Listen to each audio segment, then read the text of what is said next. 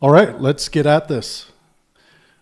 I had a power outage earlier. Sorry about that. We got disconnected, but I'm just going to start from the beginning again here. But we got a lot of material to go through, so let's get at it. Can national identity survive open immigration? I guess I'll kind of take the reins on this. I feel like when I hear people talk about things related to open borders, mass migration, or national identity, there's kind of two questions that always pop up in my mind, and I never hear people actually kind of tack down what they mean when they say these things. So the first thing is, for national identity, I don't know as much about the various identities that exist in the UK, but I know for the United States, to try to find an overlap between identity from a gay guy in San Francisco versus like a farmer in Iowa or something, there's not many commonalities there to speak of when you talk about national identity, especially when I'm thinking of it in the context of what type of immigrant would threaten that whatever unified identity, whatever those two things are. So I'm kind of curious, I guess, when I think about national identity, when I think about it being threatened by people, my first question is, what is the national identity that we're trying to protect for the United States or for the United Kingdom? And then when we talk about like migration or mass migration, what do we mean exactly when we say that? So in a very open, lighthearted, good faith way, Destiny opens with some clarifying questions here. So let's see where it goes from here. Well, okay. So there's two questions there. What is national identity? And then I don't know if you guys feel this, but it looks like Konstantin is a bit like, oh, I wasn't expecting that.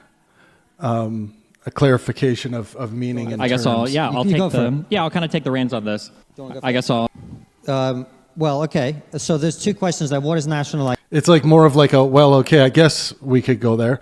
So right off the start, this that kind of body language, that kind of response, it doesn't show the person. I mean, everything's just begun, and Konstantin hasn't really even spoken yet, and it does seem like right off the bat we're kind of closed off and maybe heavy-hearted about this whole thing. But Identity and what is immigration. Why don't we start in reverse and talk about immigration? Take Britain as an example, right? So I've lived in this country. I came to Britain it was just about Russia. Prior to that, it was the Soviet Union in 1996. So let's go back to 1991, because that's the data when we have the census. 1991. What has happened in the last 35 years? So in the last 35 years ago, this country had a population of 58 million people. Today, the population is 70 million. Almost all of that is due to mass immigration. So the population of Britain... So he said almost all of that is due to mass immigration. It's not true, because the figure is about 60 to 65% of that growth is due to mass immigration or immigration. So that's not almost all. And I'll read the full breakdown of the facts here. So the UK population was about, first the claim is Britain went from 58 million to 70 million in 35 years. Almost all of that is due to mass immigration. And then the verdict here is that it's partially true, that statement, but it's overstated. So the UK population was about 57.4 million in 1991 and 69.3 million in mid-2024. So the broad population growth claim is directionally right, but almost all of that increase being due to immigration is way too strong of a claim.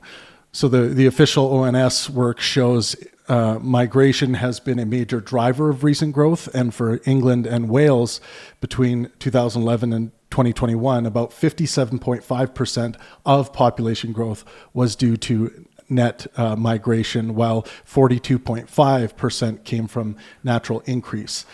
A migration observatory briefing similarly says 65% of UK population growth between 2004 and 2023 came directly from net migration, which is large but not almost all. So, so the almost all part is just overstated here. It's not correct. So let me just see. I want to see, and the sources here. So ons.gov.uk we're looking at. I'll give you guys this source.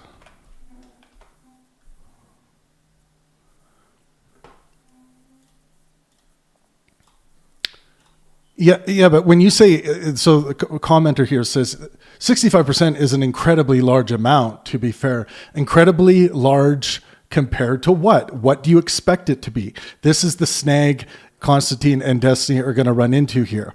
It's just not automatically incredibly large because it's 65%. You would have to state what would be considered a moderate amount for you and why that would be a moderate amount of increase.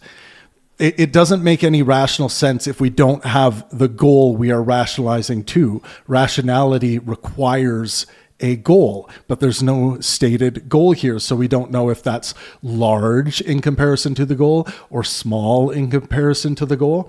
An example I used when we were doing this live stream earlier today is that one person might look at the amount of ice cream you got in your scoop at the ice cream parlor, and they might say, or you might say, wow, this is a large amount of ice cream. And then they'll say, no, it's not. That's the smallest scoop I've ever seen. What do you mean? How can you say that that's large? It's like, well, it's large in comparison to what I normally get for a scoop here. That's why I said it's large. And then all of a sudden it makes rational sense to them as to why you are saying that, right?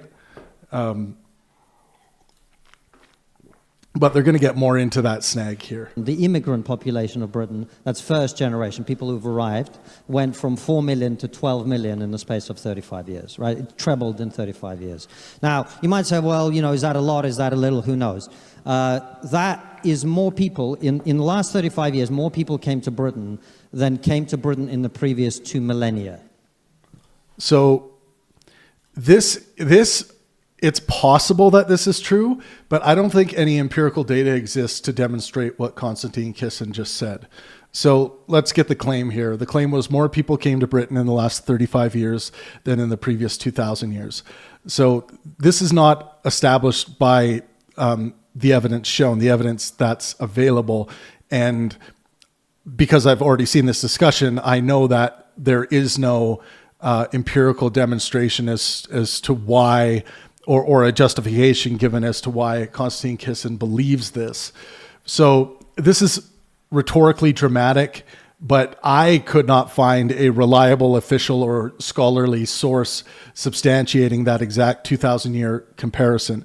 Given how sparse ancient and medieval migration accounting is, the claim is not something one can responsibly present as a hard fact without a serious historical demographic source. So no source is given here, and as far as I can tell, no source exists that could verify this claim that more people came to Britain in the last 35 years than in the previous 2,000 years. A much safer claim would be that you could say recent migration has been high by modern British standards. See, you have to also include the standard by which you are saying this is high or this is a lot too. Not that it definitely exceeds to millennia or prior inflows. So let's keep looking here. Make sure you smash that like button when you get into the room. Really appreciate it. So more people in 35 years than had come in 2,000 years. Now, that seems like quite a lot, right? Now, we'll talk about some more facts about this, and then we can talk about national identity. I'm going to take a little time, if you don't mind, just to lay this out. Yeah, I guess just kind of poke around as you answer. Yeah, but hold on. Let me just let's talk about what we mean by immigration, right? Okay. Well, and then also the mass, because I hear a lot of these words will be like, it was a lot of people Well, hold I on. was like, what does that mean? Yeah. I'm explaining it. So Okay. more people in 35 years than So there is a back and forth going on there.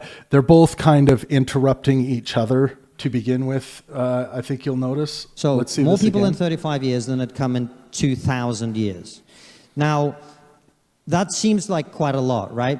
Now, we'll talk about some more facts about this, and we can talk about national identity. I'm going to take a little time, if you don't mind, just to lay Yeah, I this guess out. just to kind of poke around as you answer.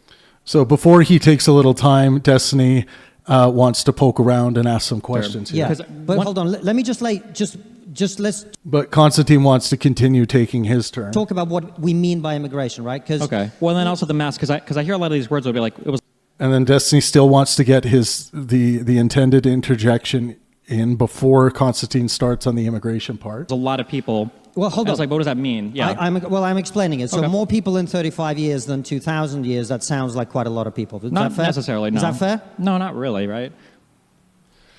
So now this is really interesting. We just kind of started talking about it. Konstantin Kisin says he's citing this what he believes to be a fact that I don't see any empirical data for. So, but fair enough. He believes it to be a fact, and he states it and adds a normative statement, assessment, saying that seems like a lot, yeah, like that should be obvious, almost as though he is, maybe in his circles or people he has talked to, he has never had anyone question whether that is a lot or not. But we're going to see that this is a problem, because that does have a sense of normativity attached to it, right? In the Not context, like really. if I were to ask for like the total growth of wealth compared to like the last like 50 years might also dwarf the last 2,000 years, or the total amount of carbon pollution, or the total amount of TV episodes or plays written or songs written. Like, I don't know if I would just arbitrarily say, I'm going to look at immigration and I'm going to measure it past some 1,000-year thing or whatever. You don't think that more people coming into a country in 35 years than had come in the previous 2,000 years is quite a lot? Yeah, again, quite a lot compared to what? What are we measuring this to? And is the inference here that quite a lot is more than optimal? That's what I would be interjecting with. I'd be like, when you say quite a lot, like more than you would want, more than you expect, what are we talking about here? This is not a well-formed claim if it doesn't come accompanied with the necessary information. I just think that statement is like vacuous and meaningless. When we say quite a lot, what, like, should it have been less?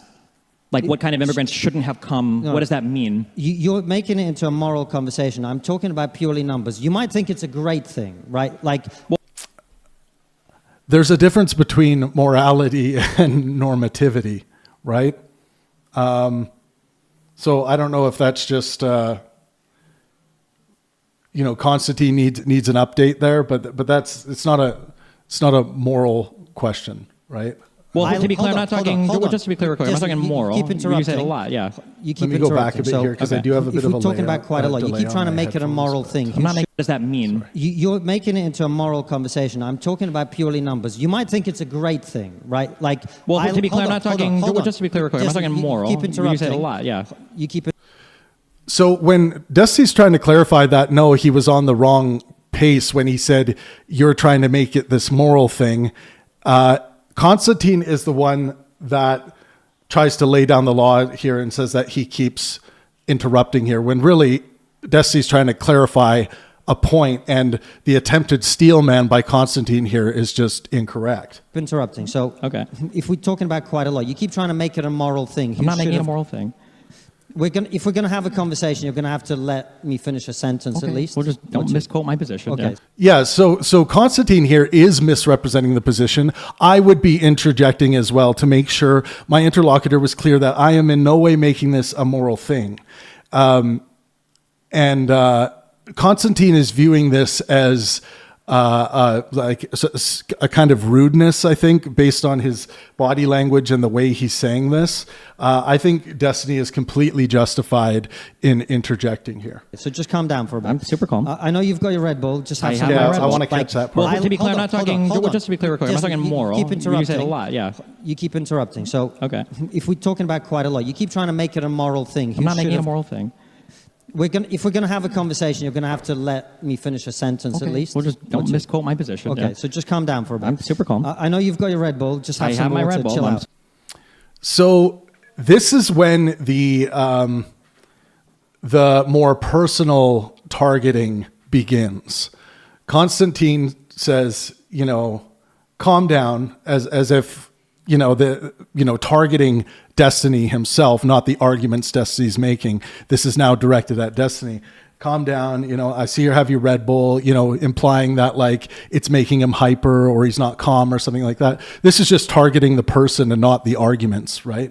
And this is where I believe the conversation starts to go sour. Once you start targeting the person and not the arguments, then the conversation can take on a really heavy-hearted, or there can be a big heavy-hearted cloud over the conversation, which is there. It's the defensive guards are going to come up, and things are going to start getting spicy and more personal, and I think that's kind of what launched things off right here. Still super calm. Okay. Yeah. It's a very simple question. Yeah. If more people, if you're making a moral issue, it becomes very clouded and complicated. Let's just talk about what we're talking about in terms of. So again, he said that even though Destiny said multiple times that he's not trying to make it a moral issue, Konstantin is pushing that. I don't think that's very helpful at all, even though your interlocutor just said they're not trying to make it a moral issue. You might want to reframe it and be like, well, or say like, well, just so you understand where I'm coming from, it seems like a moral issue to me because like there are these because you're stating there are these normative qualities and I'm just trying to describe reality. So maybe I can use some different language. Would that work for you? This kind of stuff. But we're already in a pretty heavy-hearted zone here. Of pure numbers, right? If more people have come into a country in 35 years than have come in 2,000 years, that is objectively a lot. Now, you might think it's a good thing, like I like ice cream. So, no, it's not objectively a lot. So let's go back to exactly what he said here. What does that mean? You're making it into a moral conversation. I'm talking about purely numbers. You might think it's a great thing, right? Like, Well, to be clear, I'm not talking. hold on. Just to be clear, I'm not talking moral. Keep interrupting. You said a lot. Yeah. You keep interrupting. So, Okay. if we're talking about quite a lot, you keep trying to make it a moral thing. I'm not making it a moral thing. If we're gonna have a conversation, you're gonna have to let me finish a sentence at least. Well, just don't misquote my position. Okay, Yeah. so just calm down for a moment. I'm super calm. I know you've got your Red Bull. Just have I some have my water. Red Bull. Chill I'm out. still super calm. Okay. Yeah. It's a very Now- simple question. Yeah. If more people, if you're making a moral issue, it becomes very clouded and complicated. Let's just talk about what we're talking about in terms of pure numbers, right? If more people have come into a country in 35 years than have come in 2,000 years, that is objectively a lot. No, it's not objectively a lot. It's a large, you could say it's a large number in comparison to previous numbers. But again, he's trying to smuggle in, wow, that sure seems like a lot. That's a normative claim. You're measuring that in your mind against something else, like a lot compared to what the trend used to be. You can say that, but this is low resolution. You don't want to, if you want to start talking about facts and you want to present the facts first, you don't cake it in all of this normativity, or else someone who's paying attention, like Destiny is here, is going to notice that and be like, well, what do you mean by a lot? That seems like someone who's, like the ice cream example I gave, like a lot in comparison to what, and even if there has been this growth, why can't we just say this is the growth? This is where the numbers are at. This is the state of affairs. Why are we trying to normatively qualify that by saying a lot? Now, you might think it's a good thing. It's objectively a lot. Now, you might think it's a good thing. Like, I like ice cream, and if I eat a tub of ice cream, I'm not going to say that's not a lot of ice cream. I still like it, but it's a lot of ice cream, right? We would accept that. It's more, a scoop is not a lot of ice cream, a tub is a lot of ice cream. So more people coming into a country in 30... It depends. If you're talking about like an ice cream parlor, a tub is not a lot of ice cream. They probably go through multiple tubs. This is a bad use of language here. It's not a wise use of language. It lacks clarity and it's caked in normativity. 35 years, then it come in 2,000 years, is objectively a lot of people. Okay? Just to be clear, when you say a lot, that's a normative value that's with respect to some kind of norm or when you say a lot. Oh yeah, compared. So Destiny's right in interjecting with this, and first he says, the impulse by Konstantin Kisin is to say no, and then he agrees. To before. Yeah, that's objectively. Yeah, that is objectively true. It's just kind of a meaningless statement. Like everything is a lot more than the past what I'm saying is objectively true. No, okay. So he thinks, and this is again, I hate to be harping just on Mr. Kisin here, but he thinks. The a lot part has just been agreed upon by Desi when Desi was agreeing to the numbers, the actual empirical data on how many numbers have increased in population between those dates or in those time frames. Great. Correct. Yes, that's a meaningless statement, but yes. Now that we've got there.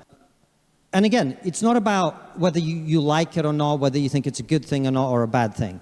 The three biggest cities in this country, in the last 30 years, have ceased to be majority inhabited by the people who are native to this. Is that fair? No, not really, right? I went too quick here. And again, it's not about whether you like it or not, whether you think.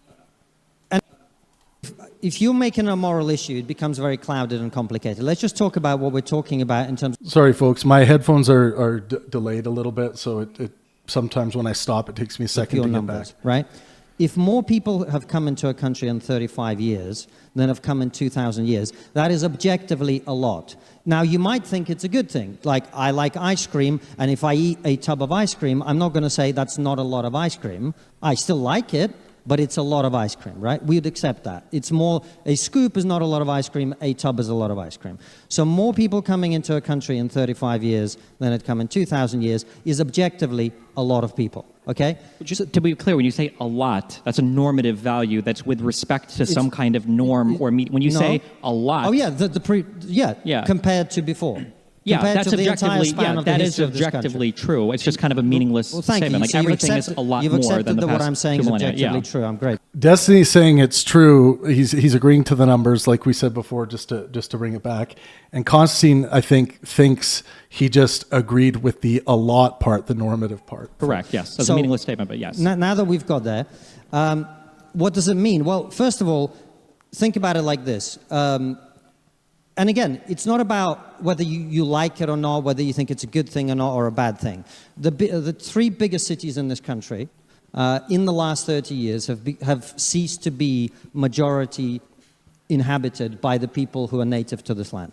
That's just a fact. And I am one of the people who's come here in that time. So I'm not saying it's only a terrible thing, but it's an objective fact. The three biggest cities in the country are now majority minority. London, and this has happened very quickly. Okay, let's check this one. So the claim is the three biggest cities are now majority minority. This is false as stated. So this depends on which category is being used. So Reuters, citing ONS, says the 2021 census does not show London and Manchester as minority white cities if all white groups are counted. London was 53.8% white and Manchester was 56.8% white. Birmingham is different. If the claim is only about white British, that is more plausible for some cities. But as a plain statement about the three biggest cities being majority minority, it is inaccurate. So we should clear that part up there.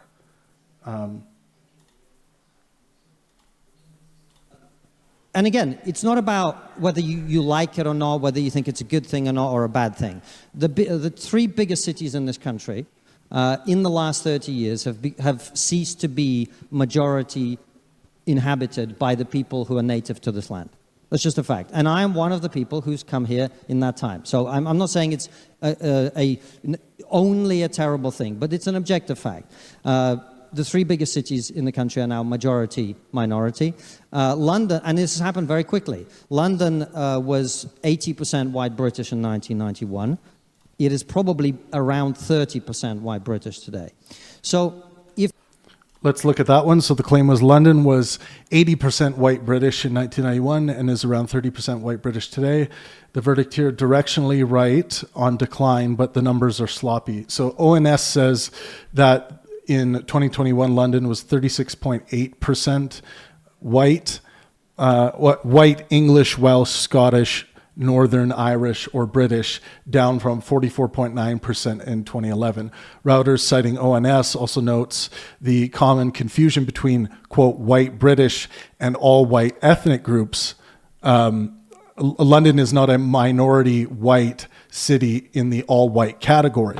In 2021, it was 53.8% white overall, but less than half identified as white British.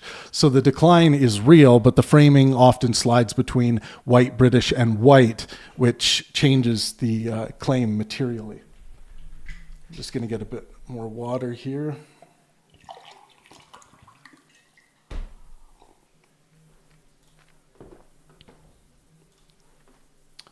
If you have seen that level of change in the city in which you live, think about this as well. 3/4 of the people who live in this country today are over the age of 35.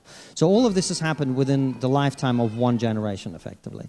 That is a level of change that is A, completely unprecedented, B, extremely transformative, whether you like it or not, good or bad, whatever you may think. You might think, oh, you know, the amount of different kinds of food has got better. It's true, objectively. But it's also true. What did he just say about food? Probably around 30% white British today.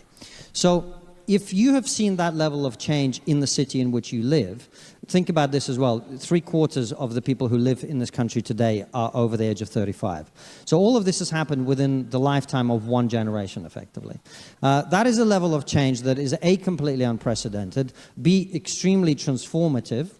By the way, Destiny's sitting very patiently and letting Konstantin finish quite a long section here. Whether you like it or not, good or bad, whatever you may think. You might think, oh, you know, the amount of different kinds of food has got better. It's true, objectively. The amount of different foods has gotten better. It's true objectively.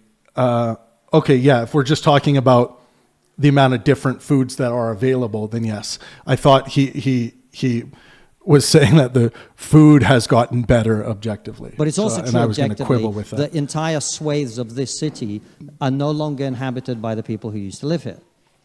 Again, this is an objective fact. You can like it, you can dislike it, but that is something that has happened. This is true of London, it's true of Manchester, it's true of Birmingham, and it's true of several other smaller cities in this country. By 2060, according to current projections, white British people will become a minority in this country.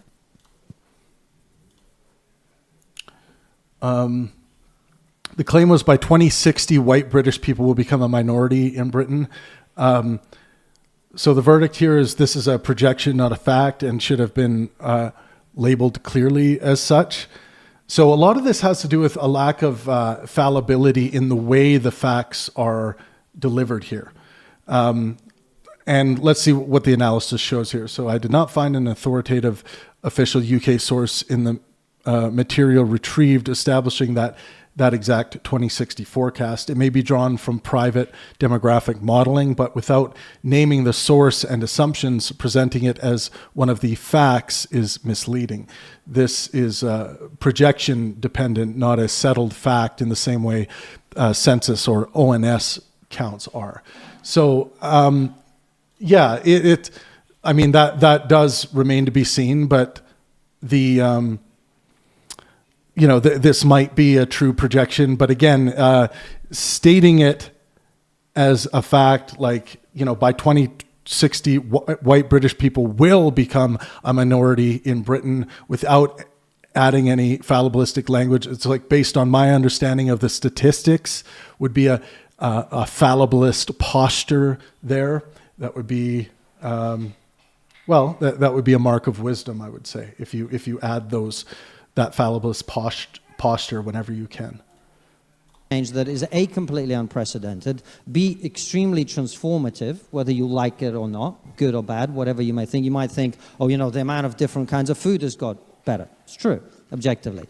But it's also true, objectively, that entire swathes of this city are no longer inhabited by the people who used to live here. Again, this is an objective fact. You can like it, you can dislike it, but that is something that has happened. This is true of London, it's true of Manchester, it's true of Birmingham, and it's true of several other smaller cities in this country. By 2060, according to current projections, white British people will become a minority in this country. 2060 is the next 35 years, right? And that's the entire kind of demographic transformation. These are facts. Forget about people's opinions, my opinion. So he's saying that is a fact right there, that he just outlined, and it's not a fact.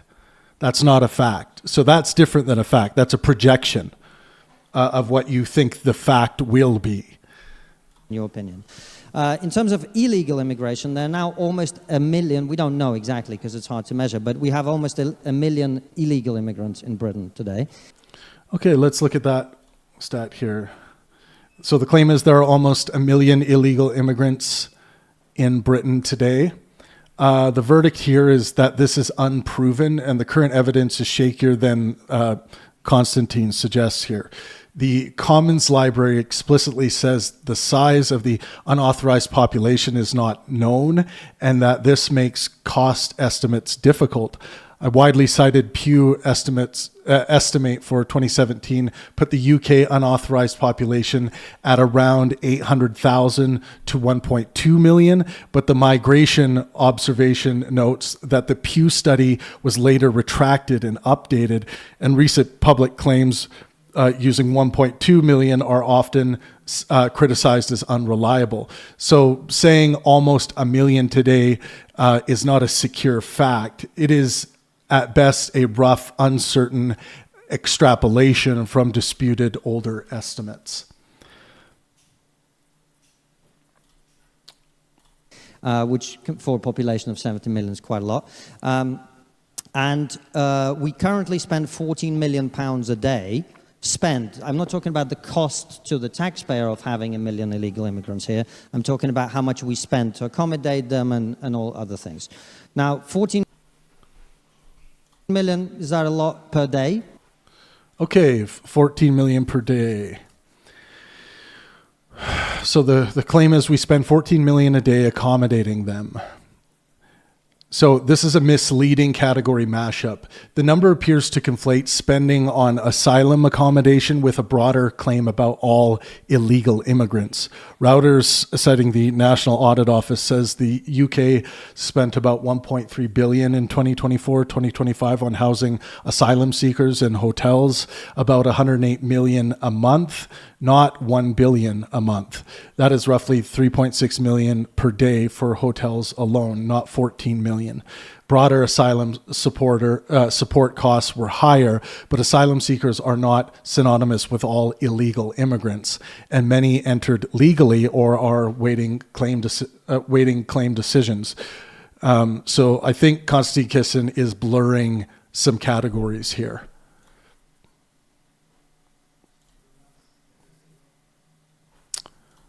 Someone said, why did this stop earlier? Oh, because I had a power outage. We had a big windstorm. It's quite a lot. But also this is happening at an unprecedented rate. More people come to Britain illegally today than came legally when I came here in 1996. I'll say that again. More people come here illegally every year than came here in 1996 when I... Okay, so the claim is more people come to Britain illegally every year than came legally when I came in 1996. This is not reliably established from the available official numbers and likely too glib.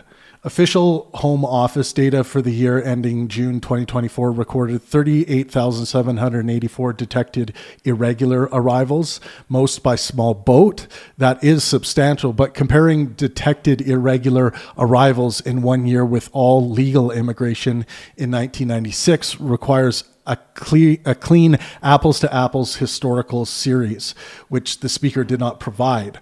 The Home Office's more recent irregular arrival figures are real, but the cross-period comparison was presented more confidently than the evidence warrants.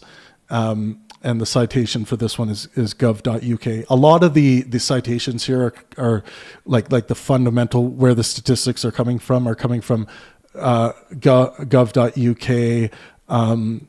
Routers, Office of National Statistics in the UK, research briefings. Yeah, so ONS is a big one that we're using to fact check all of this. Okay. I came here. Now we're going to come to the big unprecedented philosophy of semantics debate.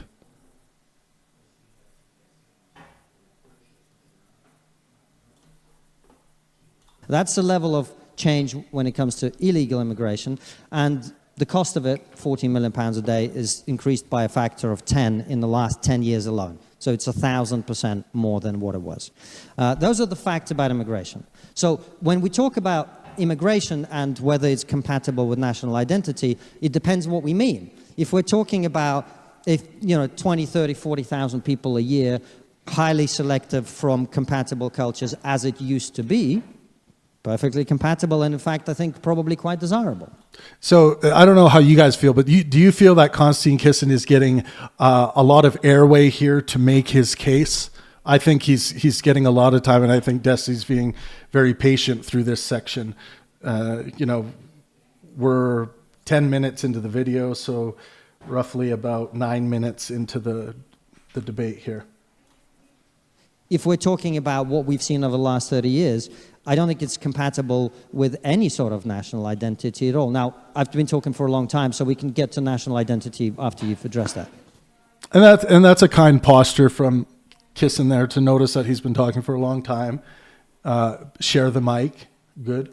Sure. So I guess the thing that is a little bit strange to me about the immigration question is that sometimes I'll hear a bunch of descriptions laid out, and I don't know exactly what I'm supposed to do with them. There's oftentimes a lack of a prescriptive statement. It seems like there's a little bit of fear of committing to any particular idea about what an ideal immigrant would look like. And then it feels like we're sometimes also lumping a ton of immigrants together. So for instance, when we say there have been so many more immigrants that have come here in the past 30, 35 years, but then we also mention like illegal immigrants or asylum seekers, these are all different groups of people. So I don't know why. I separated them out. I talked about legal immigration and illegal immigration, right? I understand, but so the prompt has to do with basically can a country's culture, whatever, survive mass migration? So Destiny allowed for an interjection there from Konstantin. Illegal immigrants are not mass migrating here. The mass migration... They are. So I just told you, more illegal immigrants come here. I understand, but so the prompt has to do with basically can a country's culture, whatever, survive mass migration? Illegal immigrants are not mass migrating here. The mass migration... They are. So I just told you... So there was another interruption from Konstantin Kisin. More illegal immigrants come here every year now than legal immigrants came here 30 years ago. I understand that, but if you look at they are mass migration. So we already went through that fact check. We don't need to go through it again. So then, are the legal ones mass migrating, or what? Is it just the legal immigrants are also mass migrating? It's possible for them both to be like 10 to 1, right? So so comparing the two it seems like we're talking about different kinds of. We're probably talking about different kinds of. So Konstantin Kisin looks fine with the back and forth now. Maybe it's because Destiny gave him a lot of juice to get a lot of airtime to get some to get his ideas out there. Of immigrants. We talk about legal versus illegal. We're talking about both, yeah. Well, no, I'm talking about both. You don't see any difference between a legal immigrant versus an illegal immigrant? Well, of course I do. Okay. But they are both mass migrating here. They're both coming here in unprecedented numbers. Everything definitionally is unprecedented. Okay, now we get to the unprecedented issue. So this is a good faith, helpful back and forth they're having here. Some of that steam from, I see you're drinking a Red Bull there, a bit of targeting the person. That has calmed down through this section. We are now 12 minutes into the video. Unprecedented as you move forward in years. We have an unprecedented amount of technology, an unprecedented amount of energy generation, an unprecedented amount of I think you might be confused about the meaning of the word unprecedented. Unprecedented is, and it hasn't happened at that level before. Yeah. Right. So if Okay, so now I want to do, just for fun, just because we have the time, we're just going to look up a few of the common usages of unprecedented. So if you Google this, you're going to get never done or known before. One meaning, never done or known before. Let's go to Cambridge Dictionary. Never having happened or existed in the past.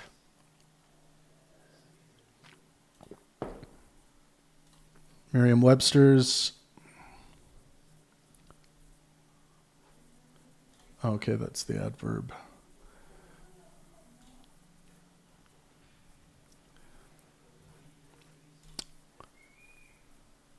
Yeah, I was just curious to see if there was any interesting second or third usages listed anywhere. Doesn't look like it. So unprecedented describes something that has never happened, existed, or been known before, signifying a completely new, unique, or record-breaking event. So they're going to get into this bit of a back and forth on what unprecedented means. And so based on this usage, or the common usage I'm seeing here, would it be correct to say, every day, let's say, is an unprecedented day of new technology, because surely every day there's something new evolving technologically, or we could say every week or every month. So describe something that has never happened, existed, or been known before. So it could be new sets of things, new quantities of things. It could be new things altogether. So let's see where they start quibbling here. I'll go back a little bit. Everything definitionally is unprecedented as you move forward in years. We have an unprecedented amount of technology, an unprecedented amount of energy generation, an unprecedented amount of I think you might be confused about the meaning of the word unprecedented. Unprecedented is, and it hasn't happened at that level before. Yeah. Right. So if we have immigration of 20,000 people a year, that wouldn't. So that's a good qualification as for Destiny, providing an outline as to what exactly he's meaning by this usage, and then Konstantin Kisin says, right, okay, and they get an agreement. Be unprecedented because we had that before. Yeah, but the population is growing of the country, the population of the rest of the planet is growing, the economy is growing, there's a whole bunch of other factors at play. It's not like all else equal, there's just 10 million people that have shown up. Yeah, so, I don't know how you guys feel. Let me know in the comment section. If someone says, let's say you're a newly elected leader and you take the podium and we have an unprecedented amount of people living in our country. If it was a fact that there are more people living in the country than ever before, then you would agree that that is a correct statement, right? Let me know if you agree with that in the comment section. By the way, thank you all for being here. Make sure you smash that like button. Smash it. Say hello. Drop something in the comment section. Thank you for being here. There's other factors at play at all points in time as well. So yes, it's a bit reductive to say, we have an unprecedented wave of whatever. There's unprecedented things happening definitionally every year forward into the future we go. No, that's not true. What's the thing that's been frozen in time? I just explained it to you. Yes, you laid out a bunch of numbers, and I just explained why they're contextless and meaningless. But now I'm asking, what is the thing that's unprecedented? Look, or I'm sorry, what would be a thing that is not changing in the past 30 years? If you had to look at something. One of the most amazing things of arguing with anybody from your position is the extent to which. So it does seem like Kisin is the first in this debate to lump destiny in with a group. And I know that there's been a lot of critiques coming from Kisin and his, well, from Kisin's audience, from the trigonometry audience, from the people who think Kisin won. They were really laying down the hammer and saying, like, you know, Destiny's just treating him like any other conservative and lumping him into this group. But this seems to be the first time that this happened. Let me know if you think I'm wrong about that. But someone just said, no, you are way off. Unprecedented would mean that it was unexpected. Where are you getting that from? What definition are you operating under? Please post. Please let us know where you're getting that from, because in all the definitions I'm looking at, in all the common usages I'm looking at, it does not mean unexpected. Yeah, this live chat is unprecedented. There you go. Okay. Which they refuse to understand what words mean. Okay, let's go back a arguing bit. with anybody from your position is the extent to which they refuse to understand what words mean. Okay, so this is another targeting the person and not the argument from Konstantin Kisin. We haven't got that yet from Destiny. So that's 2 times Konstantin Kisin has targeted the person and not the argument, the person being Destiny here. So, you know, and that's, in my view, when we're looking at what is helpful, what Konstantin Kisin is doing here, that is unhelpful. Don't target the person. Keep focusing on the arguments. You don't need to go into personal attacks. But as we all know, this is going to open the door for more of that gunslinging back and forth. But there are big questions out there, and a lot of people commenting on this debate being like, who started it?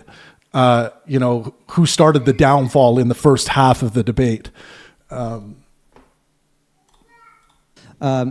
I just explained to you repeatedly what unprecedented means. It means that it hasn't happened.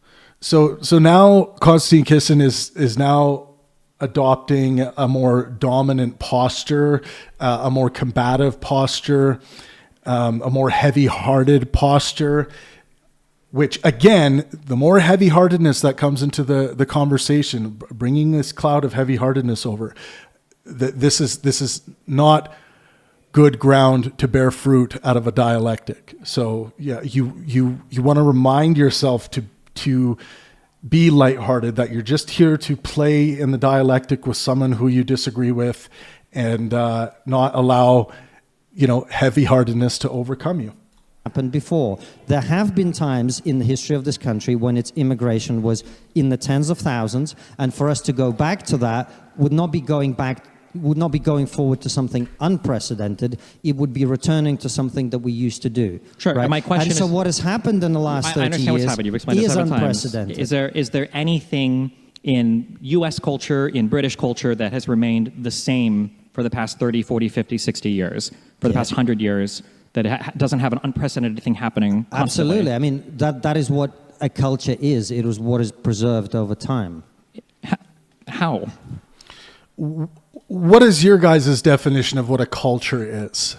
I'll look up the common usages, the academic usages, but let me know how you use the concept of culture.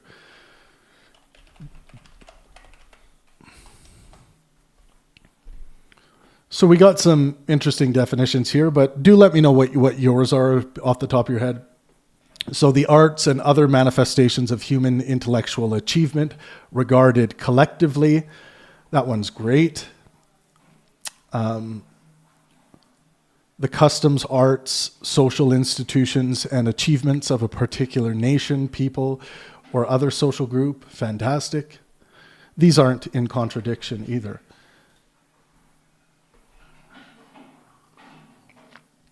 No, not that kind of culture. Not the cultivation of bacteria. Not that one.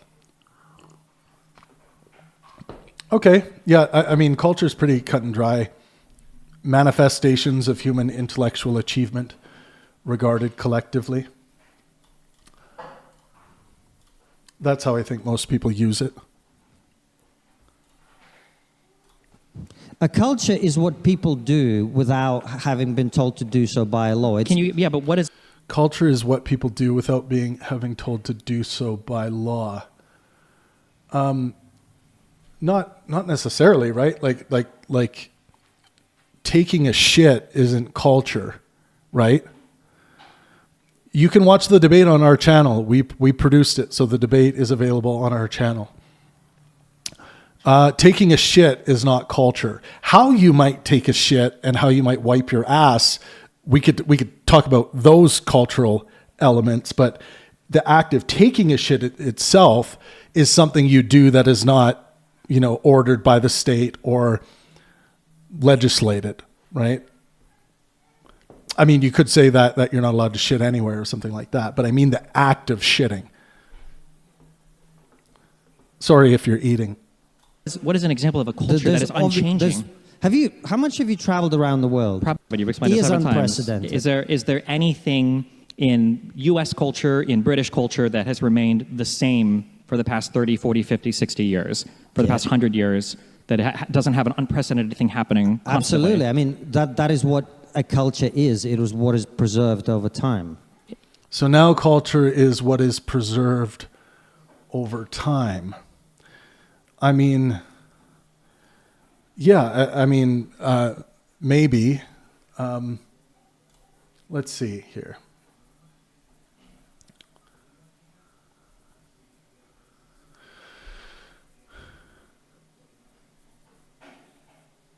What is something that is preserved over time? Sorry, I'm just got a notification here.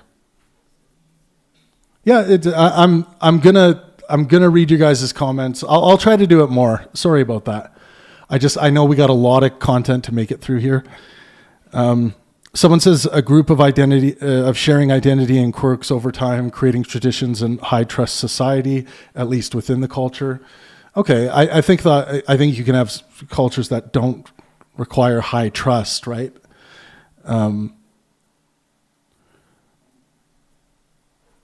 Yeah, I think he's kind of outlining maybe like his idea of what good culture is. He is unprecedented. Is there anything in U.S. culture, in British culture, that has remained the same for the past 30, 40, 50, 60 years, for the past 100 years, that doesn't have an unprecedented thing happening constantly? Absolutely. I mean, that is what a culture is. It was what is preserved over time. How? So, yeah, it's a weird one, but I'm not going to quibble with every single thing, but I'm more interested in the dialectic and the fact checking here. A culture is what people do without having been told to do so by law. But what is an example of a culture that is unchanging? How much have you traveled around the world? Probably more than you. Probably not.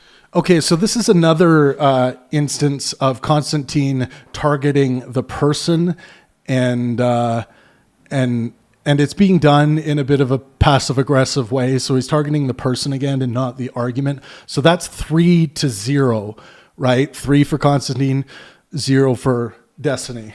So far, the amount of interruptions, I think there were more, and we can go back on the tape on this, but I think there are more at this point from Konstantin than there are from Destiny. But there was some really good back and forth in that first 12 minutes of this discussion, so there weren't really interruptions in that section. Okay. So then you should be able to very easily answer. Here's an example of a culture that exists. Every time I try and answer your question, you keep talking over me. Well, it's because when you... That's not true. That hasn't been happening. So, you keep talking over me. This is him again for the 4th time targeting the person and not the argument. So now we're starting to get into Konstantin calling direct foul on the dialectic here. Answer, you ramble and say irrelevant things. So what is an example of a culture that is unchanging? How much have you traveled around the world? Probably more than you. Probably not, actually. Okay. So then you should be able to very easily answer. Here's an example of a culture that exists. Every time I try and answer your question, you keep talking over me. Well, it's because when you answer, you ramble and say irrelevant things. Okay, now Destiny is striking back, targeting the person, not the argument. So now they're getting into this back and forth prodding at each other personally and not focusing on the content of the dialectic. So my question is... How can I ramble in half a sentence? You've been saying plenty of sentences. Do you think this... So Konstantin interrupted Destiny again there. So I think that's 5. Speaking time up to this point is... Sorry, I haven't been counting the interruptions, but that's another interruption for Konstantin. Even, or do you think you've spoken more than me? I have spoken more than you, but I haven't Exactly, so interrupted that you had you. an opportunity to... So Konstantin says, I have spoken more than you, but I haven't interrupted you. That's just untrue. By all standards of what I think, if we had an expert panel of the dialectic here and they were marking interruptions, that's just false. Speak, you're just not answering my question. So my question is very simple. Cultures are probably let's not. go back. Actually. Okay. So then you should be able to very easily answer. I'm Here's an about example to. of a culture that Well, exists. every time that- I try and answer your question, you keep talking over Well, it's me. because when you answer, you ramble and say irrelevant things. So my question How is can I like, ramble in half a sentence? you've been saying plenty of sentences. Do you think the Yeah, and that is true. He has been saying plenty of sentences. speaking time up to this point is even, or do you think you've spoken more than me?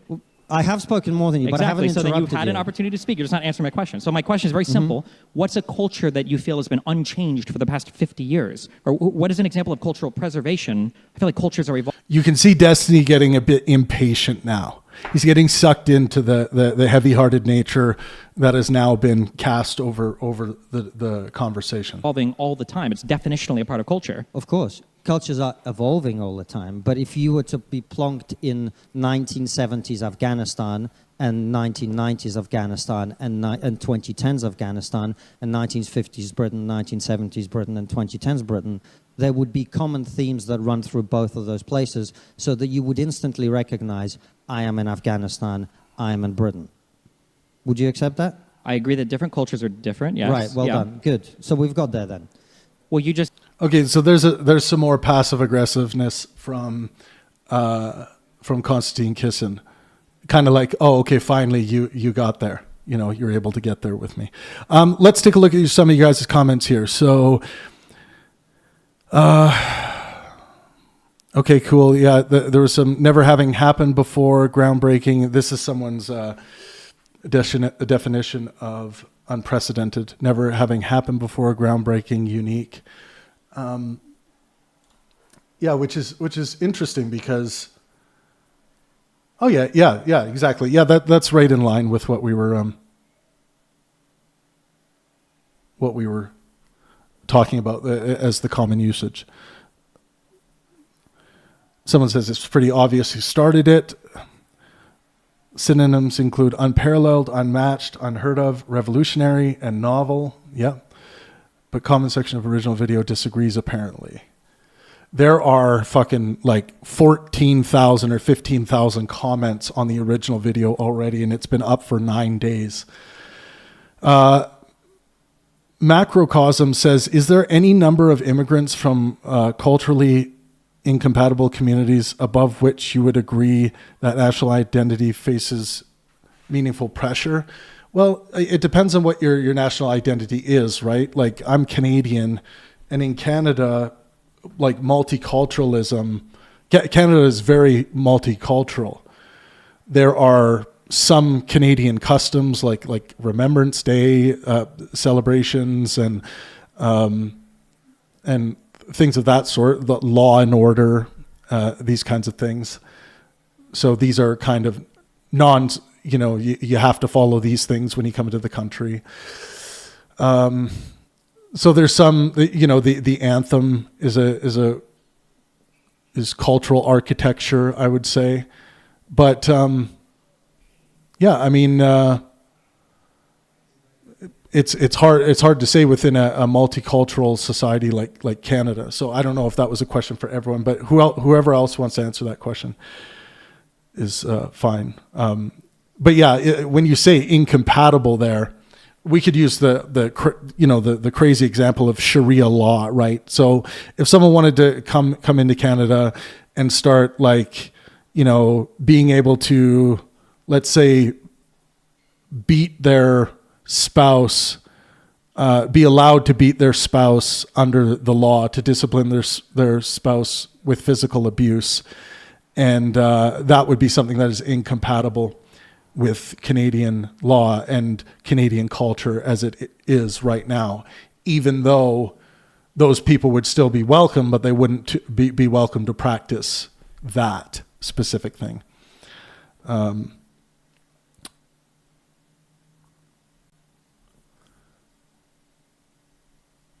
Someone said, I think he means behaviors organically produced, not forced by the state. Yeah, but are we going to say that, all behaviors that are organically produced that aren't forced by the state are culture?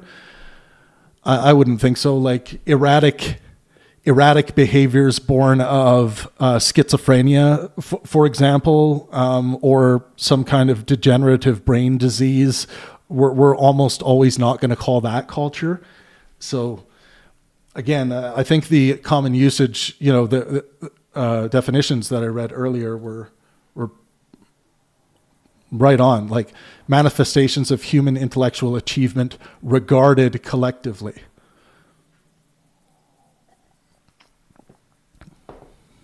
All right, let's keep going here.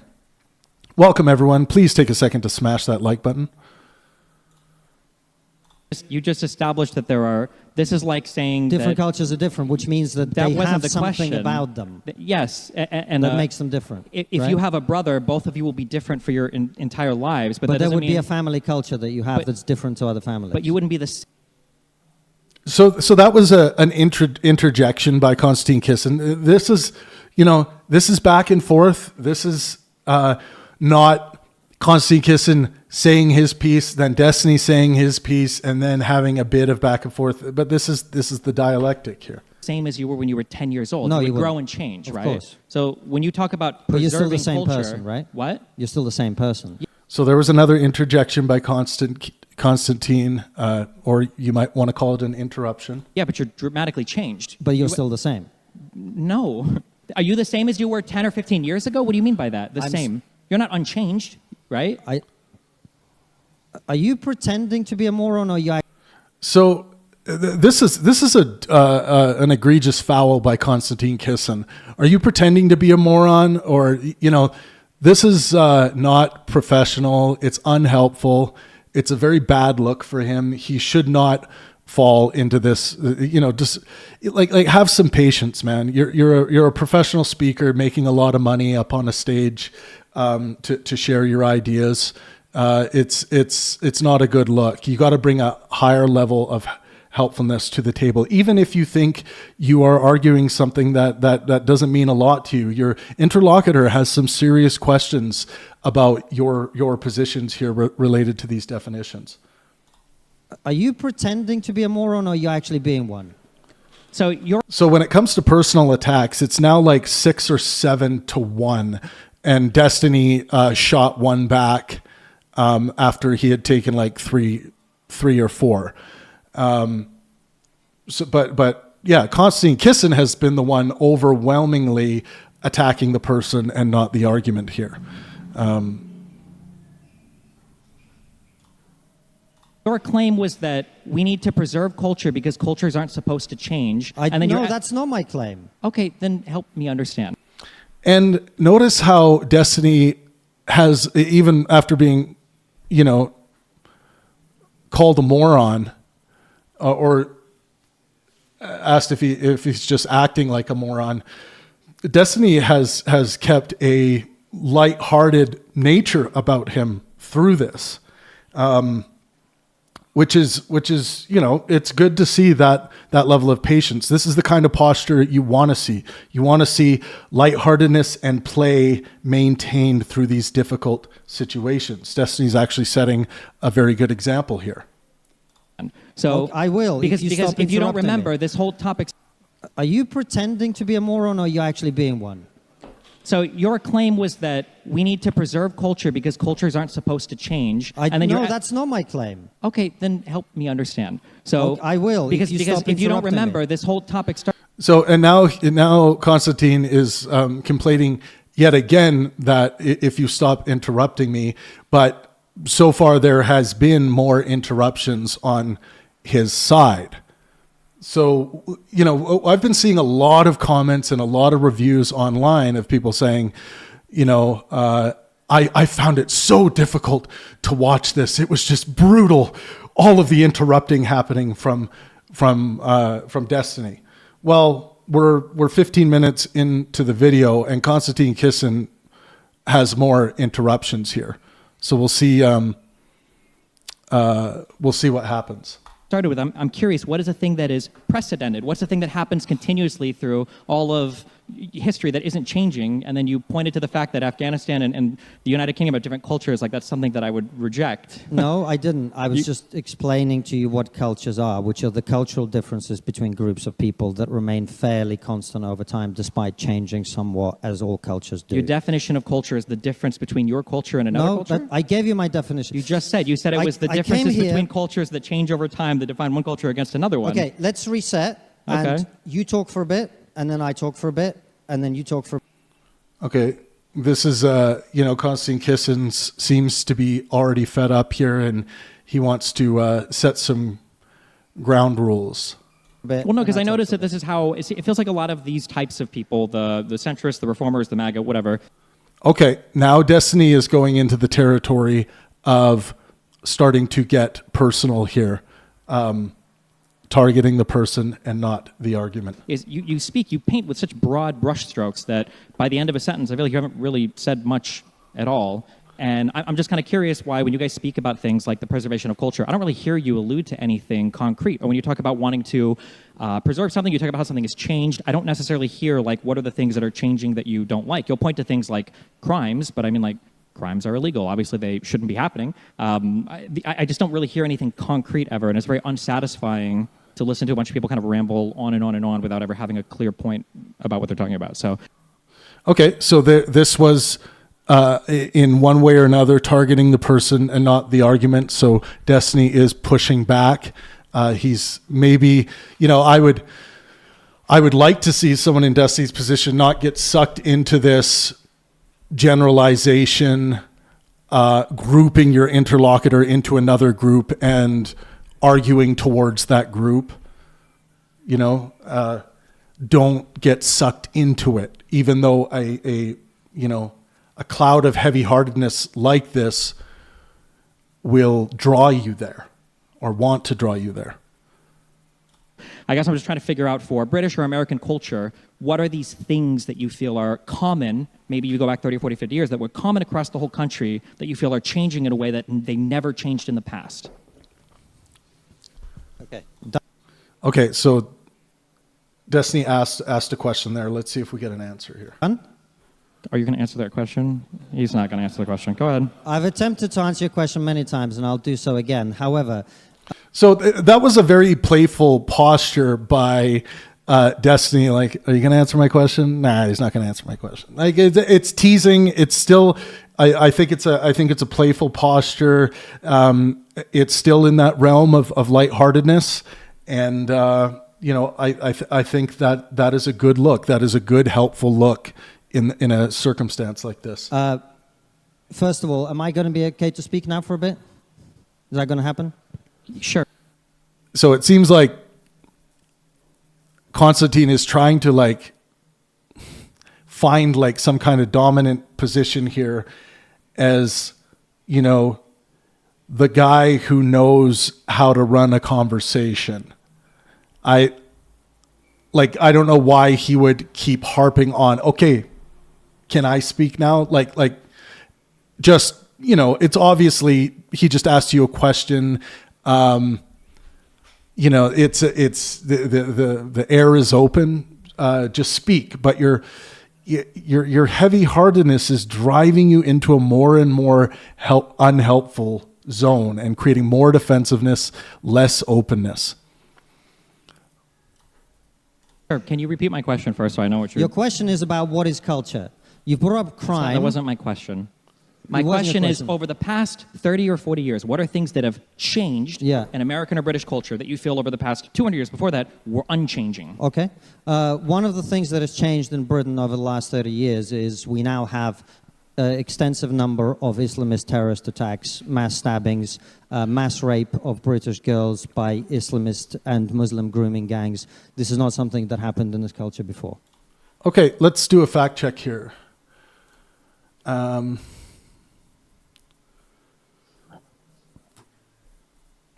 Let's see. Okay, first let's do...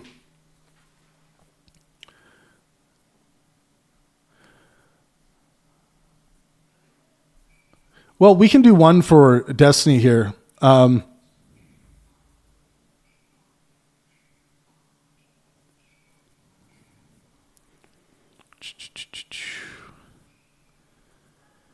Okay, Destiny did mention that, and I have this in my fact check notes, that nothing concrete is being named about culture. And the criticism here is pretty fair. The, Konstantin Kisin repeatedly shifts from demographic change to cultural change to crime to public unease, often without clearly separating them. Those are distinct questions: demographic composition, legal versus illegal immigration levels, integration, crime patterns, public opinion, and political legitimacy. Konstantin had evidence for some demographic claims, weak evidence for some crime claims, and almost no careful account of what specific national identity traits were supposedly being lost. So there's an analytical weakness there. If you don't name the traits that are actually being lost in the culture, if you're talking about losing national identity or whether national identity can survive. But we're on to grooming gangs now. So grooming gangs, scale, ethnicity, and whether this was just Rotherham.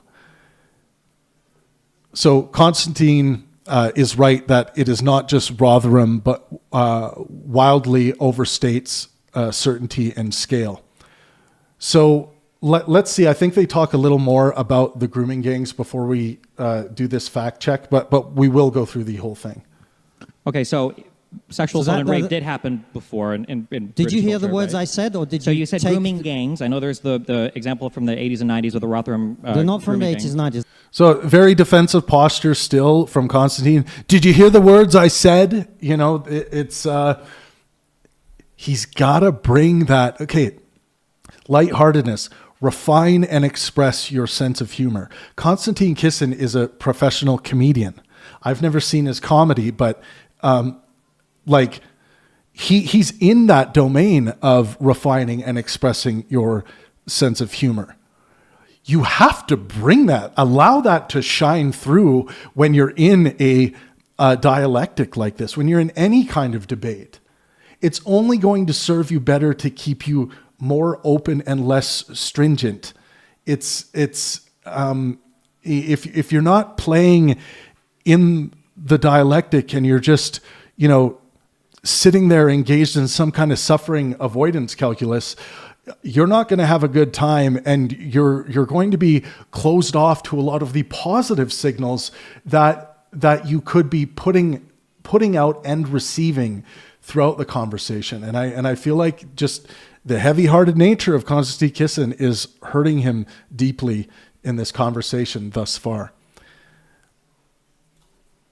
Is that happening right now? What is another grooming gang example? Because I know there are rapes and stuff that happen, but I don't think there are... Yeah, well, let me explain it to you. So grooming gangs, this is a euphemism that we use to pretend that they're not what they are mass rape gangs where young British girls, usually underage, but also often sometimes young women, would be plied with drugs, plied with alcohol, would be taken from the care homes where they were, predominantly by Pakistani, sometimes other Indian subcontinent Muslims.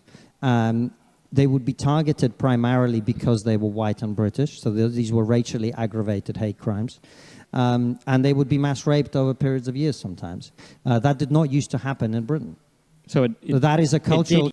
So again, Konstantin has had a good section there to lay out his thoughts and argument related to this grooming gangs topic. Jay, to happen, can I finish what I'm saying, please? Okay, you're not going to answer my question. Okay. So Konstantin has been speaking for a nice stretch of time. Destiny's trying to ask a single question raped here, over periods of years sometimes. That did not used to happen in Britain. So that is a cultural it did used change. to happen. Can I finish what I'm saying, please? Okay, you're not going to answer my question. Okay. I am answering your question. Well, but my question That is was, a what are examples? I don't think this has happened outside of the Rotherham grooming gang, that whole scandal. There have been rapes, there have been gang rapes, but the idea of like a coordinated grooming gang type mass Pakistani targeting British girls rapes, that type of thing is not a thing that I'm aware has been seen in Britain outside of the large Rotherham scandal. Well, I don't know. I think the fact that somewhere between 500,000 and 1 million British girls might have been raped by these gangs is quite a big deal, and it represents a change in the culture of this country that I think is quite unwelcome. I never said it wasn't a big deal. I think rape is bad. I just think it's bad when white people do it too. I think it's bad when everybody does it.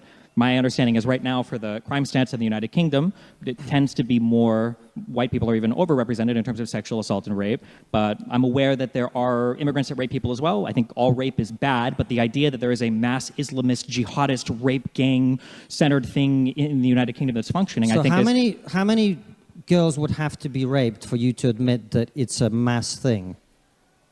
the question isn't if it's a mass Well, thing. The if question is if it's organized. You have a huge problem with definitions. I'm sorry, let me try to keep this tight. You're not understanding. You're not following the conversation. Stephen, rape is bad, but organized grooming gang You've asked rape me a is lot of that's a different questions, thing. and every time I answer them, you're you not ignore my answering really answer. at all, but Now go ahead. answer my question. Really at Let's all, go but- back. There's a lot of juicy things to dig our teeth into here. Not really at all, but now go ahead. answer my question. Yeah. My Really at answer. all, but So, well, I don't know. I think the fact that somewhere between 500,000 and 1 million British girls might have been raped by these gangs is quite a big deal, and it represents a change in the culture of this country that I think is quite unwelcome. I never said it wasn't a big deal. I think rape is bad. I just think it's bad when white people do it too. I think it's bad when everybody does it. My understanding is right now for the crime stats in the United Kingdom, it tends to be more white people are even overrepresented in terms of sexual assault and rape. But I'm aware that there are immigrants that rape people as well. I think all rape is bad, but the idea that there is a mass Islamist, jihadist, rape gang-centered thing in the United Kingdom that's functioning, So I think how many? So Destiny is skeptical about this mass gang, and we're going to get into the facts of the grooming gang issue in just a moment here, but we'll let them finish here. How many girls would have to be raped for you to admit that it's a mass thing? It's kind of a rhetorical question, but I think Desi does a good job at answering it here. The question isn't if it's a mass Well, thing. The question is if it's organized. You have a huge problem with definitions. I'm sorry, let me try to keep this tight. You're not understanding. You're not following the conversation. Stephen, rape is bad, but organized grooming gang You've asked rape me a is lot of that's questions, a and different every thing. time I answer them, you're you not ignore my answering really answer. at all, but now go ahead. answer my question. Yeah. Answer my question. All right, so let's read through the data here. So let's look at grooming gangs. Konstantin Kisin is right that it was not just Rotherham, but wildly overstates certainty and scale.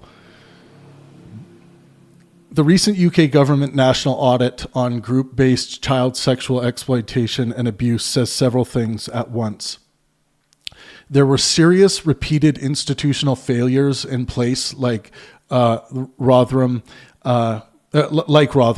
Alexis J's Rotherham report estimated 1,400 children were sexually exploited there between 1997 and 2013, mainly by men of Asian ethnicity. It was not only Rotherham. The audit lists multiple serious case reviews and prosecutions across many areas, but it is still, quote, impossible to provide a definitive assessment of the ethnic profile nationally because the national data are poor and often missing ethnicity for large shares of suspects. In one national data set cited in the audit, 66% of perpetrator ethnicity was unknown or not declared. The audit explicitly says presenting such data without the unknowns is misleading.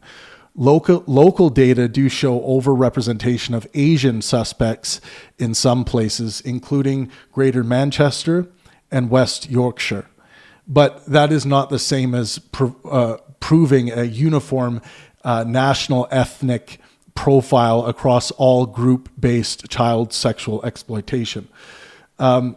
So Destiny was wrong to imply this was basically just one scandal, if in fact that's what he was implying, and it sounded like he was.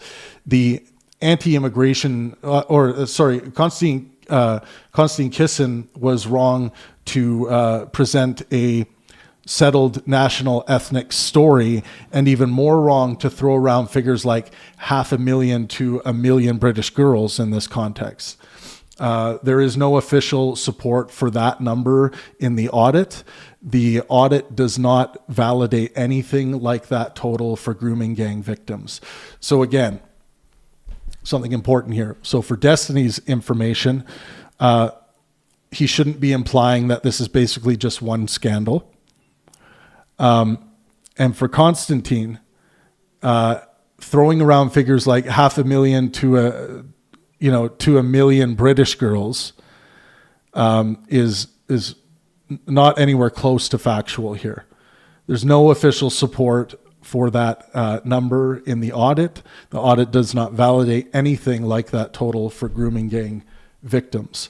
And this is coming from gov.uk. So we got to try and get, so a lot of this stuff is just coming notes from gov.uk.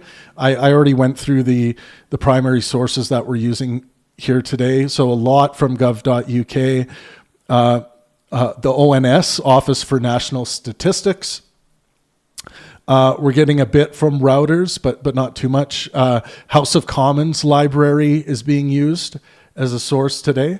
But what you can do if you want to check what I'm reading is you can take the transcript, or you can fact check on the fly or whatever while I'm going through, and we can compare numbers if you find something different.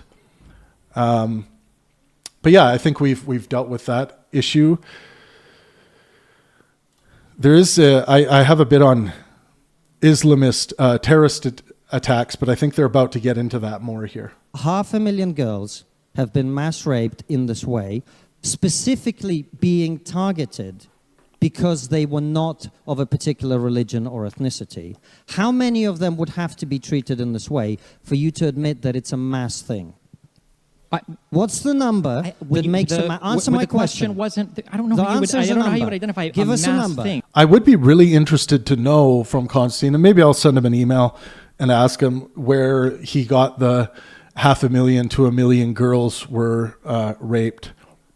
I don't know where that came from. Give us a number. The question was organized. Give us a number. You said 500,001. So you're right. You're right beneath the threshold. Maybe tomorrow you'll have it. It's actually. So the question is. Well, thanks for asking, Supra. The way you boost this channel is by subscribing, smashing the like button, being here for my live streams. That all helps us put on more, world-changing live discussions like this one. It's actually between half a million and a million. Okay, I'll ramble for a second, and then you can ramble after. So you agree that it's mass? My issue is because you guys, you do this thing over and over again where you won't accurately identify a problem. You'll invent. So again, Destiny is targeting you guys, lumping Konstantin into a group, arguing against a group. Maybe or maybe not Konstantin identifies with that group, but it's better to focus on your interlocutor's arguments. Stay in that. Don't overgeneralize them into some distant category away from the stage of the dialectic. Keep it here. This is what interlocution is all about. You are interlocked with this person. So keep to what they are saying. Ask them questions to extract their positions and information. These things, because rape isn't bad enough, now it has to be like a mass grooming gang rape thing. And then what happens is you conservatives, you play this game where you falsely identify a problem, you lie. So this is where Destiny first labels Konstantin Kisin as a conservative. Konstantin Kisin, of course, we find out later in this discussion and in other discussions that he doesn't identify as a conservative. But, perhaps this is a... again, the same notion applies. There's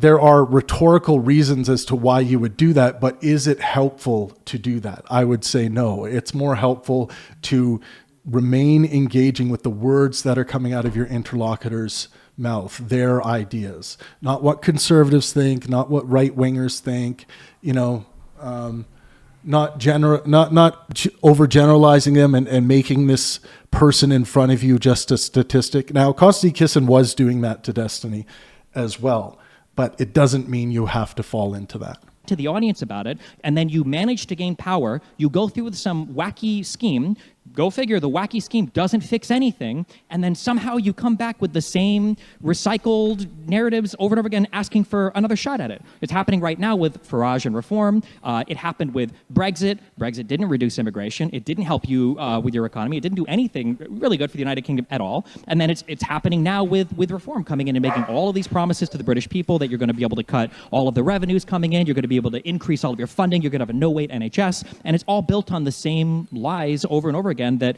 didn't help you affect any positive outcomes in the past, and it's not going to help you. So there's a lot of generalizations and things being thrown at your interlocutor here. It's a bit of a gish gallop. Gish galloping, when you're stacking all these things up in a debate, they're only really going to have the ability or time to catch some of them, and some of them are going to squeak through. So I think it's not helpful to gish gallop. It's a better posture for Destiny if he continues with the same kind of posture he's had up until this point, where he focuses on using questions to extract information, engaging with the information that comes to him, and making claims of his own. Affect any positive outcomes of the future. You can sit here and you can be upset about it, but I watched you and Matt Goodwin debate on stage where you guys both made the bold prediction that once the Tories... He says you can sit here and be upset about it. So he's throwing back some of that targeting the person and not the argument kind of stuff that was coming to him earlier on in the debate. But I think, we're going off into unhelpful territory, and we are crescendoing towards the kind of the silent treatment from Konstantin Kisin that is coming up sometime soon here. Were out, your immigration numbers would be over 1 million per year. They plummeted to 300,000. I haven't heard you say anything about that. Your predictions were completely wrong, just as they were with Brexit as well.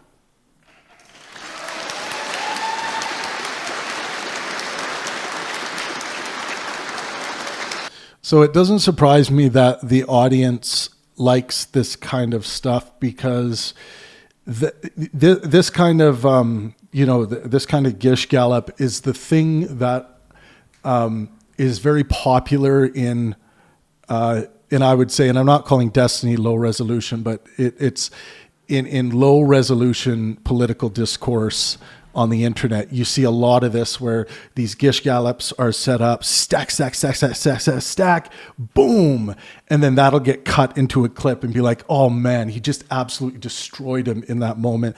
And it was just like all of these stacked up points, often delivered in a quick manner. So I understand the applause. It's kind of the culture, the debate culture of the age, but I don't find it to be helpful because it is, I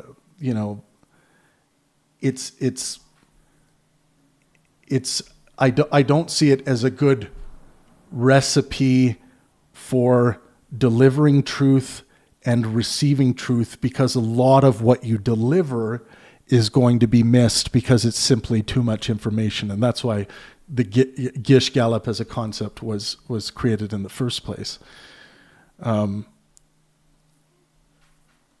Okay. Well, that was a wonderful presentation. The problem for you is I voted Remain in the referendum. Because you hadn't been bullied by the Cambridge students yet. I'm aware of the history, but I know. Okay, so Destiny, at this point, he's in that mode of attacking the person and not the argument. He's poking him, right? So, you've come here with a bunch of talking points. That's great. Hold on. We can break down anything you want. Stop interrupting.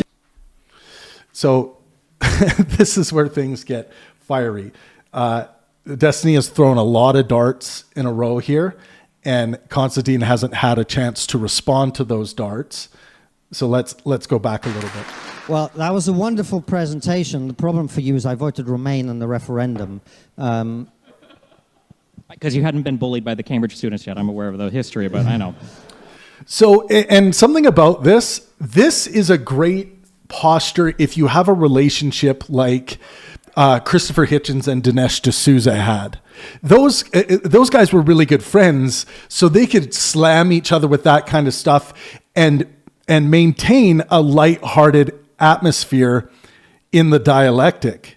But these guys obviously aren't friendly in that way. So it does matter. Like me and my best friends who let's say my philosopher friends, we sit around and we're often throwing jabs at each other and poking fun at each other based on our, things we've maybe said in the past or positions we used to hold and things like that. And if we were on a stage debating in front of an audience, we would probably be snickering while we were giving these kinds of fun, playful jabs at each other. Playful in Pangburn philosophy, playfulness is a subcategory of lightheartedness. So it's not that this kind of thing can never be helpful in a dialectic, but in this case, it's not. So, you've come here with a bunch of talking points. And again, when I say helpful, I'm not talking helpful epistemically. People often confuse the Pangburn communication virtue and maxim to be saying that good faith and helpfulness are the minimum requirements for a fruitful dialectic that will then lead to truth. No, these are dialectical. This is a dialectical maxim. Good faith and helpfulness are the minimum requirements for a fruitful dialectic. We're talking about the dialectic. We're not talking about truth or who's lying or who's telling the truth. Yeah. Points. That's great. Hold on. We can break down Stephen, anything you want. Stop interrupting. Don't accuse me of having talking points. Stop Deal with my interrupting. arguments. Stop interrupting. Then address what I said. Stop interrupting. Address what I said. Stop. I want to see the work up to this. 300,000? I haven't heard you say anything about that. Your predictions were completely wrong, just as they were with Brexit as well.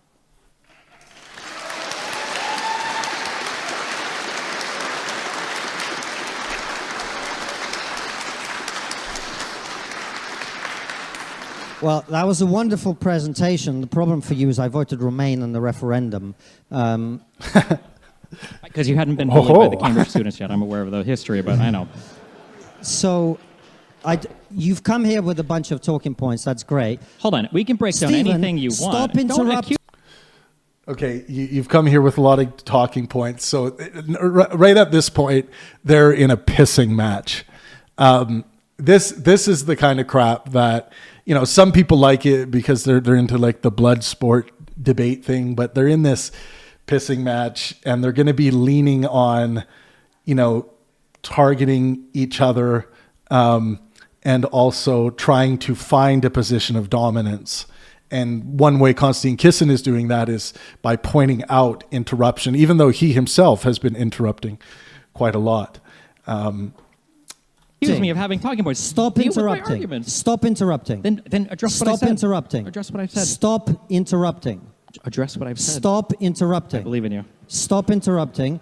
I let you talk and I let you make your points. Have some respect for me and for my opportunity to express myself as well.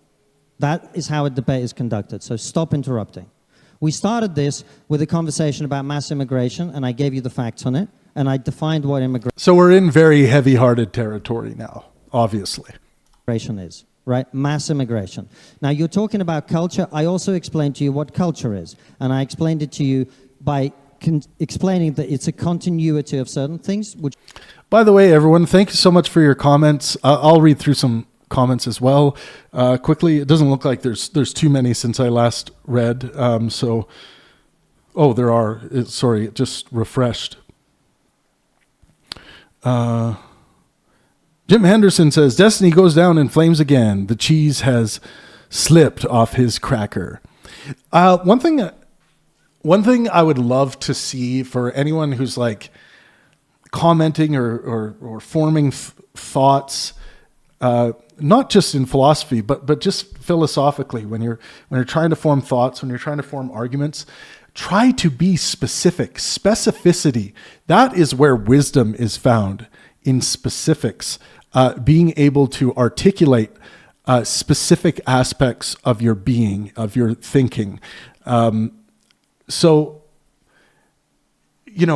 specificity and rigor should be focused on. When you say him, Jenderson, Destiny goes down in flames again, the cheese has slipped off his cracker. Cool, but finish it by saying why you believe that instead of just throwing it out there, right?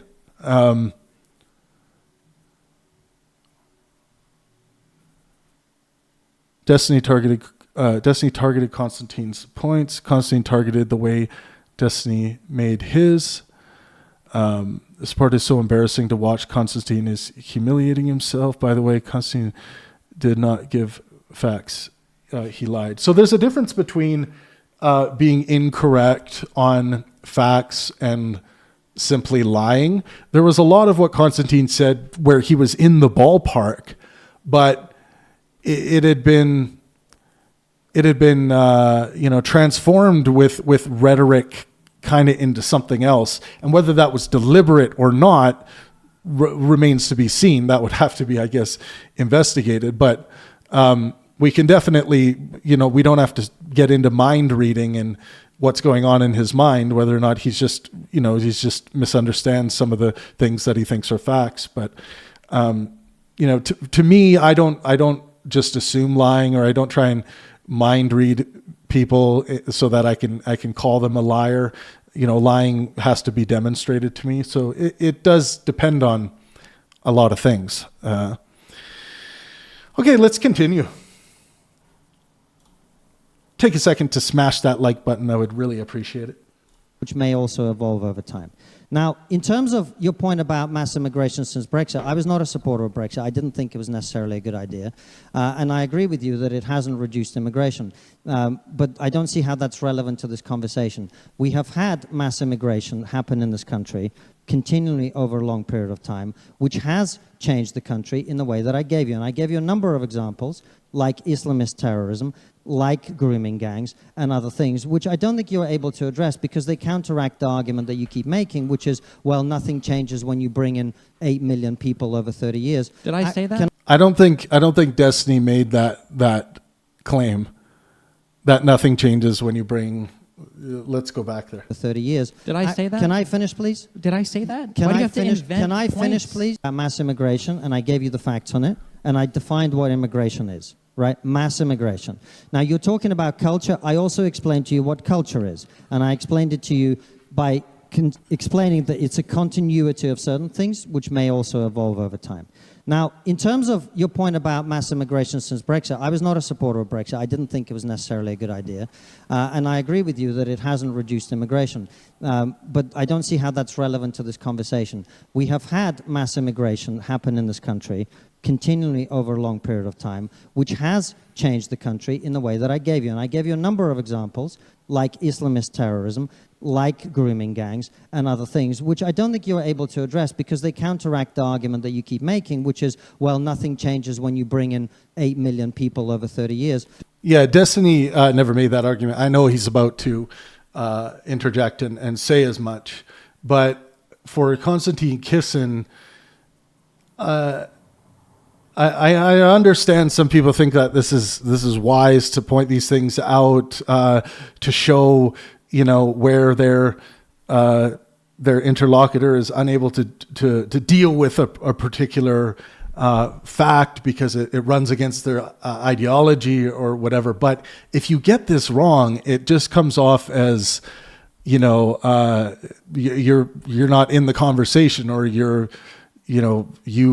heard. You're experiencing something completely different because that, in fact, did not happen. Did I say that? Can I finish, please? Did I say that? Can Why do you I have to finish? invent Can I finish, points? please? You just can't address anything. Can I say? finish, Okay. please? If I Pretend it's interrupted a you, podcast if I episode, go interrupted ahead. you every Make up time you positions for me. misrepresent my Go for argument, it. you'd never talk at Go all. for it. Okay. So can I finish, please? You made the point that basically what I'm trying to say is, not trying to say, what I'm saying is, when you bring in large numbers of people into a country from a different culture, that will necessarily change the culture. The other thing that I explained to you is, there's been such a large wave of immigration into this country now that has fundamentally changed the sense of British people about the place in which they live. It is affecting the demographic dynamics of major cities in this country and the way people feel about that. But all of those things, the facts that I gave you about immigration, they are what they are. You can think that they're good, you can think that they're bad. That is a separate conversation. The facts are what they are, right? There's also a thing about how British people feel about it. If Konstantin wants to be a man of the facts, like we've pointed out some mistakes so far for this debate, and surely he prepared, he's got to do better. However he's doing research right now is not cutting it. He's got to do better there. If he wants to be a guy that's going to lay out the facts as kind of a foundation for the debate or the discussion, he's got to get this stuff right. When I came to this country in 1996, 3% of the British public thought that immigration was a major concern. Today, about 65 to 70% of British people say that there are too many immigrants in this country and too many immigrants coming here. Now, I think British people probably have a better idea of how they feel about immigration than you, Stephen, and that is how they feel. So the claim British people overwhelmingly think immigration is too high. This is broadly true, but the exact 65 to 70% figure is poll dependent, of course, which is fine. Polling does matter. Recent polling does show substantial public concern.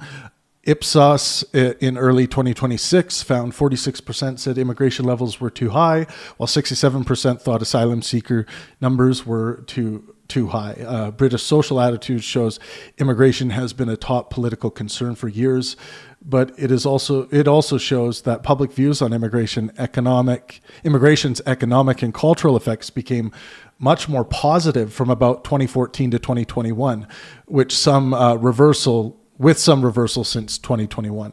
Not an unbroken march toward hostility. So the public is concerned, is fair. The public has a simple anti-immigration consensus is too crude. So somewhere in the middle would be a true depiction of what the polling data is showing us. Why do you think over half the British population believes that the majority of the immigrants here today are here illegally, if they've got such a great handle on it or a great idea about what immigration is doing to the country? The reason that people overestimate immigration is people generally, when asked about things, overestimate pretty much everything or underestimate things terribly because people are not very good with numbers.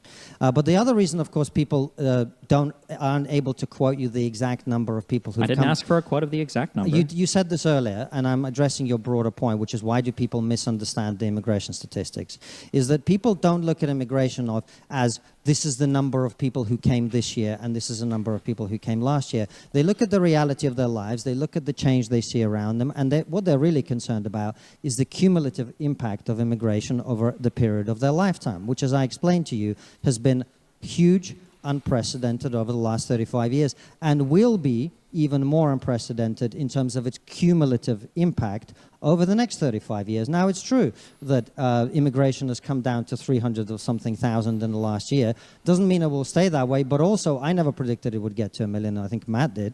But the point I would make is the transformation over a 30-year period is what people actually care about, and which is what they're right to care about.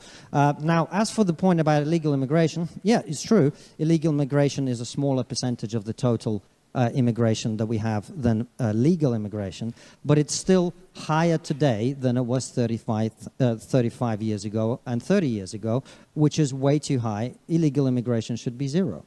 Wouldn't you agree with that? Do we have any final thoughts before we move on to the next? Yeah, I mean, every crime should be zero, but there's always going to be some amount of crime or some amount of illegal immigrants. I guess the issue I have is that, you say, why do the British people not understand the exact numbers? I didn't ask for the exact numbers. It's like 10 or 11 million to 1 million. There are different estimates from 500,000 to 1.3 million or whatever illegals. That's a big ratio, 10 to 1 to be off by, to assume it's 50-50, or that there are more illegals than there are legal immigrants here. And I think the issue is people in your position, or people like Reform or Restore, depending on how far right you want to go, lie constantly about the immigrant population in the United Kingdom, and then as a a result of selling those lies to the people, you get these ridiculous plans or attempts to fix it all in the United Kingdom. And because the problem was never as severe as it was stated in the first place, the problem... I just want to go back here. The point I would make is the transformation over a 30-year period is what people actually care about, and which is what they're right to care about. Now, as for the point about illegal immigration, yeah, it's true. Illegal immigration is a smaller percentage of the total immigration that we have than legal immigration, but it's still higher today than it was 35 years ago and 30 years ago, which is way too high. Illegal immigration should be zero. Wouldn't you agree with that? Do we have any final thoughts before we move on to the next? Yeah, I mean, every crime should be zero, but there's always going to be some amount of crime or some amount of illegal immigrants. I guess the issue I have is that, you say, why do the British people not understand the exact numbers? I didn't ask for the exact numbers. It's like 10 or 11 million to 1 million. There are different estimates from 500,000 to 1.3 million or whatever illegals. That's a big ratio, 10 to 1 to be off by, to assume it's 50-50, or that there are more illegals than there are legal immigrants here. And I think the issue is people in your position, or people like Reform or Restore, depending on how far right you want to go, lie constantly about the immigrant population in the United Kingdom, and then as a result of selling... So if you are going to lay out that your interlocutor has lied about something or is part of a group that lies about something, you want to demonstrate how you know this to be a lie, right? And have a good solid, fact-based backing for that grounding, evidence-based grounding. If we want to look at the epistemological framework of that would be the justification for why this particular claim is true. The claim about lying is true. Those lies to the people, you get these ridiculous plans or attempts to fix it all in the United Kingdom. And because the problem was never as severe as it was stated in the first place, the problem ends up not being solved, and then you exacerbate other problems. So at the end of the Tory government, with this attempt with like the Rwanda plan, this idea that you're going to ship people to other countries to have them processed first, or with the idea that leaving Brexit would give the UK greater control over their illegal immigrant population. And the reality is it did just the opposite. You didn't have the right to access the same people that would try to claim asylum in the EU, and then if they were rejected once there, to send them back if they came to Britain next. You lost access to a lot of these things. And then the same people that were in charge of pushing those ideas are now telling you and selling you on the idea that reform is going to come in and somehow fix the very same issues that they've been lying about and have failed to fix in the past. And you might hear this talking point, this cope that, well, reform is different. We're not going to be like, the old conservatives. But then you've got, all your politicians are going to be MP Tories that are defecting to join the new Reform Party. So I don't know where all this new blood is going to come from. I don't know. It just seems like a whole bunch of like, here's a fake problem. I'm going to put it in front of you. There is like a real problem here. Regardless of what you said earlier, I don't think rapes are good, mass rapes or normal rapes. I think there should be some probably cap on what type of immigrants and how many should come to the country. I just never really hear a discussion on any of that. I just hear 500,000 British girls have been gang raped by mass grooming gangs, and it wasn't like that when I came over in '96, despite the fact that those Rotherham grooming gang scandals started in the '80s. So I don't feel like I ever hear anything of substance being spoken about. Well, it's a pity we didn't have someone from Reform on stage so you could rehash your Wikipedia talking points to them. So this is, again, targeting the person and not the argument. Belittling where their information is coming from. First of all, Wikipedia is a good place to start to study anything. It's a good launching point into any kind of topic. It's obviously, you have to know what you're looking at though. Like Wikipedia has scholarly articles and journals as citations for the information that are supporting in many cases. So we ought not simply poo-poo Wikipedia as a launching point, or as sometimes a source if we're talking about something generally. But I think he meant it as an insult here, which is not good posture. It's not helpful.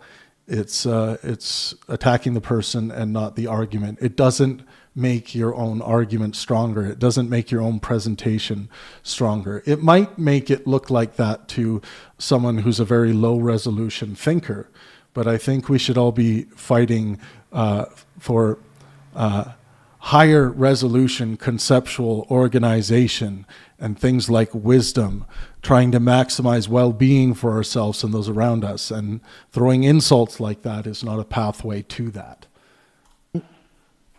You're a reform voter, though, right? No, I've never Really? voted. I've never voted for reform. Would you vote for reform in the upcoming election? Depends on who stands in my constituency. Last election, I voted for a Liberal Democrat. I didn't ask about last election. In the Okay. upcoming election, will you vote for reform? I will probably vote for the same person who's a Liberal Democrat. Okay, so you don't think you would support the liberal reform guy? I don't know, in your Liberal constituencies? reform. There's no party called Liberal Or, I'm sorry, Reform. you won't support the reform candidate in whatever upcoming election. I don't know what constituency you live in. I just told you that at the last election, I voted for Liberal Democrat. Yeah, I know, but the And reason at why the you're saying that is because you won't answer for the next one. Stop You're interrupting. totally question Stop dodge. interrupting. Stop. I'm just curious. You said Well, it's a pity we didn't have someone from Reform on stage, so you. So they're going back and forth here, and again, we're getting into the stop interrupting thing. Well, it's a pity we didn't have someone from Reform. Well, it's. I'm just curious. You said in the past that you regret, or not that you regret, that you voted Remain for Brexit. Do you think that was a good vote? Do you think you should have remained, or do you think Brexit was a mistake? If you were God and you could choose whether, I'm just curious. You I said in went the too past. far. Who's a Sorry. Liberal Democrat. Okay, so you don't think you would support the liberal reform guy? I don't know, in your Liberal constituencies. Reform. There's no party called Or, Liberal I'm sorry, Reform. you won't support the reform candidate in whatever upcoming election. I don't know what constituency you live in. I just told you that at the last election, I voted for Liberal Democrat. Yeah, I know, but the And reason at why the you're saying that is because you won't answer for the next one. Stop You're interrupting. totally question Stop dodge. interrupting. Stop interrupting. All right. Well, the Destiny's poking him. It's called a question dodge. The reason why you won't say that is because this kind of mind reading not helpful. It's he's hitting back at Konstantin Kisin here. It's not the optimal posture. It's not helpful. It's unhelpful. So, but it seems like Destiny is enjoying pushing Konstantin's buttons at this point, which that is not the groundwork for a fruitful dialectic. Then we're just, monkeys throwing feces at each other, which can be entertaining. Don't get me wrong. It can be funny and entertaining. But, I, for one, am not in this business to entertain. I want to maximize well-being for myself and those around me. This includes the interlocutors. This includes everyone who comes into contact with this information. So, again, let me clarify, though. If it was Destiny and myself on stage and he was pushing me like that and we were playing back and forth with each other, because I consider Destiny a good friend now, this would totally be fair game within the realm of what would be considered helpful. Playfulness, teasing, that's all fun, and that also can be entertaining. But this is not that. Yeah, go for it. I just told you that at the last election, I voted for a Liberal Democrat, and at the next election, I intend to vote for him as well.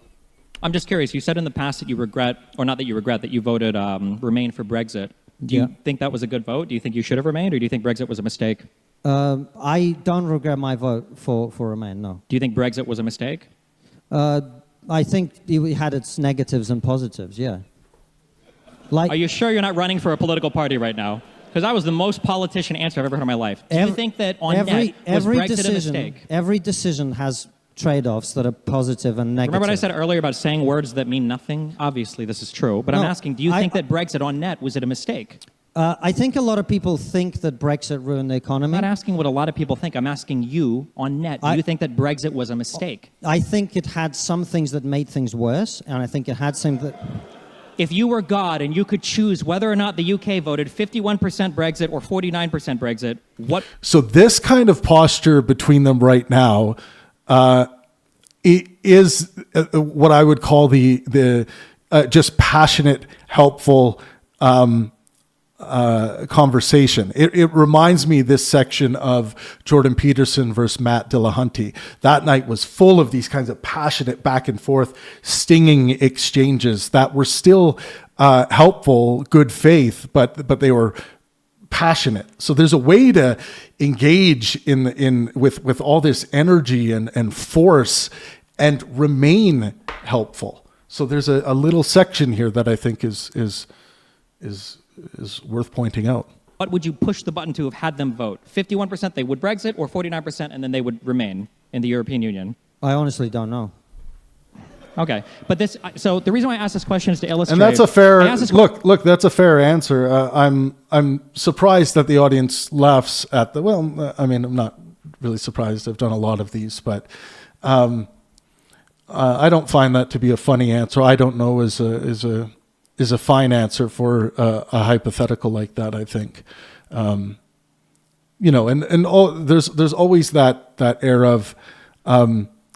Does someone who's a political pundit or whatever are they guarding themselves? Are they really being truthful with their answer? But I've no good reason to believe that Konstantin is holding back a truthful answer here. Someone might say, well, I think Konstantin Kisin's a liar and he's just lying again or always lying. But I would ask you how you would demonstrate that proposition to me to be true. If you were God and you could choose whether or not the UK voted 51% Brexit or 49% Brexit, what would you push the button to have had them vote? 51% they would Brexit, or 49% and then they would remain in the European Union? I honestly don't know. Okay, but So Prof. Empty Keyboard says that is not a fair answer. How is that a fair answer? Because not knowing something is a big part of the human condition. When you're presented with hypotheticals, sometimes new ways of looking at things, it is surprising to me too, probably surprising to you, that he wouldn't be able to answer that. A person that knows Brexit, who has a lot of political opinions, who does this for a living, I would expect that he would have an answer to that question. But I don't know is a fine answer. It's a much better answer than someone giving an answer that isn't substantiated, giving an answer for the sake of giving an answer. So the reason why I asked this question is to illustrate. I asked this question to illustrate how frustrating it is when people like you say things like, well, I voted Liberal last election, or I voted... So again, with this, people like you, creating a statistic out of your interlocutor, grouping them, it's always going to lead to this kind of you're attacking this general large statistical base, and you're not engaging with your interlocutor. Not a wise posture, not a helpful posture. Keep locked in with the person you're having a conversation with. Okay, you don't stand by that anymore, though. You constantly do this thing. No, you don't. You constantly do this thing where you come on stage or you go on your show and you'll say things like, I used to be a liberal, but the liberals have changed so much. Or I used to be a left-leaning person. And the left, I know you've tweeted the dumb picture. I know you've done it. They've changed so much, and now I have to identify with the center-right. I've heard you literally say things like Tommy Robinson makes statements to the left on immigration compared to Hillary Clinton and Barack Obama. He does. Yeah, okay. He does. I've heard you say That's things like this, right? But then when That's I ask, a fact. but then you guys say that everybody else has changed, and then I ask you about your past political votes, you won't defend them. So it seems like you're the one that's changed, which is fine, but you should just own that. I voted Remain for reasons that were entirely different from the reason that most people voted Remain. The reason I voted Remain is I thought that... So Konstantin was fine with the back and forth for this small section we just saw here. He didn't fall into the stop interrupting me, needing to, have his say. He's locked into the back and forth, which is good. I think there is still we're still awaiting the silent treatment that comes at some point here, but this is better than it was 10, 15 minutes ago. It would weaken Europe's ability to stand up to Russia. I think I've been proven right on that. And I think the division within Europe has made Europe weaker in terms of its ability to stand up to Russia, and I think we've seen that. So in that respect, I think I was right to vote Remain. What I don't agree with is the narrative that a lot of people like to spin, that Brexit ruined the economy. I don't think that's true at all. If you look at the way other European economies are performing, they're performing even worse than the British economy. So my attempt to give you... Okay, so let's look at this. So Destiny did claim that Brexit hurt the economy, and let's go back. I want to just get this right for Konstantin here. Yeah, just final thoughts. Own that. I voted Remain for reasons that were entirely different from the reason that most people voted Remain. The reason I voted Remain is I thought that it would weaken Europe's ability to stand up to Russia. I think I've been proven right on that. And I think the division within Europe has made Europe weaker in terms of its ability to stand up to Russia, and I think we've seen that. So in that respect, I think I was right to vote Remain. What I don't agree with is the narrative that a lot of people like to spin, that Brexit ruined the economy. I don't think that's true at all. If you look at Okay, he doesn't think that it's true that Brexit hurt the economy, or he used the word ruin the economy. But let's look at Brexit and the economy. The OBR's standing assumption is that the post-Brexit trade relationship will reduce long-run productivity by 4% relative to staying in the EU, mainly because of higher non-tariff barriers in UK-EU trade.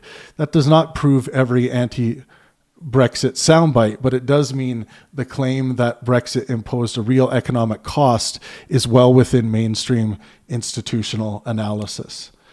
And okay, great. Yeah, so yeah, it definitely hurt the economy. Did it ruin the economy? Different word. Let me know what you guys think.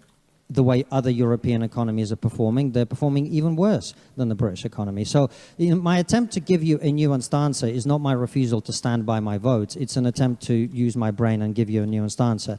Now, in terms of final, did you want to wrap up and move on? Yeah, just final thoughts on this topic. That would be great, guys. Yeah, so final thoughts on this topic. I would just recap and maybe add one other thing.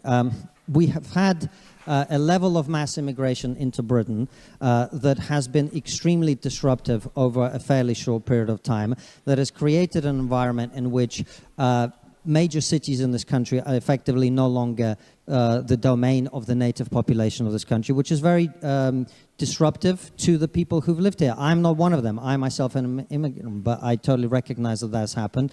I think culturally there have been some terrible things that have happened. I mean, the example of terrorism and grooming gangs is just one of them. But the failure of integration more broadly has been a big problem, to the point where you now saw in the by-election in Gorton Denton, the Green candidate campaigning in Urdu, in a foreign language, in a language not of our country, which I think is a signal of the terrible divisiveness that is we are likely to see in other communities or in other constituencies where some communities haven't integrated at all.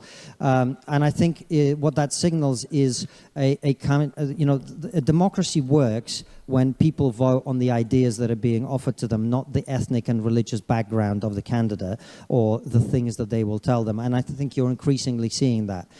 So all of these things are big worries to me. And of course, a lot of this would have been much easier to manage if we hadn't also at the same time had the doctrine of diversity, inclusion, and multiculturalism, which have, instead of creating a monoculture into which people are encouraged to buy in and integrate, have instead created a society in which people are encouraged to see themselves as members of an individual community, which I think is essentially the end of a democratic process the way we've understood it to this point. So I think these are all terrible developments, and if this continues, it will only get worse. Thank you. I mean, we introduced new things, so I don't know. I don't know what the monoculture is. How many final thoughts are we going to have? Well, I mean, when we introduce new concepts like DEI was why Liz Truss. There was quite a lot of back and forth separating when I first asked for final thoughts and now. That is why I gave Destiny another opportunity to have some final thoughts here, because there was dialogue back and forth in between. I was hoping that both of them would give their final thoughts, then we would move on to the next topic, but that's my reasoning there. You know, help 700,000 people come to this country from mainly non-EU places. I just don't know how DEI was the policy there from the Tories that enabled all that mass migration. And when we talk about the monoculture, you're right, I don't know about the United Kingdom. I mean, Scottish people don't seem like they share a monoculture with English people. I feel like rural people and city people don't have much of a monoculture. I don't know. So, I mean, we introduced... So this is supposed to be Destiny's final thoughts moment, right? Destiny didn't interrupt Konstantin Kisin's final thoughts in this last part. So, but now he's going to try and respond. new thing, so I don't know where I don't know what the monoculture How many is. final thoughts are we going to have? Well, I mean, when we introduce new concepts like DEI was why Liz Truss, helped 700,000 people come to this country from mainly non-EU places. I just don't know how DEI was the policy there from the Tories No, that enabled all that mass migration. And when we talk about the monoculture, You're right, I don't it know wasn't. about the United Kingdom. I mean, Scottish people don't seem like they share a monoculture with. So, Konstantin is frequently interrupting Destiny's final thoughts here, which Destiny did not do during Konstantin's final thoughts. English very people, clear. I feel like rural people and city people.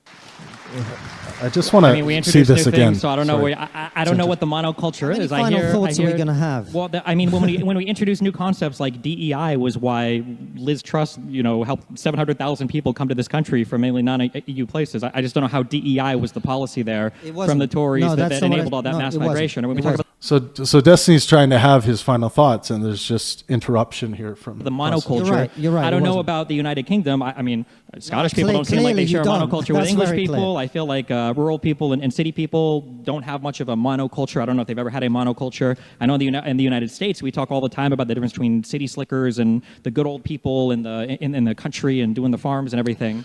But then we're also simultaneously very concerned about demographic change in the cities. But then at every other point, it seems like the country-related people hate the urban-related culture anyway. So, yeah, I don't know. It would be interesting at some point, maybe at some time in your life, if you ever wanted to dive into these issues for real, maybe on your show or with somebody you're more comfortable with who won't challenge you as much. It'd be interesting to hear conversation. So Destiny again throwing daggers. I don't think it's helpful. Again, I've harped on this a lot. He doesn't need to do that. Much stronger, wiser. Best to use this time to focus on making strong arguments that don't include personal attacks. Yeah. We should care about the well-being of ourselves and our interlocutor, and attacking in this way, and of course Destiny didn't start it in this case. It'd be much stronger for Destiny if he didn't even get sucked into it. Just kept playing by the rules of good faith and helpfulness. Be much stronger posture for him. Don't get sucked into the pettiness. Don't get sucked into the unhelpfulness.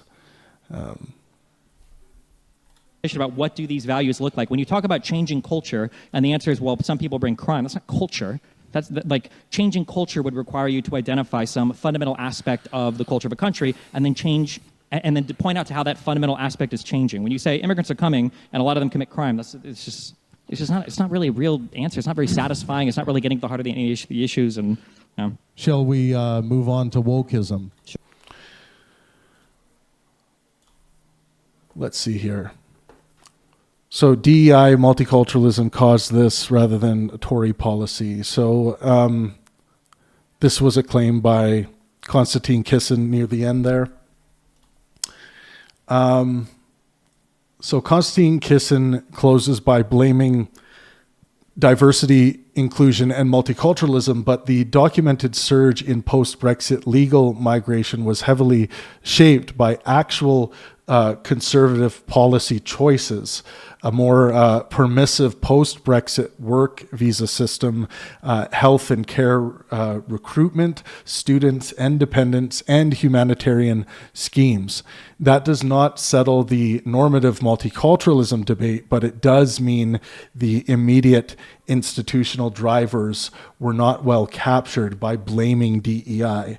Destiny's pushback here is substantively stronger. Mouth's getting dry.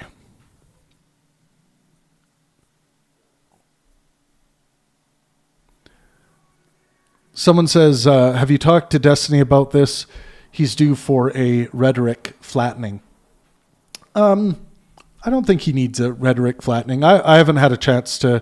Him and I, when post debate, we had a lot of chances to talk about the debate, but it was in a lower resolution, buddy type way, as opposed to getting down to the actual critiques. But no, I'll share this with him, and if he wants to come on and talk about it live, or I go over and talk about it live with him, totally open to doing that. By the way, I see there's about 170 of you in the room. Make sure you smash that like button. I would very much appreciate it.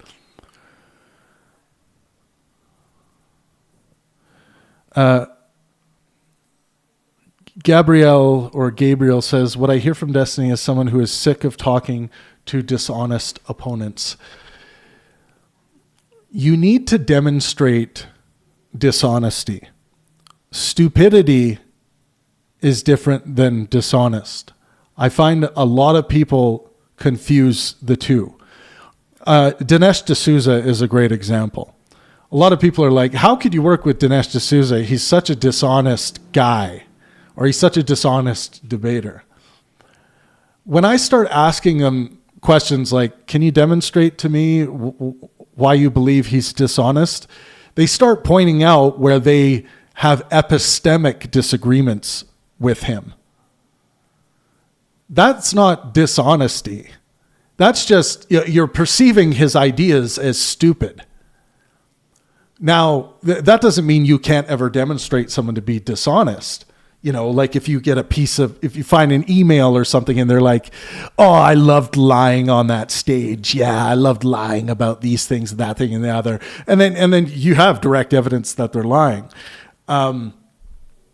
That's not the only way. That's a direct way. It's also true that you can make pretty good inferences if you have a collection of what seem like dishonest postures or positions. You can go about it that way as well. But dishonesty has to be demonstrated. I don't think Konstantin Kisin is a dishonest guy or thinker. I think he needs to work on maintaining a lighthearted nature in the dialectic. I think that's going to help him a lot. And I mean, refining and expressing his sense of humor is something he already does as a comedian. He's got to bring that playfulness to the debate stage. Got to be more patient. All of this stuff is going to help him be more helpful throughout the course of the dialectic. He should have more of a fallibilist posture when it comes to fallibilism, not presenting facts with certainty posturing. If you get those facts wrong, it can come across as you being a dogmatist. I'm sure Konstantin Kisin wouldn't want to come across as being a dogmatist, someone who presents something as incontrovertibly true or believes something to be incontrovertibly true. But yeah, I mean, I'm always open for people to demonstrate dishonesty for me. But I often find when people try to do this, they're engaging in mind reading, which is just like a fallacious way of going about trying to understand human beings and why they believe what they believe. Someone says he lied about the RAF story. And how would you demonstrate that he lied about that story?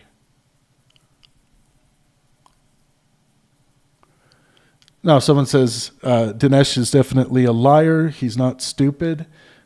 He just know. Well, I mean, I know Dinesh personally very well. I think he has a lot of stupid positions. I think he makes a lot of stupid arguments for the existence of God, for example. I think a lot of his positions that relate to supporting Trump and thinking Trump is a decent enough human being are stupid positions. But you would have to demonstrate the lie.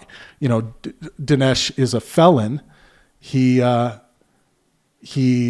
gave money to a friend, and he who who's running for a position in I believe it was a position in government, and he got caught. So yeah, there is that as well.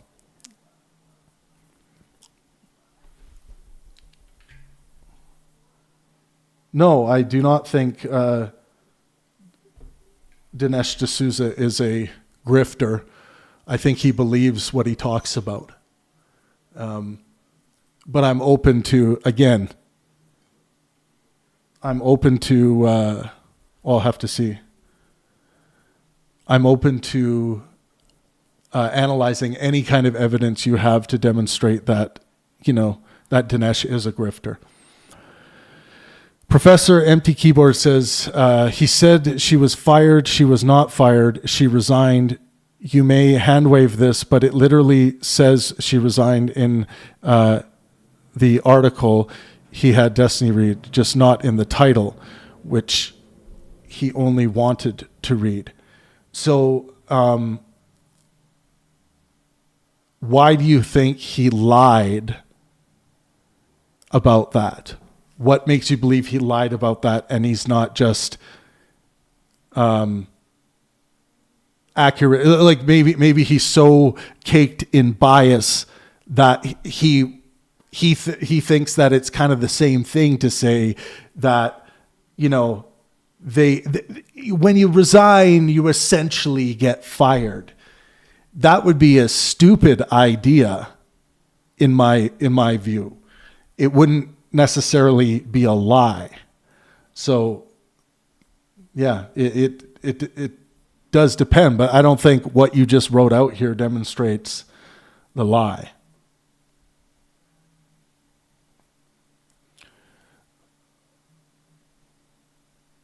Okay. Someone says, do you believe that we cannot read into individuals' minds? Yeah, we cannot read minds. Yeah, we cannot read people's minds. Let me fill up my water. Quick bathroom break, but I will be right back so that we can continue here. We are officially going to be moving into part 2.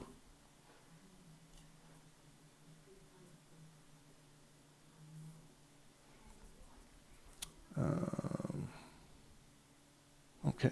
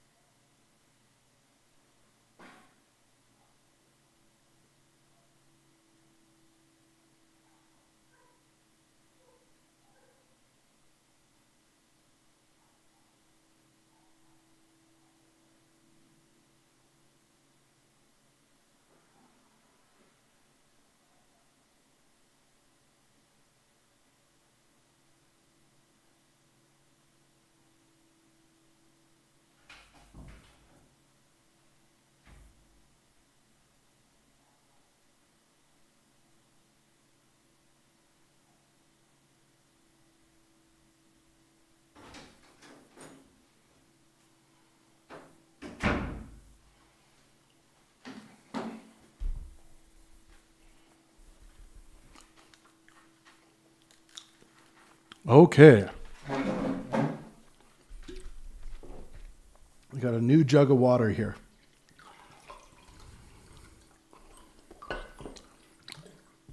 Smash that like button. I really appreciate it if you drop a like.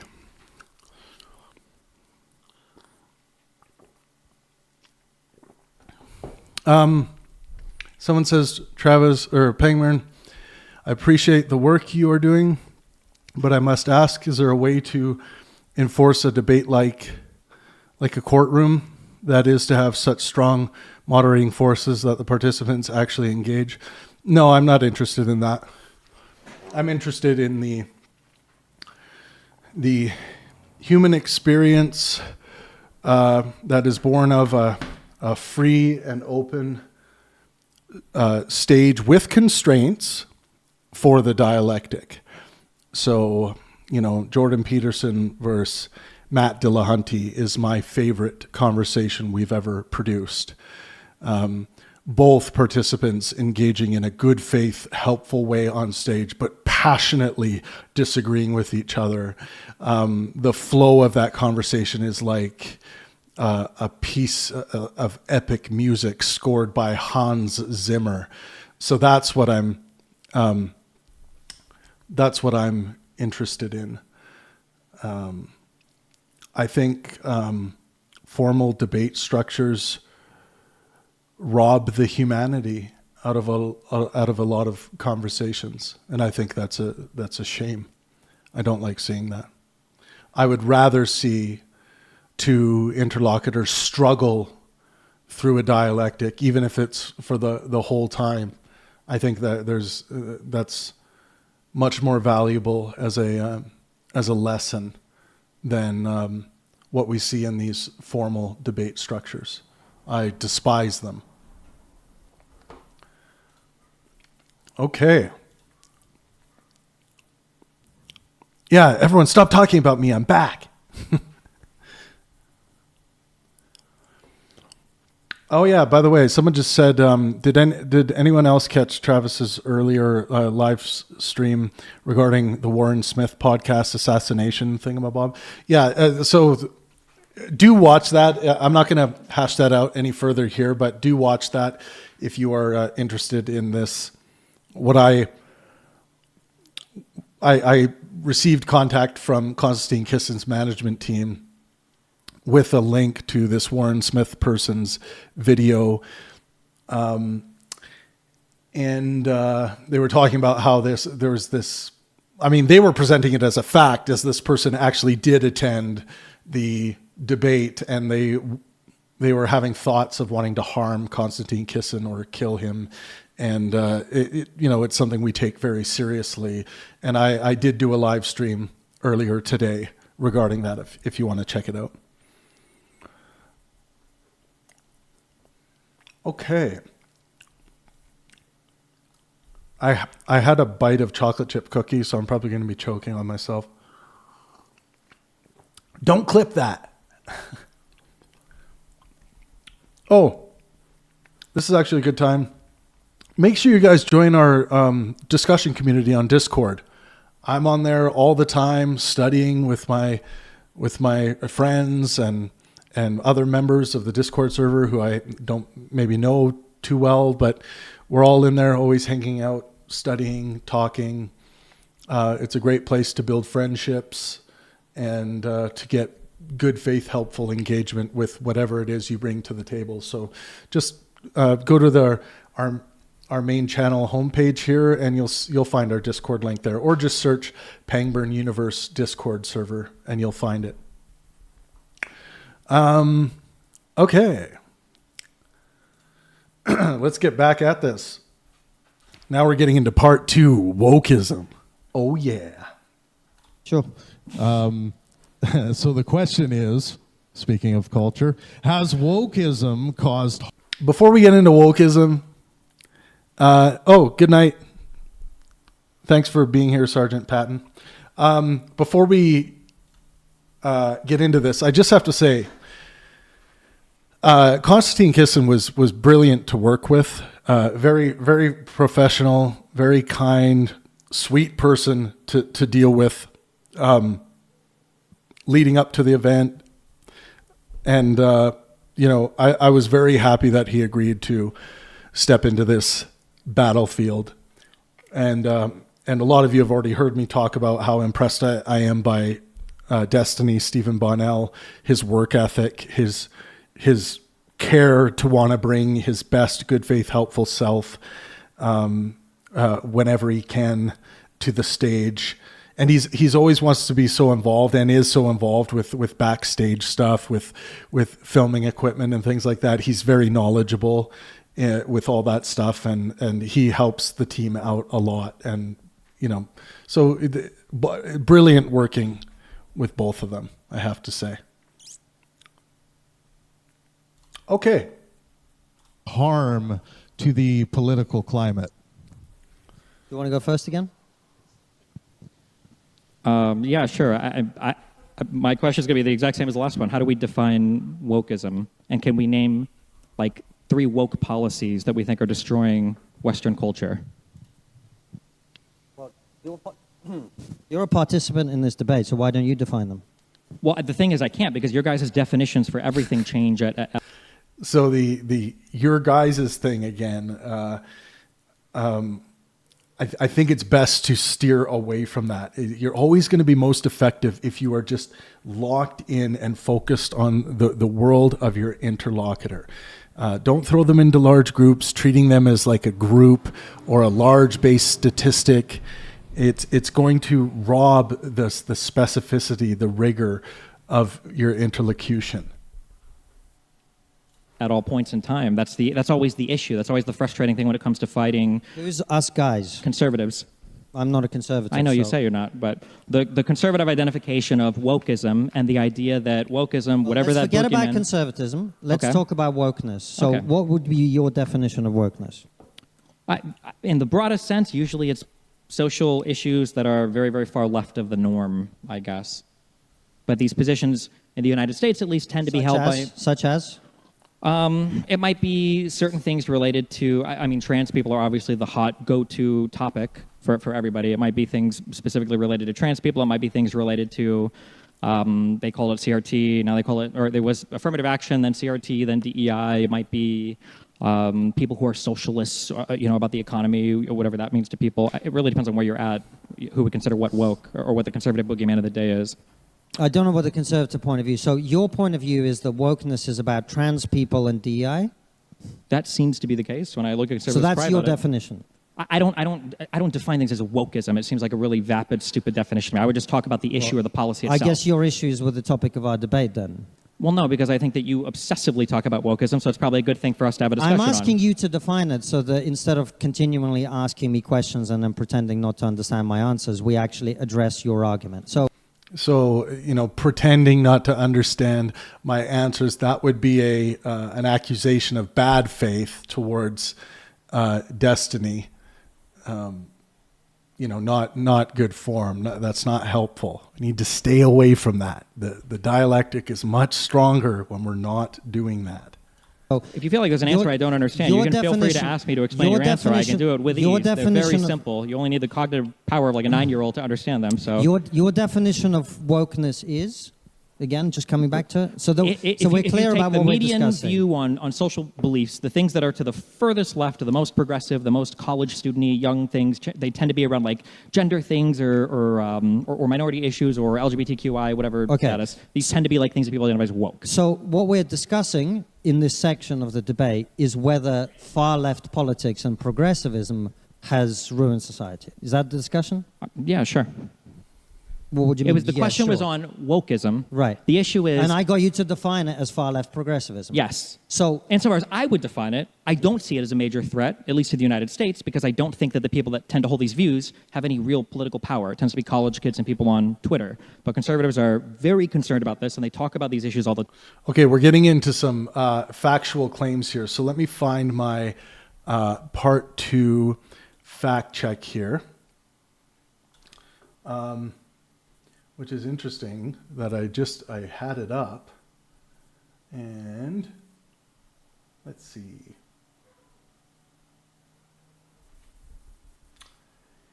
Dun, dun, dun. Is it this one? Ooh, I know where it is. I sent it to the lovely Don Don. Oh, actually, I'll have the PDFs in my download folder. Ah! I scanned my cognition and realized it's right under my nose. I need my part 2 fact check. Part 2 fact check? Fact check part 2. Here we go. Ah!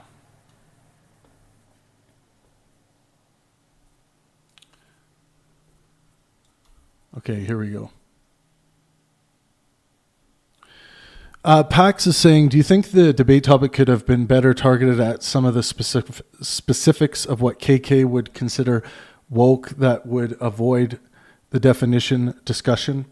No, I'm completely fine with them spending time quibbling about definitions or defining things. Philosophy of semantics is an important aspect of intellectual discourse. It's almost impossible not to confront language, meaning, usage. So having, under the gun examples like this for people, I think is very important. All the questions, by the way,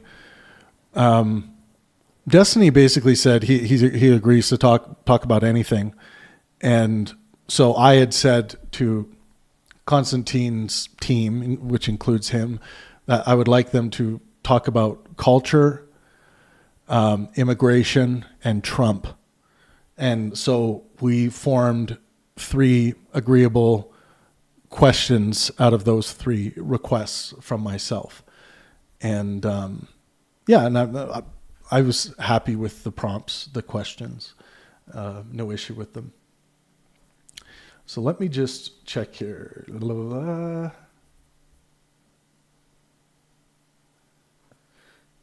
Okay, great. Now I'm ready. The time, and then they use them to power their policies that end up being even more regressive than the super woke stuff was progressive, because it wasn't really manifesting in a real way anyway. And now I have a country where half the states don't really have the ability to get an abortion for women because people thought that every 4-year-old was being forcibly transitioned to another gender. It's my issue with it. Well, that's your country and your issue. But just coming back to our definitions so that we can know what we're discussing. What you're addressing is, has far-left progressive politics had a negative impact on our society? That's how you understand this discussion, correct?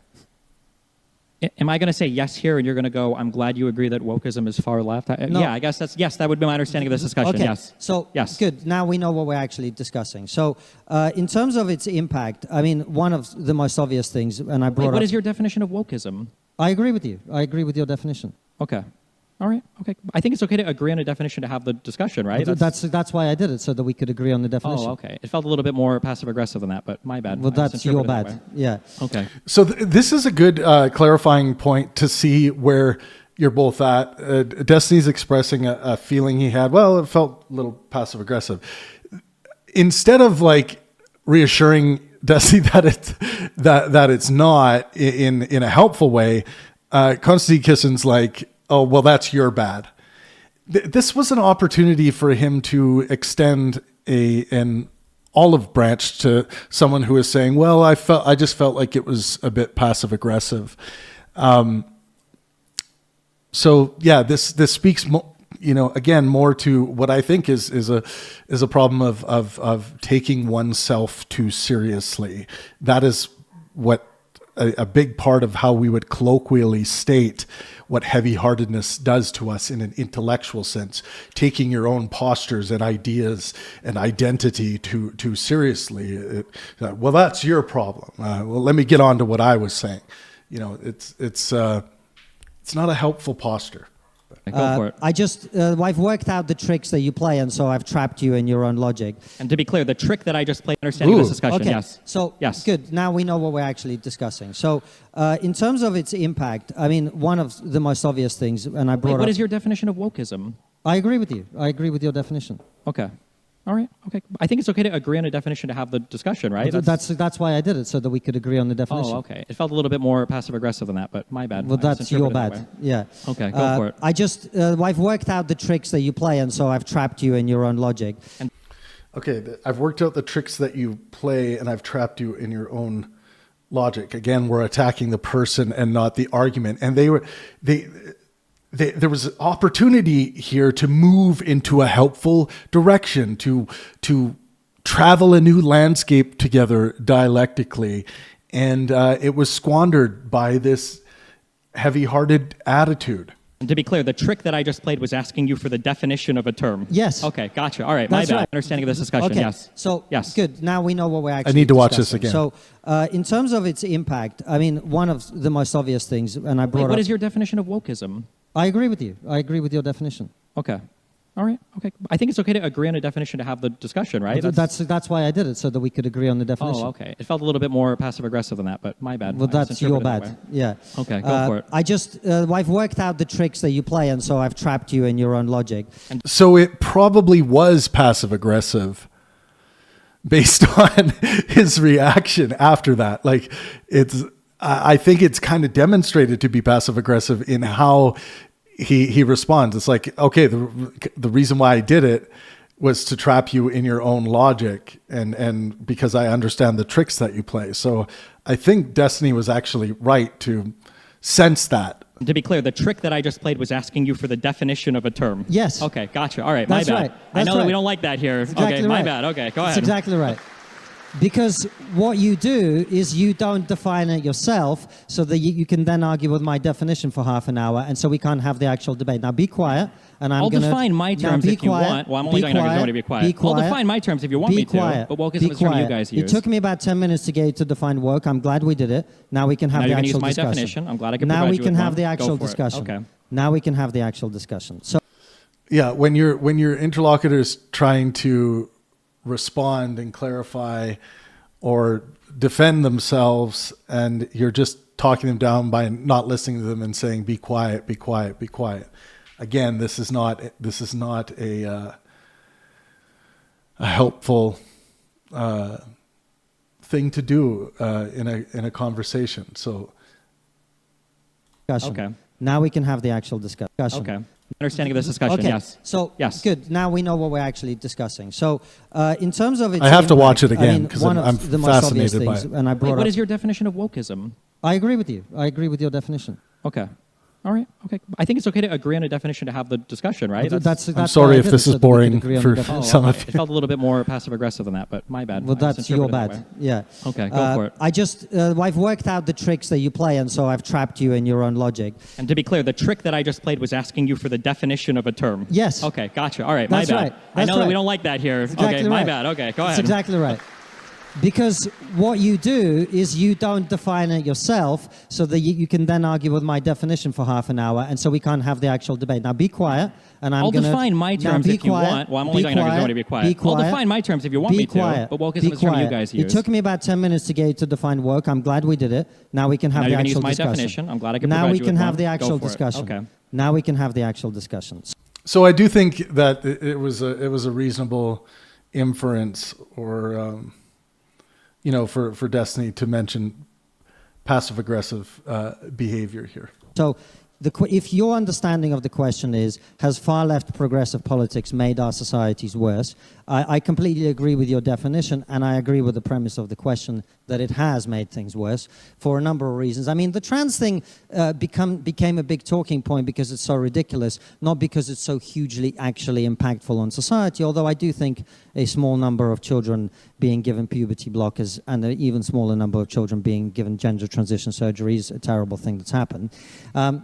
I think more broadly, though, I mean, one of the most obvious examples is we now have a society which has, I mean, it's not codified and it's not expressed in, in the, like, no one says publicly we now discriminate against these groups of people, unless occasionally they do. So, for example, the Royal Air Force in this country. Before we get to the Royal Air Force, I just wanted to read a fact check here. The claim was a small number of children were given puberty blockers, and an even smaller number of children were given gender transition surgery. So broadly true in the UK context, though underspecified. In England, the CASS review led, that CASS review led NHS England to overhaul youth gender care and routine NHS prescribing of puberty blockers for under 18s stopped in 2024. Later, the UK government made the puberty blocker ban indefinite outside clinical trials.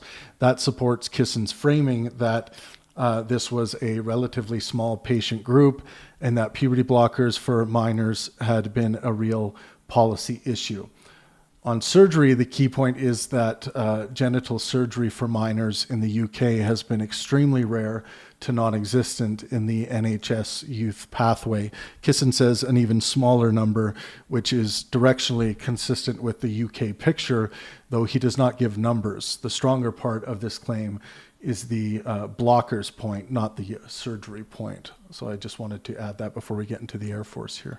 When they were in a recruiting drive, they were really struggling to get pilots. And there was a woman there who got fired from the Royal Air Force because she refused to go along with the policy. Her supervisor said to her, "We're not hiring any more useless straight white men."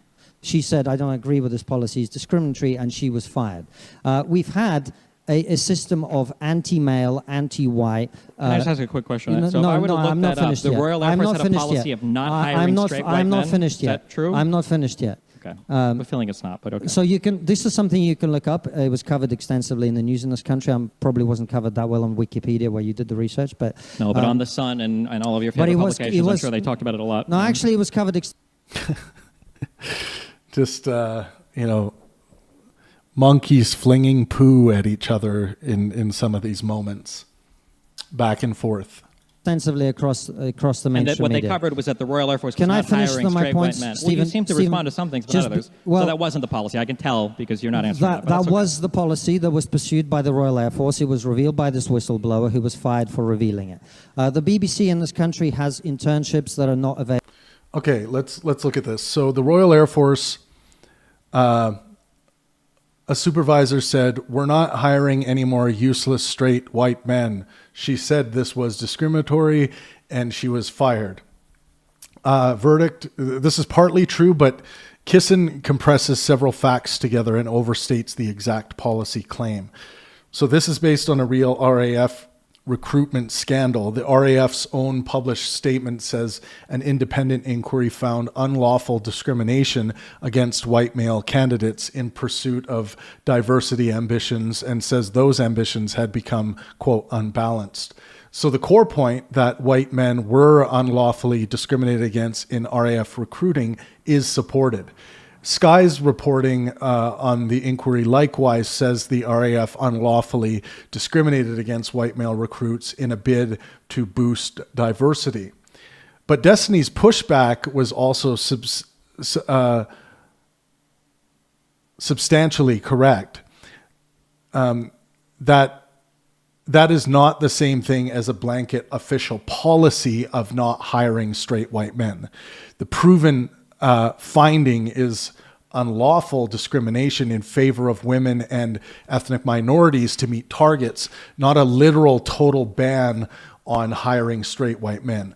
Kisin's first formulation was broader than the evidence supports. His later reformulation was closer to accurate. So I think we're going to hear his later formulation, or maybe we already heard that, but I wanted to read that into the record, that Destiny's pushback was also substantially correct, that is not the same thing as a blanket official policy of not hiring straight white men.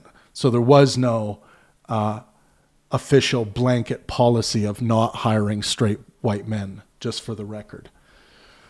I hope that makes sense.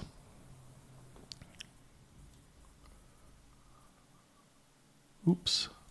There we go. Available to white people. We effectively have created a system of passive, tacit, sometimes open discrimination against different groups of people.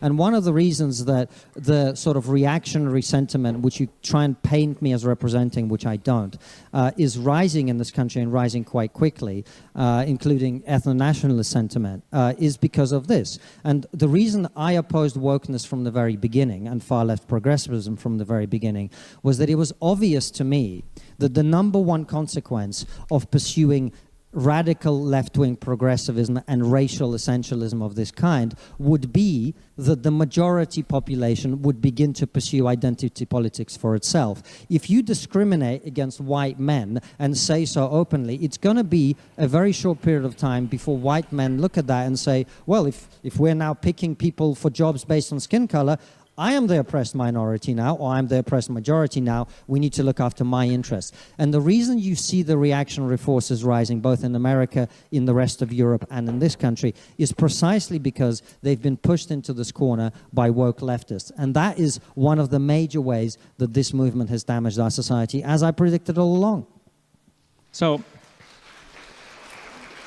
I would say the least impressive thing about conservative predictions is that typically what they'll do is they will build their own enemies, they will cry about the enemies, and then when they manage to convince everybody else that those enemies are real, and then those people react against those enemies, they try to say that, well, it was the enemies in the beginning that caused this particular problem to come about. And I guess the issue that I have is, when it comes to woke-related stuff, it's hard to find ever, like, what are the particular DEI policies or affirmative action policies that we're talking about. It's always some vague allusion to airlines don't want to hire white pilots, or they lower their standards for black pilots, or these things that tend to not exist when you actually dig into them now. I don't know, maybe it is the case that the Royal Air Force actually had a policy of not hiring straight white men. It did, yeah. Okay, I'll look into that. I'm curious about that. I have a feeling when I look into it, it's going to be completely untrue, like most of the stuff that you bring it up. But I'll look into it. Maybe it was true. And, if it is, I would say that's not a good thing, that you shouldn't be doing stuff like that. So, and just again, remember, we did fact check this. There was no official blanket policy of not hiring straight white men. So Destiny was correct to be suspicious there. But I guess the issue I have is, when you talk about magnitude, I think you said earlier that sometimes people fixate on these issues a little bit too much, but it's because they're such common sense issues. When I look at the United States right now, and I think how many trans people are there, how many people are doing stuff related to trans people, the number of people is incredibly small. It's like 1%. And the idea that would somehow cause so much of a population to become reactionary that, as of 30 minutes ago, I'm pretty sure Iran has tried to bomb like 7 different countries because we have a president who is a madman who is going on a rampage against the entire world insofar as trade and bombs goes. I just can't, in my mind, rationalize how so many of these smart people I'll say in the center like you, who say, well, I can obviously identify that this is a problem. Why don't you ever identify any of these super obvious problems on the right, or any of the super obvious problems that are reactionary to the other things that were reactionary, especially when the issues in the United States on the right are represented through every single pylon of power that the conservatives have, and on the left they're in colleges and on Twitter and Facebook and sometimes in AI world on Sora. This is an article from Sky News. Could you just read out what it says, please? Before we get the Sky News article, I just want to give a shout out to all 207 of you in the room. Thank you so much for being here with me tonight. It is nighttime here. I live in Oaxaca, Mexico. It is 9:30 here at night right now. Thank you for being here with me for this analysis. I think it's really important for us to go through things like this together and learn how to be more rigorous, learn how to be, more obsessed with the details and trying to substantiate our beliefs, or figure out what beliefs are not substantiated. Try to get rid of overgeneralization in how we view the world and others who we might disagree with. Hello in Norway. I actually have some ancestral lineage that comes from Norway. I'm not sure if you can tell, but thank you guys for being here. And if it's not too much trouble, please smash that like button. I would really appreciate it, and that way you'll be notified when we go live with other streams. I'm going to be doing a lot of streams related to Kisin versus Destiny, because it has gone extremely viral now.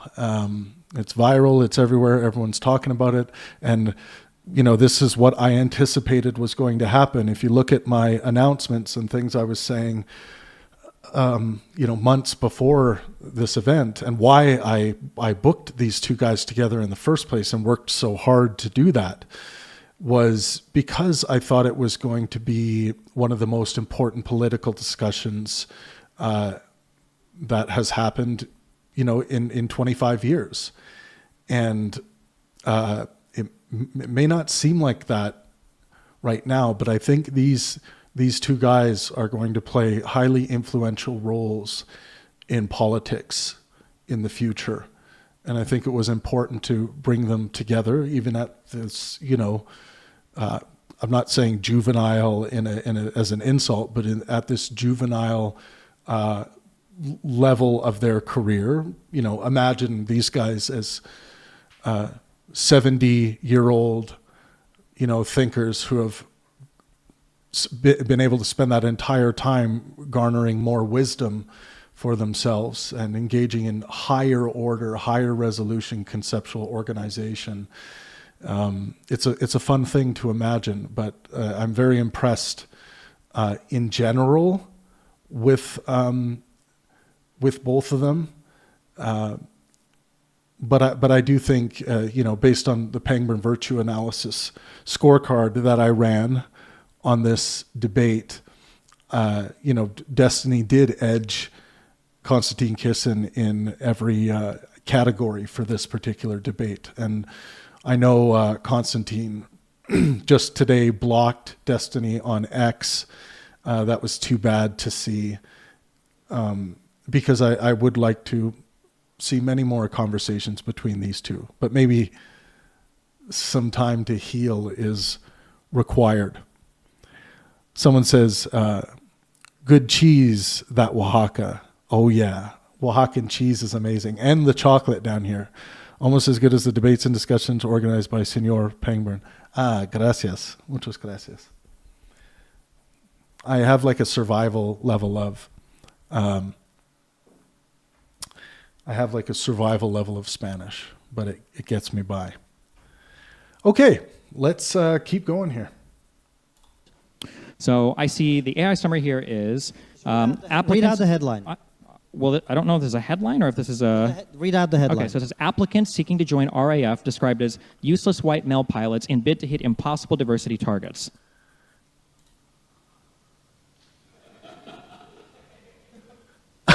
Just to be clear, just so I can understand. Thank you. Is this headline the same as no straight white men were hired? Or they had a policy of not hiring straight white... But wait. I was just so curious. Do you understand the difference between somebody not being hired because they're white? Because I'm not going to sit... If you're going to ask me, like, do you think there were ever racist people or even against white people? Of course there are. But you understand there's a difference between the entire Air Force having a policy of not hiring straight white men versus, I guess there was an email where some straight white candidates were skipped over. I don't even know if it was because they didn't meet qualifications or not. They used white men to describe them, but they also called them useless. I don't know if it was because they were white or not. You know there's a difference between those two things, right? So you don't know this story? Do you know there's a difference between those two things or no? Yes, I do. Okay, thank you. Okay, gotcha. Because I was asking for evidence of mine, but you gave me that. So like I said initially, I had a feeling if I looked this up, it wasn't going to be what you presented it as. Yeah, no, go for it. Okay. So you just denied the existence of this and you questioned it. I did not deny the existence of that, but go ahead. Stop talking. You seem to have a lot of trouble following what I'm saying. Stop but that's talking. Okay. Look, the only way to have a conversation is when people talk in turns. No, it's not. The only way to have a conversation is when two people are making a good faith effort to understand each other. My question was, did the RAF have a policy of not hiring straight white men? Yes. You showed me an email that said there were applicants that were rejected that were called useless white male pilots or whatever. They rejected applicants in a bid to hit diversity targets, which means they discriminated against white men in favor of other groups. Yes, but that doesn't mean that in this particular email, but that doesn't mean that they were not hiring any straight white men. I didn't say they were not hiring any straight white men. I said they were discriminating against them in favor of other people to hit diversity targets, which were described by the people who were charged with recruiting them as impossible to hit. In other words, they were deliberately undermining both the efficacy and the fair treatment of people in their hiring policies because of DEI. Okay, so this... Do you get it now? The position you have now, yes. And that sounds more good. realistic, that there might have been a hiring policy that favored some groups of people that weren't white over the Right. white ones Right. to cause them to get hired when it might have been in a blind trial, the white people would have been hired otherwise. Yes. Right. Do you understand that that's significantly different than you saying the RAF had a policy of not hiring straight white pilots? First of all, I don't know what straight had to do with... Are you bi? Do you get like a special application on the... Well, I'm sure you'd want to know the answer to that question. I But, wouldn't, because I would never become British. Jesus Christ. Yeah. But so Okay, so very, very interesting exchange there. But I think it's worth reading this one more time because we got their clarification. They went through the whole section on the Royal Air Force. So again, the verdict from the Royal Air Force, a supervisor said, we're not hiring any more useless straight white men. She said that was discriminatory and she was fired. So this is partly true, but Kisin compresses several facts together and overstates the exact policy claim. I'm just reading this again for the record. I think it's important, but this live stream is about specificity, hyper-specificity, rinsing, repeating to make sure we get the right information. So this is based on a real RAF recruitment scandal. The RAF's own published statement says an independent inquiry found unlawful discrimination against white male candidates in pursuit of diversity ambitions and says those ambitions had become unbalanced. So the core point that white men were unlawfully discriminated against in RAF recruiting is supported by Konstantin. Sky's reporting on the inquiry likewise says the RAF unlawfully discriminated against white male recruits in a bid to boost diversity. But Destiny's pushback was also substantially correct. That is not the same thing as a blanket official policy of not hiring straight white men. The proven finding is unlawful discrimination in favor of women and ethnic minorities to meet targets, not a literal total ban on hiring straight white men. That is what Destiny was trying to get at. Is this a policy? And the answer seemed to change or swing back and forth due to a lack of clarity. So things got a bit muddy there for sure.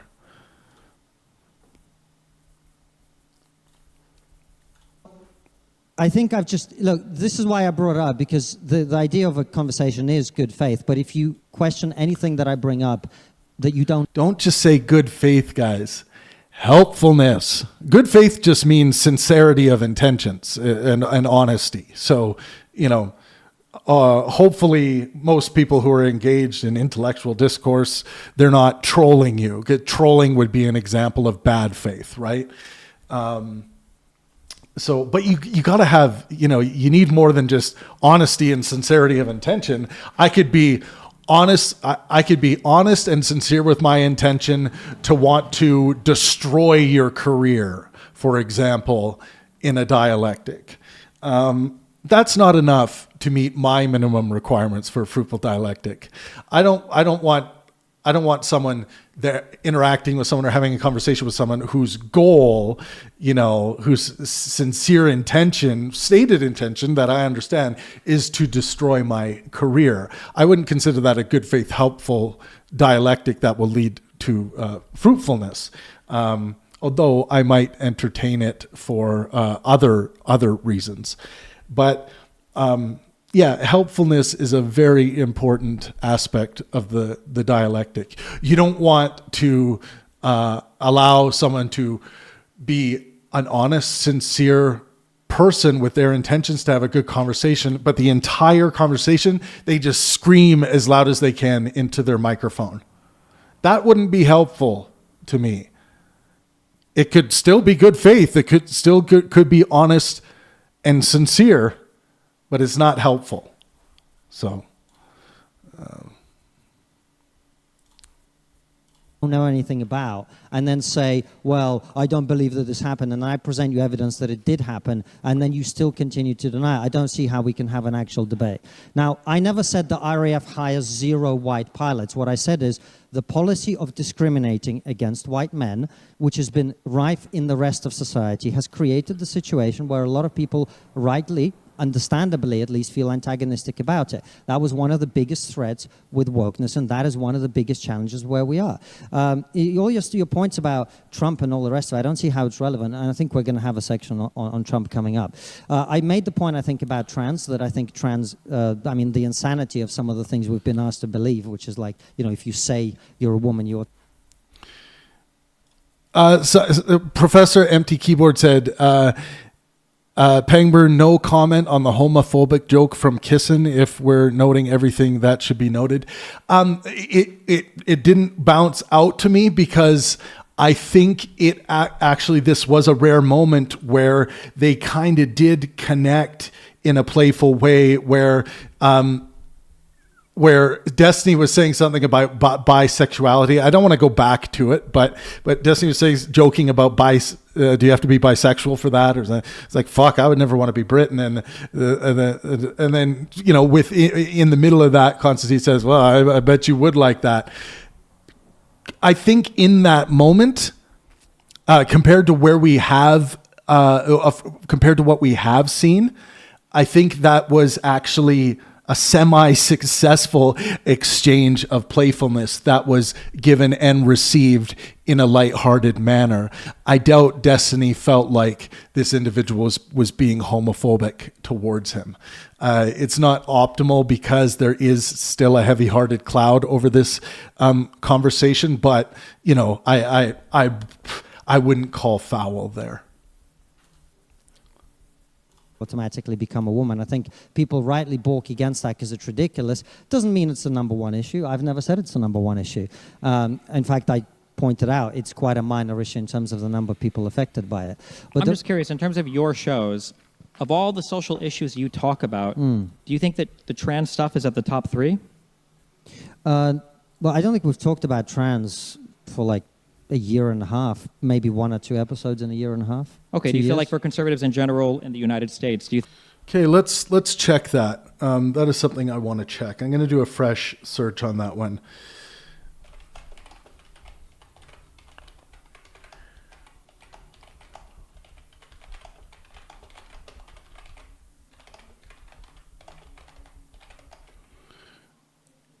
How often have they mentioned trans issues, let's say, in the past year?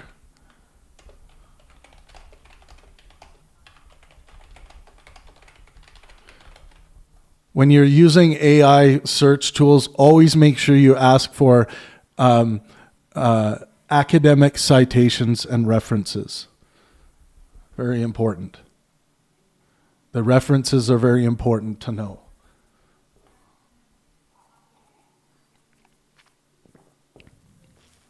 Let's see.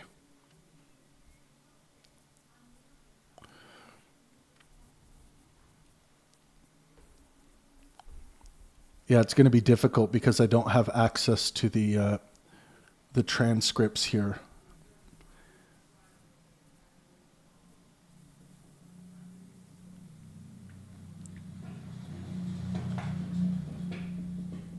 Okay, so Trigonometry releases 2 episodes per week, about 100 per year.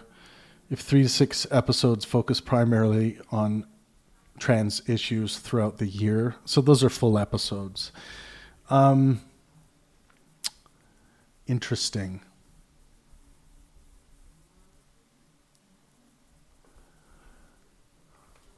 Let me see.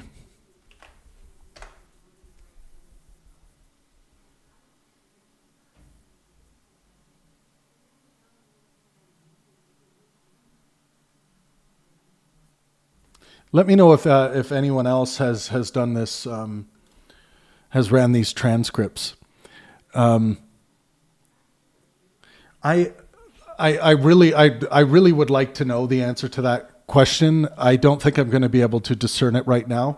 But what I will do, I think I'm going to get my assistant to do the horribly, the horrible task of getting all the transcripts together, because and what I'll do is I'll leave, see you, Timothy. Thanks for being here. I will leave a pinned comment with our findings. So let's see here. In fact, I pointed out it's quite a minor issue in terms of the number of people affected by it. But I'm just curious, in terms of your shows, of all the social issues you talk about, do you think that the trans stuff is at the top 3?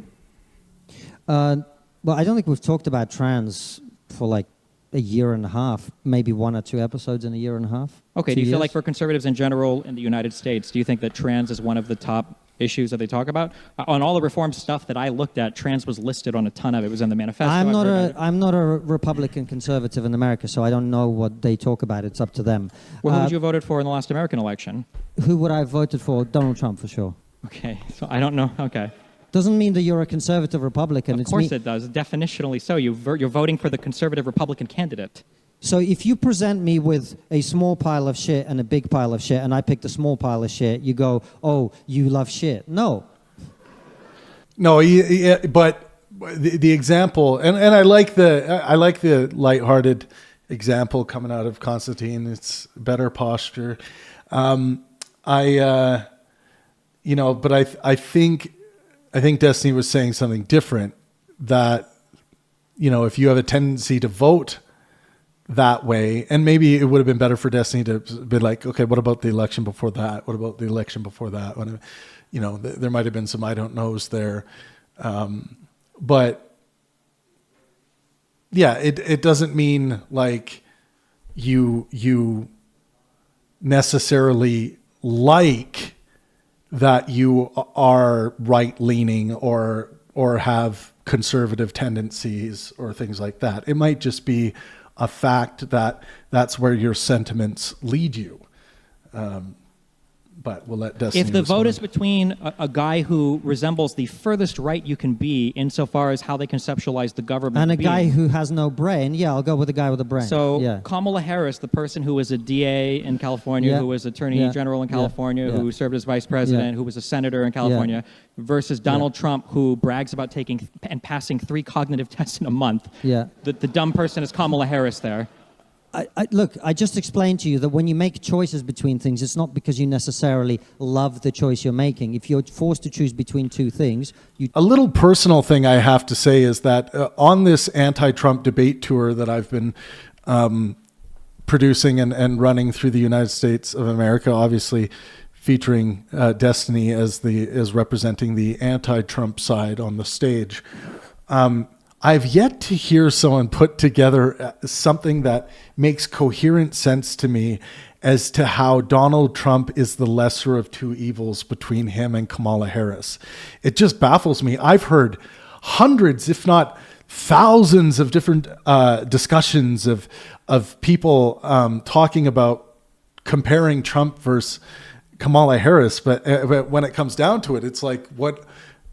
The things that I hear, and it's quite silly, is that, she just seems crazy to me, or she's got a cackle like a witch. Just some of this very like low resolution stuff. Or there'll be like a capital gains tax thing that they'll bring up. And it's like, do you really care about like capital gains that much? Like, is that a big sticking issue for you when you go to the ballot box? So it's been. I just wanted to mention that since Kamala, I should say, got brought up. I've yet to find something that makes coherent sense to I guess what I would consider to be a good argument. choose the one that is the lesser evil, effectively. Sure. I'm just curious. Over the past... I agree with a lot of Donald Trump's foreign policy. Sure, of course you do. I know you do, because you have a conservative view on foreign policy. Over the past 5 years... So I'm glad that... I'm glad that Konstantin Kisin, I think he's relaxing a little more into the dialectic at this point, and this is why like so many people are saying, well, things got better halfway through. I don't think Destiny's posture has changed that much, but I like the hitting yourself in the head with the mic, like, holy God, this guy called me a conservative again. That's allowing your lighthearted nature, your refinement and expression of your sense of humor, allowing that to come out. I think that's good stuff. I don't remember what happens right after this, but maybe I'll be biting my tongue. So you do this thing where you're like, well, I have to choose between two things. When you've had this same That's choice. what an election is. But and responding in this manner to Destiny, again, labeling him as a conservative, which I think for Destiny, it's like, this is, again, not a helpful thing to be doing. Again, it's funny, it's entertaining, but is it really the best thing to be doing in a fruitful dialectic? Now, I have to say, maybe in Destiny's experience here, in his mind, he feels like the cloud of heavy-heartedness is starting to dissipate over the conversation, and him and Konstantin can just joust back and forth with each other without, hurting each other's feelings or causing an outburst or anything like that. So it would be interesting to hear what's going on in both of their minds at this very moment of the discussion. It's a choice between two things. Well, not in the UK. You can vote. You can even see a part smile now coming out of the side of Konstantin Kisin's mouth. Far more relaxed in his body language. Far more lighthearted. Perhaps I missed the big exhale from him. Between a lot of things. We have two parties in the US, but that's okay. I can always educate you in your political system. It's fine. But so my question is, of all these things that you have to choose between, at what case in the last 5 years have you leaned to the left on and would vote for the left on versus the right? I voted for the left. I voted for a Liberal Democrat at the last election, and it's likely that I will again at the next one. I just told you this. What about in terms of supporting major issues? How many lib left candidates, I guess, do you guys have on your show, or do you talk to or support? As many as will come on. Does that mean zero? Or no. How many? Okay, because I know, Farage has been on a ton. I know you've done a lot of content with Goodwin. Okay, they're not far left, right? But we've correct. also they're right. Yeah. We've also had point, the co-founder of Extinction Rebellion, who's currently in prison for blocking roads, on the show. We've had Aaron Bastani, who's the co-founder of Novara Media, a far-left news organization in this country. We've had a bunch of. I could go down the list. Let's take a look at left-wing guests. That would be interesting. Please list.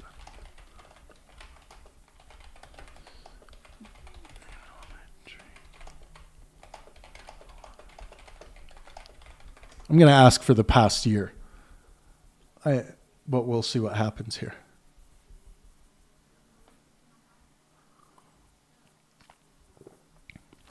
Okay, March 2025 to March 2026. Let's take a look here. Left-wing progressive guests on trigonometry past year. Kehinde Andrews, I think it is. Kehinde. Rory, and they are... they're a Marxist critical race theorist. Rory Stewart was on liberal, centrist, but broadly aligned with moderate left positions in UK. Okay. Simon Baron Cohen, not primarily political, but generally associated with liberal academic circles and progressive positions on social policy. Is that someone related to Sacha Baron Cohen? I don't know. The actor. Rhonda Patrick, not explicitly political, but commonly appears in science health contexts aligned with mainstream academic perspectives. So it sounds pretty left. Andrew Yang. I know Andrew Yang. Center-left, technocratic, former Democratic presidential candidate. Yes. Appeared previously on the show. Okay, key observations across the last year. The majority of guests fall into conservative commentators, anti-woke writers, libertarians, culture war critics. A small subset includes progressive academics or debate opponents. Okay. So it looks like based on this analysis, 1, 2, 3, 4, 5 in a year. And what did we say? They did about 100 episodes per year, I think.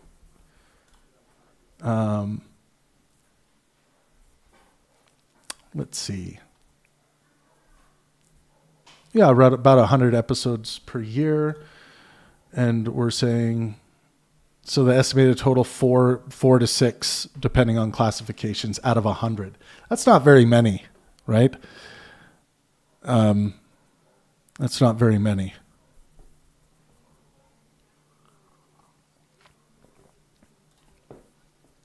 For ages, if you want, if that's what you like. I've seen like the top 10 lists of like the people that you've invited the most on are all generally We had comedian Mark Steele, who's a lefty. We had Deborah Francis White from the Guilty Feminist I'm guessing podcast. when you say lefty for these people, they're populist lefties that think that the whole institution is rotted and they don't support actively. So the guy that you just described, is he like a Labour voter? Would he support Labour? Has he supported Labour? Which guy? Mark Steele. He's a lifelong Labour voter. Okay, well then you get credit for that one, I guess. Okay, I haven't seen every episode of Trigonometry. I'm sorry. Okay. Well, maybe you should stop opining about who we have on then if you haven't seen every episode of Trigonometry. I don't think I should have to watch every single episode of Trigonometry to have a rough idea. You should know who we have on the show regularly before you make a judgment. I have a decent idea. No, you don't. You've just demonstrated that you don't. I haven't seen you. I demonstrated. I don't know every single person that goes on. Right. Like you haven't made a Twitter video saying, "Okay, well, call me left wing now." You did make one saying, "Well, fine, I'll be right wing now." Like. So it does look like only 5 to 6 left-wingers on Trigonometry in a year's time, which is not very many out of 100 episodes, right? So clearly you lean in a certain direction. Clearly people perceive you. Why do you think everybody perceives you as being right-wing then? If you're so centrist or you lean left or right? Why does the BBC think I'm right-wing? Why does everybody, on my side at least, everybody perceives you as being right-wing? Because it's convenient for you, as you've demonstrated in the course of this conversation. In what way? I'm about to explain if you just stop talking. I hope you actually explain. I will. Okay, we'll see. Okay. Can you be quiet while I do? My mic is down. Okay, good. Stop filibustering. So it's convenient to you in exactly the way that you've demonstrated throughout this conversation, where when I make a good point about anything, you say, you conservatives, and then you pivot to talking about Republicans in America, because it suits you, because... I don't think that has happened based on the analysis I'm following here. Konstantin Kisin's characterization of what's been going on. Then you can argue against things you came here prepared to argue against, instead of arguing with what I'm actually saying. What is a point you feel like I haven't? First of all, I'm pretty sure the debate... So he's got to mirror that onto himself as well, because if you remember, the first person to do that in this dialectic was Konstantin Kisin, to refer to Destiny as part of a group and interact with that group. And sure, Destiny has been doing that as well here. Topics were related to America. Number one. Were they? They were. Number one. That's okay. Number two, what is a question that you feel like you've said that I accused you of being a conservative and then I pivoted and I didn't respond to your point? Every single thing we've discussed. Name one of them then. Every single thing we've discussed. So you can't think of a single one. No, What did I not respond to? Come for on. Immigration. Know who we have on the show regularly. Let's try this again. Before you make a judgment. I have a decent idea. No, you don't. You've just demonstrated that you don't. I haven't seen you. I demonstrated. I don't know every single person that goes on. Right. Like you haven't made a Twitter. By the way, hats off and round of applause for Don Prager, who's, a massive part of the Pangburn team. And he is the one that threw together this amazing edit. And he is our video master now at Pangburn. And I love him dearly.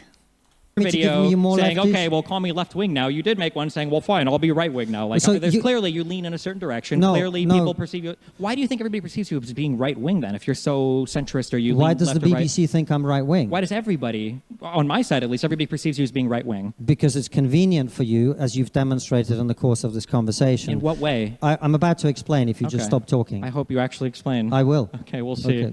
Okay. Can you be quiet while I do? My mic is down. Okay, good. Stop filibustering. So it's convenient to you in exactly the way that you've demonstrated throughout this conversation, where when I make a good point about anything, you say, you conservatives, and then you pivot to talking about Republicans in America, because it suits you, because then you can argue against things you came here prepared to argue against, instead of arguing with what I'm actually saying. What is a point you feel like I haven't? First of all, I'm pretty sure the debate topics were related to America. Number one. Were they? They were. Number one. That's okay. Number two, what is a... The debate topics were related in general to any country you want to talk about, right? For instance, the Trump topic at the end, you can talk about Trump from any country's perspective, the geopolitical impacts, whatever. You can talk about Trump's rhetoric, trade wars, how they have affected any particular country. You can talk about wokeism from any country's perspective. And you can, of course, talk about immigration from any country's perspective. So they are very global topics that we chose. The question that you feel like you've said that I accused you of being a conservative and then I pivoted and I didn't respond to your point? Every single thing we've discussed. Name one of them then. Every single thing we've discussed. So you can't think of a single one. What did I not respond to for immigration? You didn't bring up a point. You said a bunch of descriptions. You're like, well, this is true. And then that was it. You keep talking over me, which means we're not actually having... I just think that's factually untrue that Destiny did that with regards to everything Konstantin said. It wasn't Destiny, talking about, conservatives do this all the time, or you conservatives do this all the time. It wasn't everything Konstantin said, but Konstantin's saying it was everything. And now Destiny's challenging him to give him some examples so he can respond to them. Having a discussion. Because I'm asking you for an example and you're trying to filibuster. I'm about to give you one if you just stop interrupting. One point that I didn't respond to. Can you just stop interrupting? Go ahead, give me the point. Can you just stop interrupting? I'm not even interrupting. I'm waiting for you to not finish. Not interrupting means when I say something, you don't talk after that. Can you do that now? Okay. Yeah, I think going on trigonometry, I would accept the invitation, of course. And I think we would have a fantastic discussion. I know there would be an interesting conversation to be had about the atheist delusion perspective that Konstantin Kisin has shared, and I would be happy to talk about literally anything. And I think we would have it would be a lot of fun. Yeah, so I'd definitely be down for that. I'd be squeeze that into my schedule. Baby number 2 is here in July, so I gotta find a way to make room for things. Can I fuck up? Okay, go ahead. There you go. On every demonstrated throughout this conversation where when I make a good point about anything, you say, you conservatives, and then you pivot to talking about Republicans in America because it suits you, because then you can argue against things you came here prepared to argue against instead of arguing with what I'm actually saying. What is a point you feel like I haven't? First of all, I'm pretty sure the debate topics were related to America. Number one. Were they? They were. Number one. That's okay. Number two, what is a question that you feel like you've said that I accused you of being a conservative and then I pivoted and I didn't respond to your point? Every single thing we've discussed. Name one of them then. Every single thing we've discussed. So you can't think of a single one. What did I not respond to for immigration? You didn't bring up a point. You said a bunch of descriptions. You're like, well, this is true. And then that was it. You keep talking over me, which means we're not actually having a discussion. Because I'm asking you for an example and you're trying to filibuster. I'm about to give you one if you just stop interrupting. One point that I didn't respond to. Can you just stop interrupting? Go ahead, give me the point. Can you just stop interrupting? I'm not even interrupting. I'm waiting for you to finish. Not interrupt. Things are getting a bit heavy-hearted here again, right? I think we're coming up to that silent treatment moment. It means when I say something to I just want to go back a little bit in America because it suits you, because then you can argue against things you came here prepared to argue against instead of arguing with what I'm actually saying. What is a point you feel like I haven't? First of all, I'm pretty sure the debate topics were related to America. Number one. I'm sorry if I have to keep going back. That's okay. I'm fascinated. Number two, what is a question that you feel like you've said that I accused you of being a conservative and then I pivoted and I didn't respond to your point? Every single thing we've discussed. Name one of them then. Every single thing we've discussed. So you can't think of a single one. What did I not respond to for immigration? You didn't bring up a point. You said a bunch of descriptions. You're like, well, this is true. And then that was it. You keep talking over me, which means we're not actually having a discussion. So Destiny's applying a strong amount of pressure here to extract these examples from Konstantin, and he doesn't want to let Konstantin get away from it. So it's adding to this building pressure. Because I'm asking you for an example, and you're trying to filibuster. I'm about to give you one. Okay, so he's about to give him one. This is where Destiny needs to wait and get that example from. Okay, one point that I didn't respond to. Can you just stop interrupting? Go ahead, give me the point. Can you just stop interrupting? I'm not even interrupting. I'm waiting for you to finish. Not interrupting means when I say something, you don't talk after that. Can you do that now? Yep.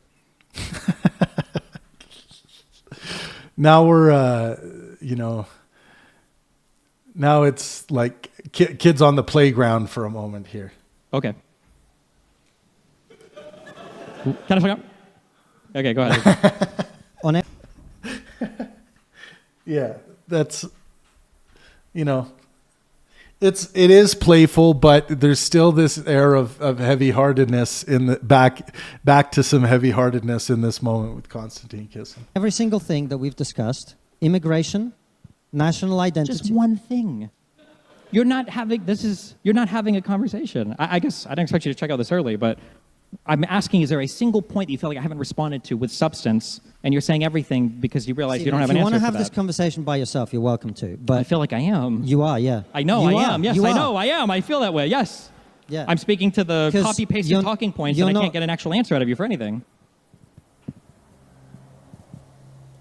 So it was at this point that I had a microphone and I was walking from the video mixing desk to the side of the stage. And I was considering interjecting at this moment. But I, perhaps my faith in them was overriding my impulse to jump in. So I continued to let them work it out. I can give you better answers if you're looking for them. Yeah. It's crazy to me that you guys cry about wokeism and snowflakes and all this stuff so much, but like. So this is another dagger. You guys talk about this and then. This is a moment where destiny can transcend what's going on here. And like if he was to like, okay, well, I would like to get this back on track if that's okay with you. And that would probably, that olive branch would probably bring, put to death the silent treatment that's happening here. You guys do it all the time. You made the claim that I'm avoiding answering any of your arguments because I'm calling you a conservative. I think you are a conservative and I labels you as such, but I'm not dodging your arguments. There's not a point you brought up that I've refused to address. That's why I asked you for an example of one, and you weren't able to give one. And that's fine if you're not able to give one, but then don't continue to filibuster and make the claim. Just say, okay, well, I guess maybe that was an unfair thing I said, and here's a point that I'm going to make that I would like you to address. That would be the time where you would say, here's a thing that I brought up. You pivoted and you didn't address that particular thing. So... with some of those daggers that Destiny first initially threw, he's also showing a great amount of openness, playfulness, lightheartedness in giving examples of what he can do to kind of satisfy satisfy the conversation at this point where they're at. Just give me some of these examples, and I'm ready to respond to them if you don't think I've sufficiently responded, or if you think I truly have dodged something. That would be a thing you could do if I was actually dodging and pivoting from all your points.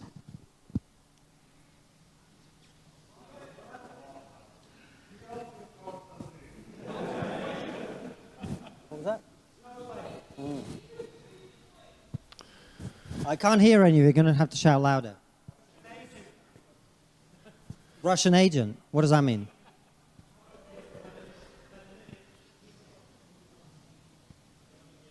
So you're saying that because I'm from Russia and I have opinions you don't like, I'm a Russian agent? Why are we debating the crowd right now? I'm still here. Is that what can you're you not saying? can you really not answer my questions that much? I'm just not very clear. Is that what you're saying? Let's not yell out questions from the audience. Let's not get into that. Let's try to let the... So this is the most uncomfortable I think Konstantin was. He kind of checked out from what was going on with Destiny.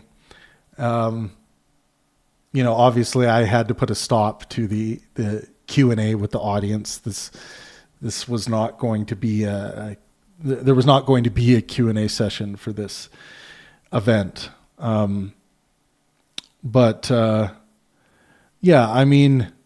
Obviously shutting down like this, I don't think is the answer. Quitting in the dialectic, especially when you're booked to speak on stage in front of a live audience, and the conversation's still rolling.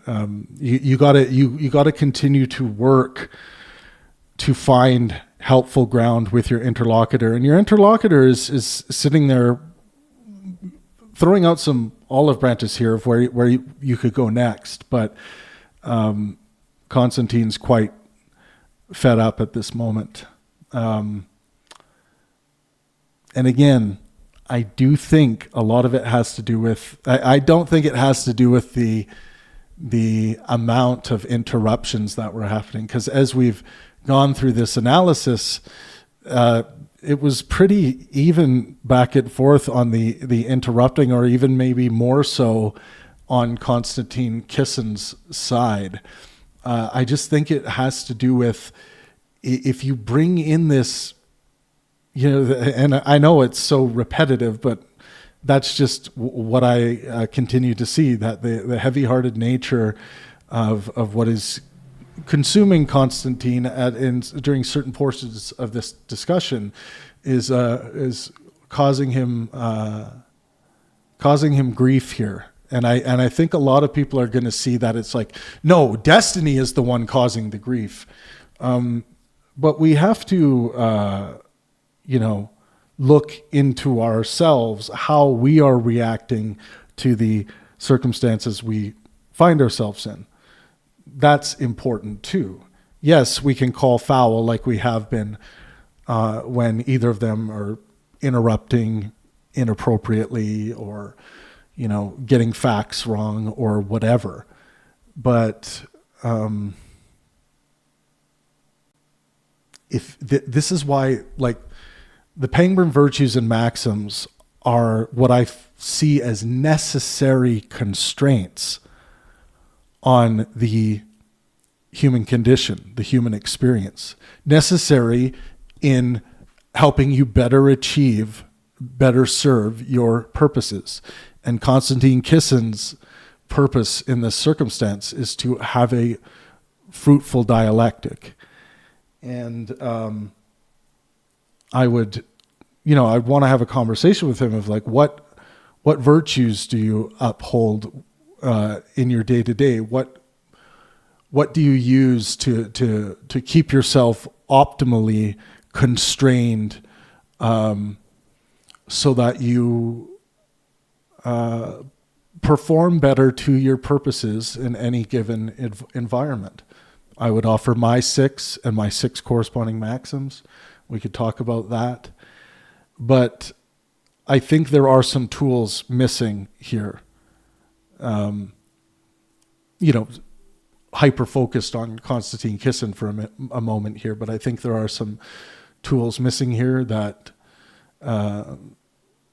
probably might just be to a lack of experience or wisdom, or high resolution philosophical work, which is obviously, I think anyone in this domain should be rigorously involved and entrenched in study. I spend 8 hours a day entrenched in either study or high resolution philosophical discourse with other philosophers. And to get to that level of ease, that level of lightheartedness, even when most of the fans in the audience are Destiny fans here. There wasn't a ton of support for Konstantin Kisin in the audience. But if you bring a fallible, lighthearted nature that's interested in maximizing well-being for yourself and those around you, patience, ultimate patience for the ideas that you detest, which surely there are a lot coming out of Destiny's skull in this conversation, and let your inspiration of art and science guide your dialogue and your thinking. Things like this are very important for every thinker to eventually come to. What system are you operating under? And if you don't have a system, or you're having a hard time articulating it, there's a lot of work to be done. But, okay. Dialectic, get back on track here. Simple question. What do you feel like I haven't addressed? Every single thing that we've discussed. Destiny asks very softly after things went south, seemingly wanting to keep the dialogue going. What have I not addressed every single thing we've discussed? Yeah, I think this would probably be viewed as a regrettable moment from Konstantin Kisin's perspective. Obviously, I'm not in his mind, but this is fallacious. This is overgeneralization of the experience that leads to factual inaccuracies. A lot in this case. Okay, let's run it down. So you said I didn't address immigration, right? My point on immigration is that you guys have fear-mongered about immigration, and every single policy that you've tried to enact has failed. Every time you say you guys, you've already lost the argument because you're not arguing with me. Okay, well, I asked you for a clear... So Konstantin is right here. It's not right that he's automatically lost the argument, but it's a unhelpful posture. It's an unhelpful directive. All Destiny has to do is just cut out the you guys, stop talking to an archetype, a caricature, or whatever it is that he has Konstantin Kisin in this moment, and focus on your interlocutor. It's a small update. Stance on whether or not you thought Brexit was good on net. You literally said you would not answer the Brexit question. When I asked if you were God, you could push a button. You literally said, well, I don't know. I couldn't do that. Said immigration. Immigration, not Brexit, immigration. Sure. Well, Brexit was a part of the immigration argument, right? Not for me. For the majority of the... Oh, my God. I'm sorry. It's okay. What question did you even pose to me with regards to immigration that you felt like I didn't answer? I don't think you even posed a question to me. What you failed to do... we started this bit of the... just listen, okay? Just put the microphone down and listen. I'm listening. Just put the microphone down for a moment and listen. I'm going to hold it right here. Now you carry on. I'm not going to talk if you keep interrupting me. I'm not interested in I'm this. not interrupting whatever you. This is. You are. I'm literally not. I'm asking you a question. You just refuse to answer. This is the game. How did I do it again? I'm asking you a clear question. You can't give me an answer. I'm not going to talk to you unless you listen to what I'm saying as well as me listening to what you're saying. I am listening. Okay, good. So we started this bit of the conversation, right? Talking about the exchange that we just had. That's what we were talking about, right? And you made your points, and I tried to make my points, and you keep interrupting and talking over me, right? I've addressed immigration, and I've addressed every single other thing that you brought up. And the moment I do, what you do is you say, well, you conservatives say this, you conservatives say that, in order that you can then argue with things that I haven't said. So this is fallacious thinking. This is overgeneralization. It's lacking specificity in the specific moments that he did this, and it can be hard to recall those very specific moments when you're in a position like this. It's hard to do that. There's been a lot of information exchange, which is one of the reasons why you should come to realize that this is just going to be an inaccurate summarization of what has occurred. So it's just this is not a wise path to go down. And that is exactly what you've done throughout this whole thing. So when you ask me, why do people say that you're a conservative? It's because it's much more convenient for them than addressing the arguments that I'm actually making. And you've demonstrated that throughout this entire discussion. That answers your question. Okay, what is the argument that you're making with specificity to immigration? What does Konstantin's... Calling for specificity is a beautiful posture here, by the way. I do feel like Destiny is trying to get to specific questions to eliminate some of these overgeneralizations. Ideal immigration policy for Great Britain look like? And who in the past have you supported their vision for immigration to the United Kingdom? Sorry, because I jumped in, which I shouldn't have done. Second part. Second part. Yeah. No, who have you supported historically over the past 10 years, whose idea for immigration, I guess, have you supported policy-wise, politician-wise? Who would you support right now? What is your ideal vision for immigration? I have eaten foliage, says Pangburn. In general, generalizing people is not good, but centrist right-wing archetype, the facade of being not right-wing, is broken. Dynamic destiny is committed to expose. That's fine that he's committed to expose that, but he is interlocked with another human being in this moment. He doesn't need to spend time. He can talk about archetypes on other occasions until the cows come home. He should be focused on this interlocution with this human being across from him. And if he notices that it's not serving to be helpful in this conversation to reference these archetypes, and this person as part of the archetype, it only seems more rational to any discernible purpose of fruitfulness in a dialectic to interact and communicate with the person sitting here before you as opposed to the archetype. It's fine to maybe call it out on occasion, but it really does get in the way of fruitfulness, I think. To the United Kingdom. Yeah, it's a very good question. So my ideal vision for immigration in this country would be something like probably 40 to 50,000 people a year, highly selective, which means that you really have to qualify in terms of your skill set, ticking all sorts of other cultural compatibility, age, and so all sorts of other things that basically mean you're likely to be a very positive net contribution to the country. You're probably going to have the ability to earn and pay more tax than you receive in benefits over your lifetime. You're unlikely to commit crime. You're unlikely to become a terrorist. You're unlikely to do things that we wouldn't want you to do.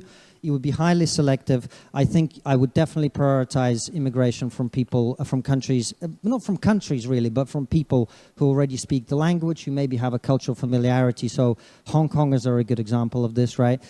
These are people who are formerly part of the British Empire, speak the language, they're able to come over, integrate very easily, and make a good contribution. So something like 40 to 50,000 people a year. But again, it's a democratic thing. So if the British people vote to have zero immigration, that's their right. If the British people want to have 300,000 people come a year, that's their right. The part of the problem we've had with immigration in this country... Wait, can I ask just quick? No, just let me just finish this bit and then you can ask whatever you want.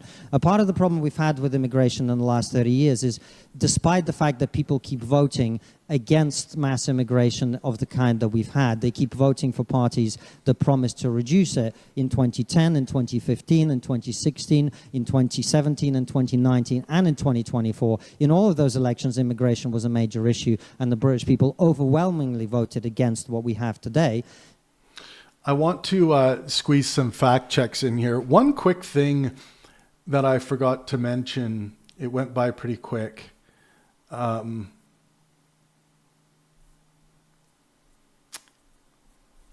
Where is it?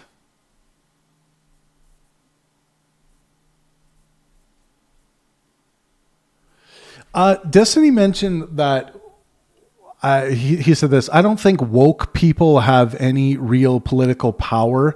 It tends to be college kids and people on Twitter. It's not a strong factual claim. So this is more rhetoric than measurement, but taken literally, it's false or at least badly overstated. In both the US and UK, progressive ideas around diversity, race, gender identity, and inclusion have had real influence in universities, NGOs, corporate HR, professional associations, parts of media, and some public sector institutions. The RAF case itself, that was mentioned earlier, weakens Destiny's claim that these ideas are just campus Twitter noise, because it shows diversity-driven discrimination issues reach a major public institution. That does not prove that wokeism is ruining society, but it does show there has been more than zero institutional power. So there is real institutional power, I think.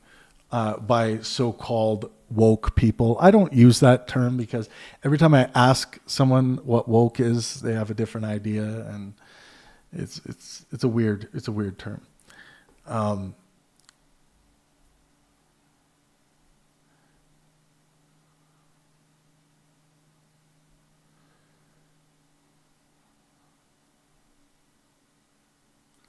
Okay, so we're caught up to so Kisin says his ideal immigration level is 40 to 50,000 people a year, and that it should be highly selective. This is obviously a policy preference. We already went through that. There was a factual claim here just now. British people keep voting against mass immigration in 2010, 2015, 2016, 2017, 2019. The verdict is directionally plausible, but too compressed. Immigration has indeed been a major political issue across those years, and parties repeatedly promised control or reduction, but quote, the British people overwhelmingly voted against what we have today, end quote, is an interpretive gloss, not a precise electoral fact. Voters choose among bundles of issues, not single issue plebiscites, except in the EU referendum. So this is rhetorically understandable, but not clearly demonstrable in the literal way stated. So I hope that makes sense. Despite that fact, we've actually had the opposite of what they voted for. So I want managed, highly selective, low numbers, high compatibility, and I want it to be in line with the democratic wishes of the British people. Okay, so then a statement and then a question. So I would argue that the reason why... Steve says, why are you stopping the video now? Well, this is an analysis walkthrough. There's going to be a lot of stopping and taking our time to make sure that everything's factually correct that's being said. We're doing dialectical analyses. And then you said, right in the middle of this response, you bring this up, clown. Is this how you conduct yourself to other human beings?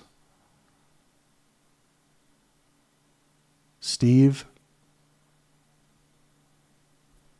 I think you can do better as a human being. Let's continue. People have voted for lower immigration and they haven't gotten the lower immigration is because I don't think people tend to vote for higher or lower immigration. I think that people vote for where they feel problems are, and I feel like people sometimes scapegoat immigrants as a class of people for why these problems exist. So if housing is high, you vote for less immigrants. Or if the job market is bad, you vote for less immigrants. Or if the NHS wait times are too high, you vote for less immigrants. Or if Brexit is losing too much sovereignty, whatever, you vote for less immigrants. I feel like when it comes to these issues, the immigrants become this catch-all scapegoat, which I'm not even saying, and again, you can label me however you want, but like I'm not a woke person when it comes to immigration. I don't think there's anything wrong with being selective against certain groups of people. But I think that the reason why there's such this pressure for the government, the majority government, to have more immigrants come in is because they know that as much as people might feel a certain type of way about certain types of immigrants, that the collapse of the NHS or the collapse of the education system or the collapse of the local economy is going to be worse than allowing more people to come in and work those jobs.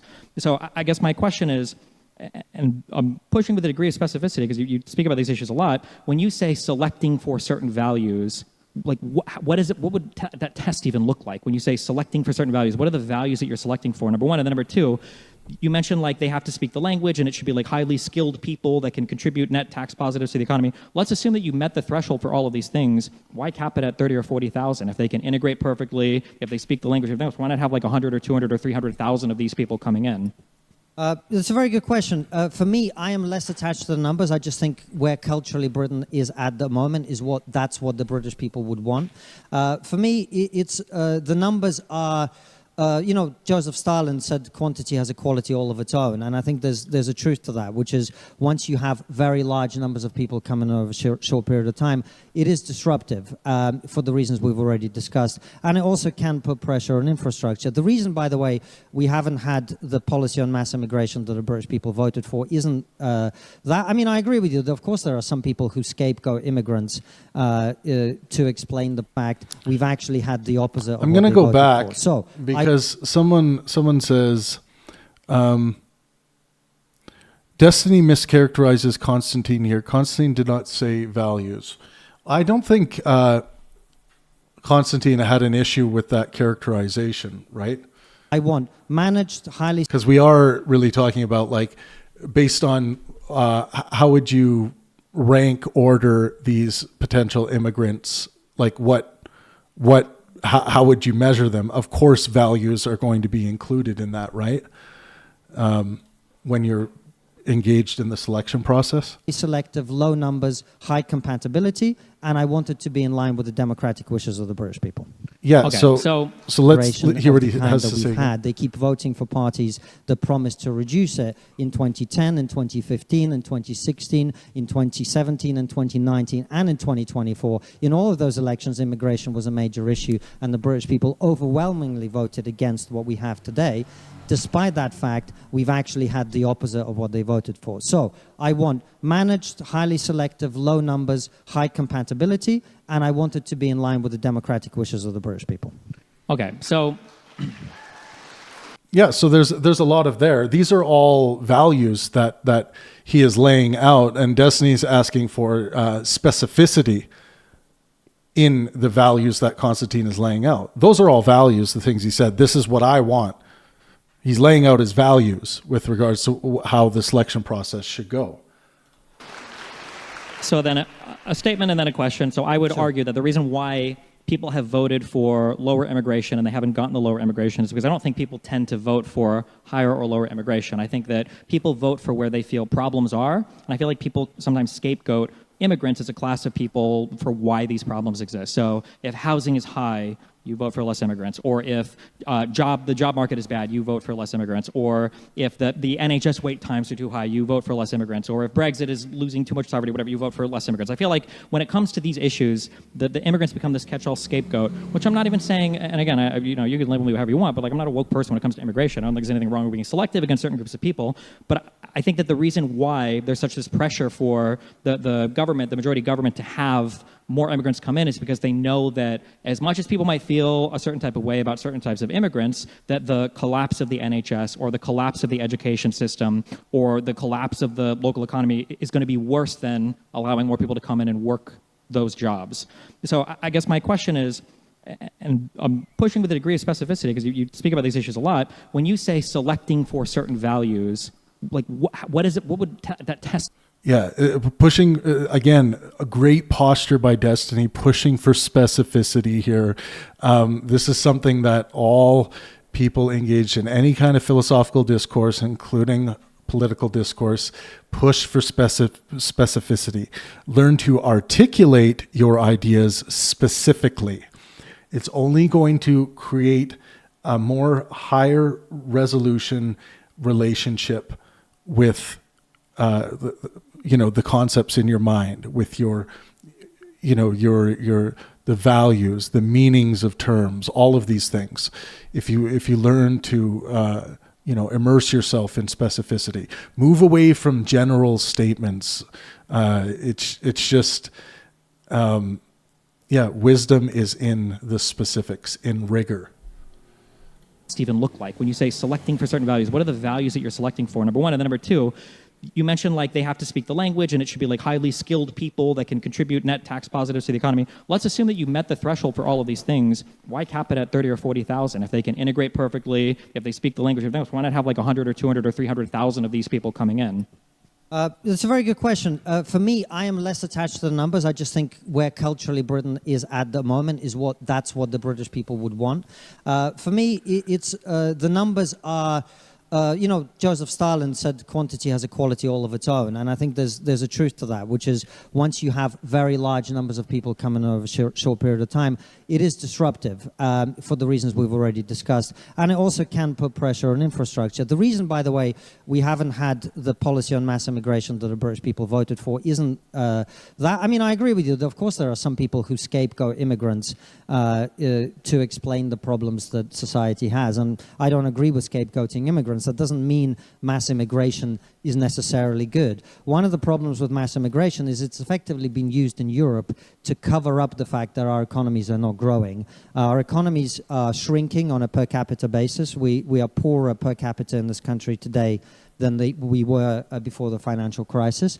And the reason we haven't had the policy of controlled immigration that people keep voting for is that bringing in more bodies is the only way politicians can pretend our economy is still growing. That's actually the main reason that this has been happening.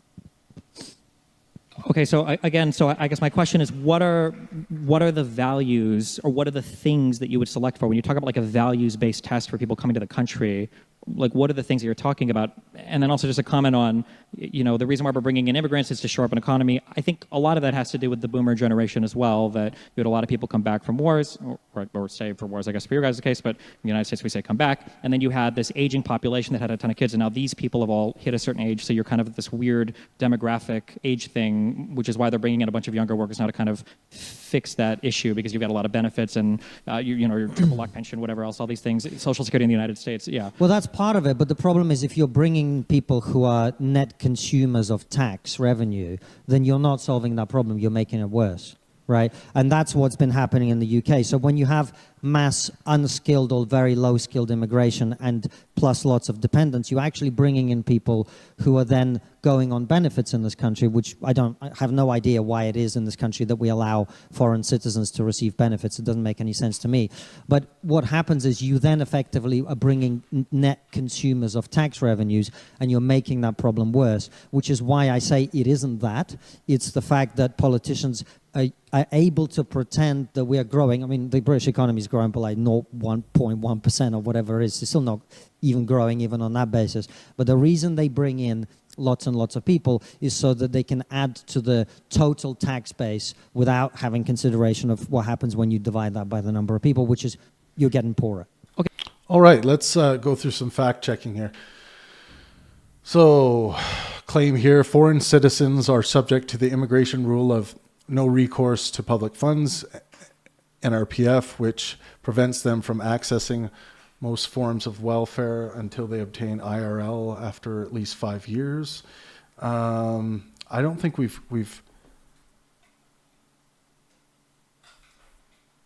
in every single part of the world. Let's keep going a little further here. Okay, so then let's say that everything you just say is true. And I would agree that bringing in people to consume welfare, now I can't speak to the exact immigration schema that you have in the United Kingdom, but let's assume that that is happening, then why not speak to changing those policies rather than attacking the concept of like, well, 200,000 people came in and they're all leeching from the welfare. Why not just say that, if people want to try to immigrate, we'll do this. However, we're going to forbid people from qualifying for this much welfare. In the United States, you have to make a certain amount of money to qualify for visas or, long permanent resident cards, green cards or whatever. Why don't I ever hear a conversation about that, changing the incentives? Well, that's exactly what I advocate for all the time. That's literally what I say every time I talk about immigration. Okay. That's good, but because I feel like I just heard you talk a lot about it, and it was just reducing the number, high skilled only, reducing the number, but having like a cap on. The thing you just described is literally what I advocate for on a daily basis. Okay, I hear you talk a lot about the other stuff, but maybe I've just happened to miss those things. The thing that what I believe about immigration, one of the problems is. So we're at a very, they've found a good pace here,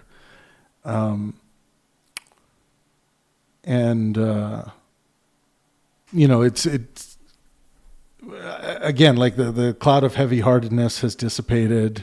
They're able to engage in back and forth. They're able to interject with each other. There's a good flow and pace to the conversation now. It's nice to see. I do have some fact checks to read here, but I'm going to let them get through this section first, and then we'll go through them. Because for the reasons we've already discussed, when you've had this open border policy combined with, the mantra diversity is our greatest strength, you build up a lot of resentment with other people against immigrants.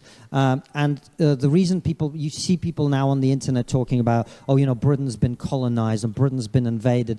I don't like that language. I understand why people use it, but I don't like it. And the reason I don't like it is I don't blame people for wanting to come to Britain. Britain's great. Of course they'd want to come here. I believe that what we need to do is change policy so that the British government is doing things that are in the interest of the British people. And it's not in the interest of the British people for us to be spending £14 million a day on illegal immigrants. It's not in the interest of British people to be housing, clothing, and feeding people who've come here from other countries who are not British citizens and who are not paying tax here. We shouldn't have foreign nationals in social housing. We should not be providing benefits to foreign nationals. And I say, so we do get to the same problem with, this 14 million pounds a day issue that's being repeated here that we already discussed in part one. This is, of course, misleading. This is the same category error from the earlier section. Large daily spending figures relate mainly to asylum accommodation and support, not a cleanly measured category of illegal immigrants. And many asylum seekers are not legally classified as illegal immigrants in the simple way the rhetoric is implying here. This remains a misleading formulation. So,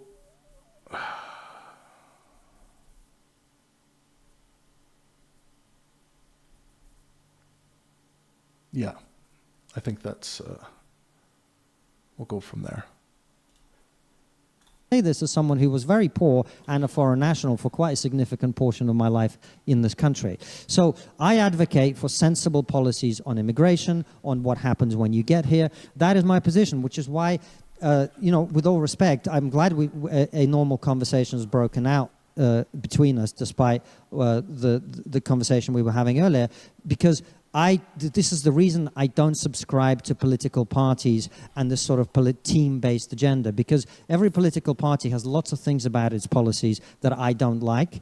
I don't like lots of things about left and right political parties. I like to advocate for the things that I believe are positive for this country. I think a positive, carefully selected immigration policy, and then putting the interests of British people who are already here, who are nationals of this country first, is exactly what we should be doing.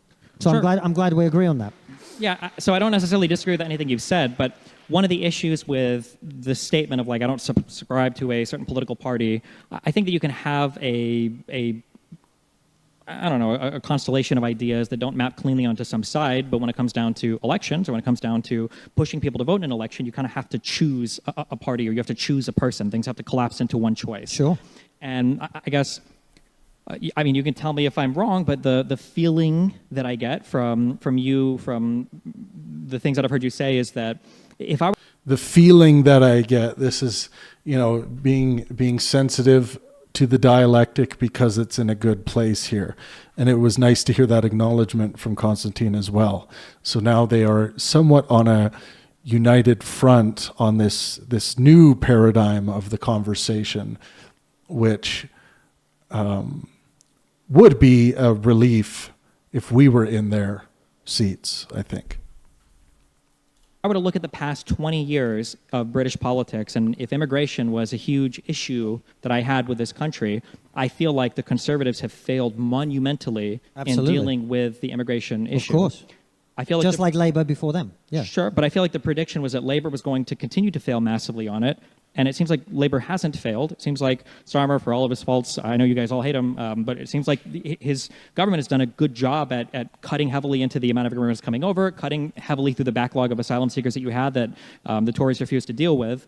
But now, on the eve of all these Tories beginning to look like they're going to flip to reform, I feel like all of the people who are opposed to the mass migration or mass immigration narrative are going to try to support reform, when all of these people have seemed to fail to deliver on these reductions.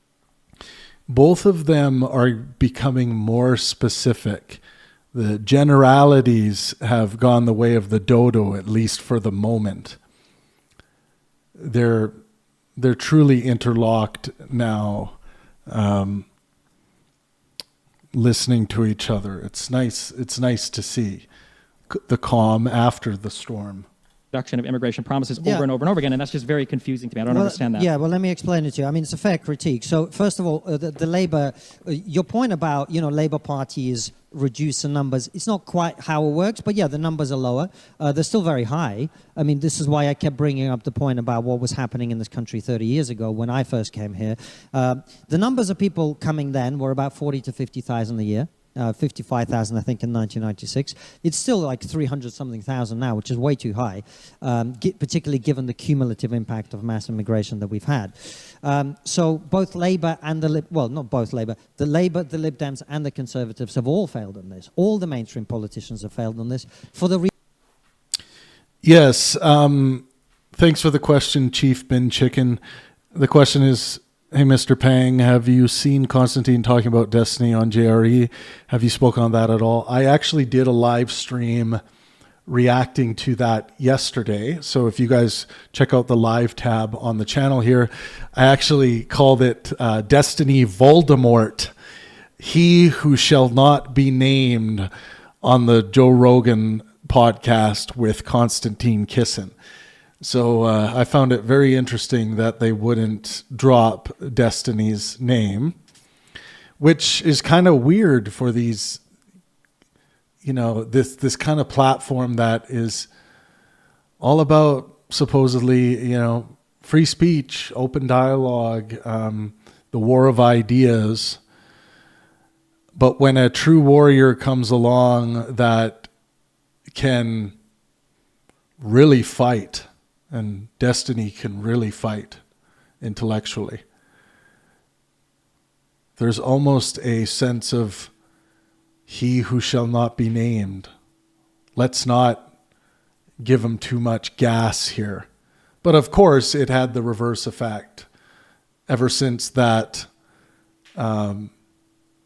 little bit at the end of their recent podcast, there's just been floods and floods of more people, new viewers that have really never watched much Pangburn content before, because I get to see that in my analytics on my YouTube channel, and just floods of new people coming in. So it's fantastic. This is the kind of reach that I imagined this event would have. And I think it really does have everything. It has the struggle. I described it as like a Shakespearean epic, and I really think it is that. It has that, the struggle, the violence, the comedy, tragedy, the wit, the heavy-heartedness, lightheartedness, all of it. Fear. Yeah. reasons that I gave you. Sure, and let me address the point about right? reform. Like let me the address. But I was, it was very interesting to hear Konstantin Kisin mention that, that he hadn't shared the discussion because he didn't want people to waste their time with it.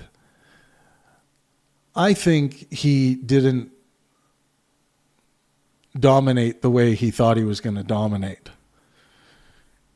And maybe he thought he was going to be able to, have things his own way, which is not what a dialectic is about.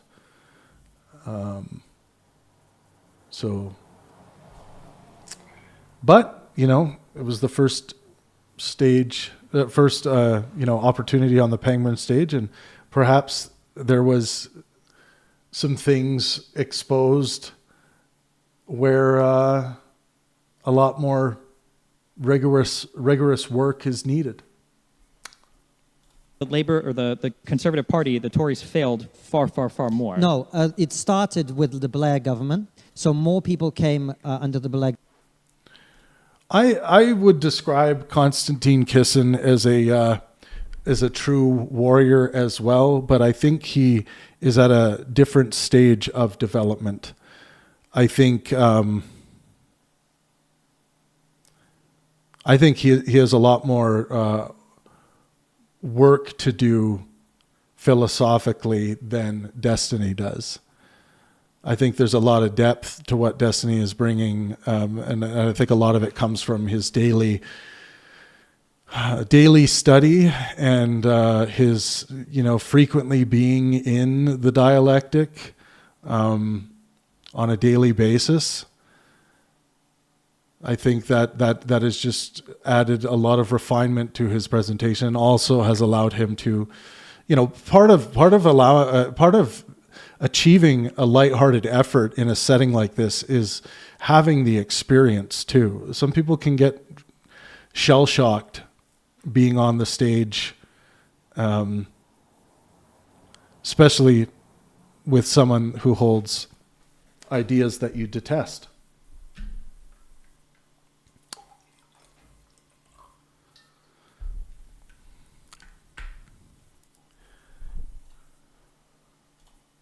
Government.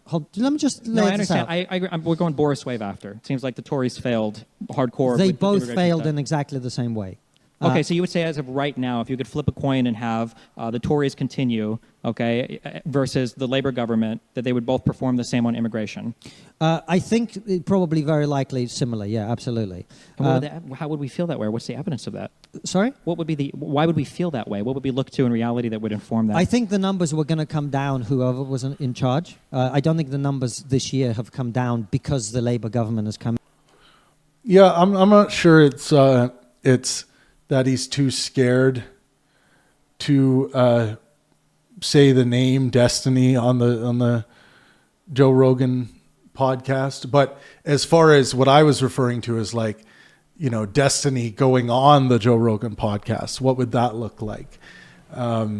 It would be very uncomfortable for Joe to what he's typically used to. I don't think, Konstantin has said Destiny's name. He's promoted all the material. I know Trigonometry after the event has accepted the collaboration link that sends the debate to their audience as well. So, I'm sure Konstantin Kisin will inevitably have to mention this more at some point. Because I don't think it's going to go away. I think it's going to build up to be his most famous discussion to date. That being said, one of the most famous Jordan Peterson discussions to date was his discussion with Matt Dillahunty. And I know to this day, Jordan Peterson has not ever promoted that discussion. I think, and I don't hate Jordan or anything. I'm very friendly with Jordan, but I don't think he wants people to see that discussion. And maybe that's similar to what the case is here. I think they were likely to come down anyway. My point is something else. Immigration under both governments is way too high, particularly given its cumulative impact over time. But your point about a few Tories defecting to reform, it's not all these Tories. It's like 3 or 4 people in terms of the MPs. They were all people who would have been pretty hawkish about immigration, and when they were in power, tried to do something about it and were prevented from doing anything about it by their own party, which is why they're now moving to reform. I've voted. I think I've voted for the party I've voted most for in my life are the Liberal Democrats. Second most would be Labour. I think I might have voted. Yeah, I think I voted Conservative once, and I've never voted Reform. So, okay, I guess when I look at, so here's a question. I guess when it comes to the immigration thing, let's say that for the next 5 years, we could float this idea of capping immigration at 30 or 40,000 per year to the UK, but it would mean I won't say severe, but somewhat of a degradation or a continued degradation of the services that the NHS provides, and then an increase in the cost of education, that the costs are going to continue to go up, but we can cut the amount of immigrants coming in as a result of that. Do you think that's a trade? Is it a trade that you would support? And do you think it's a trade that most British people would support? I definitely think it's a trade that most British people would support, but I also don't think that that is actually what... So we're in a church. This is for all the atheists out there like me. We're in a church. The conversation is becoming more lighthearted It's flowing well. And then the light starts shining through the church windows onto their faces. God exists, direct evidence. What would happen? I mean, first of all, given the decline in birth rates that we are now seeing, schools are shutting anyway. So you don't need foreign teachers to teach British children. That's not really happening. In terms of foreign students for money, right? Hold on, but you mean for universities? Yeah. Yeah, I mean, foreign students are coming in and paying fees and then going back to their country. I think it's totally fine. I've got no problem with that. We're exporting a British service. No issue with that at all. But in terms of the NHS, I do think it would have a short-term impact on the NHS, but we have to train British people to do those jobs, inevitably so. And that short-term impact will be disruptive, but it will be worth it. But my broader point to you about mass immigration beyond specific shortages in specific industries, which, by the way, are exaggerated. You've got to remember, right, in what is effectively a market economy, when you have a shortage of labor, what that does is increases the wages that people are willing to offer people to do those jobs, and that then creates more people who come in and do those jobs. Super quick bathroom break here. Everyone take a bathroom break. Make sure you smash that like button on the stream. I would deeply appreciate it. I'll be like 2 seconds.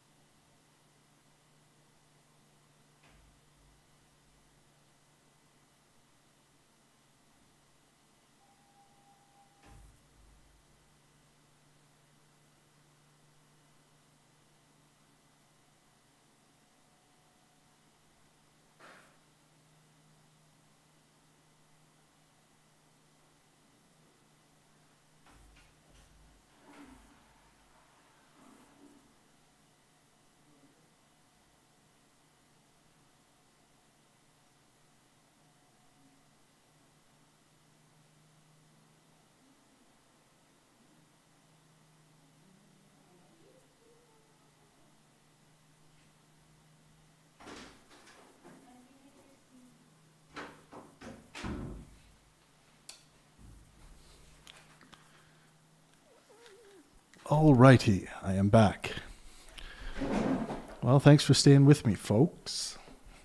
So, but it also increases the cost of those services. Yeah, right? of course, but because British people are being paid properly to do those jobs, to me that's a trade-off that's perfectly worth it. The cost will ultimately rise more than there will be a concentrated industry that might be paid a little bit better, but the cost overall of the things, so like the NHS, wages would for increase. British people will go up, which will help them to be able to afford other things that they want, right? I am perfectly happy for British NHS staff and doctors to be paid better. Wouldn't you agree with that?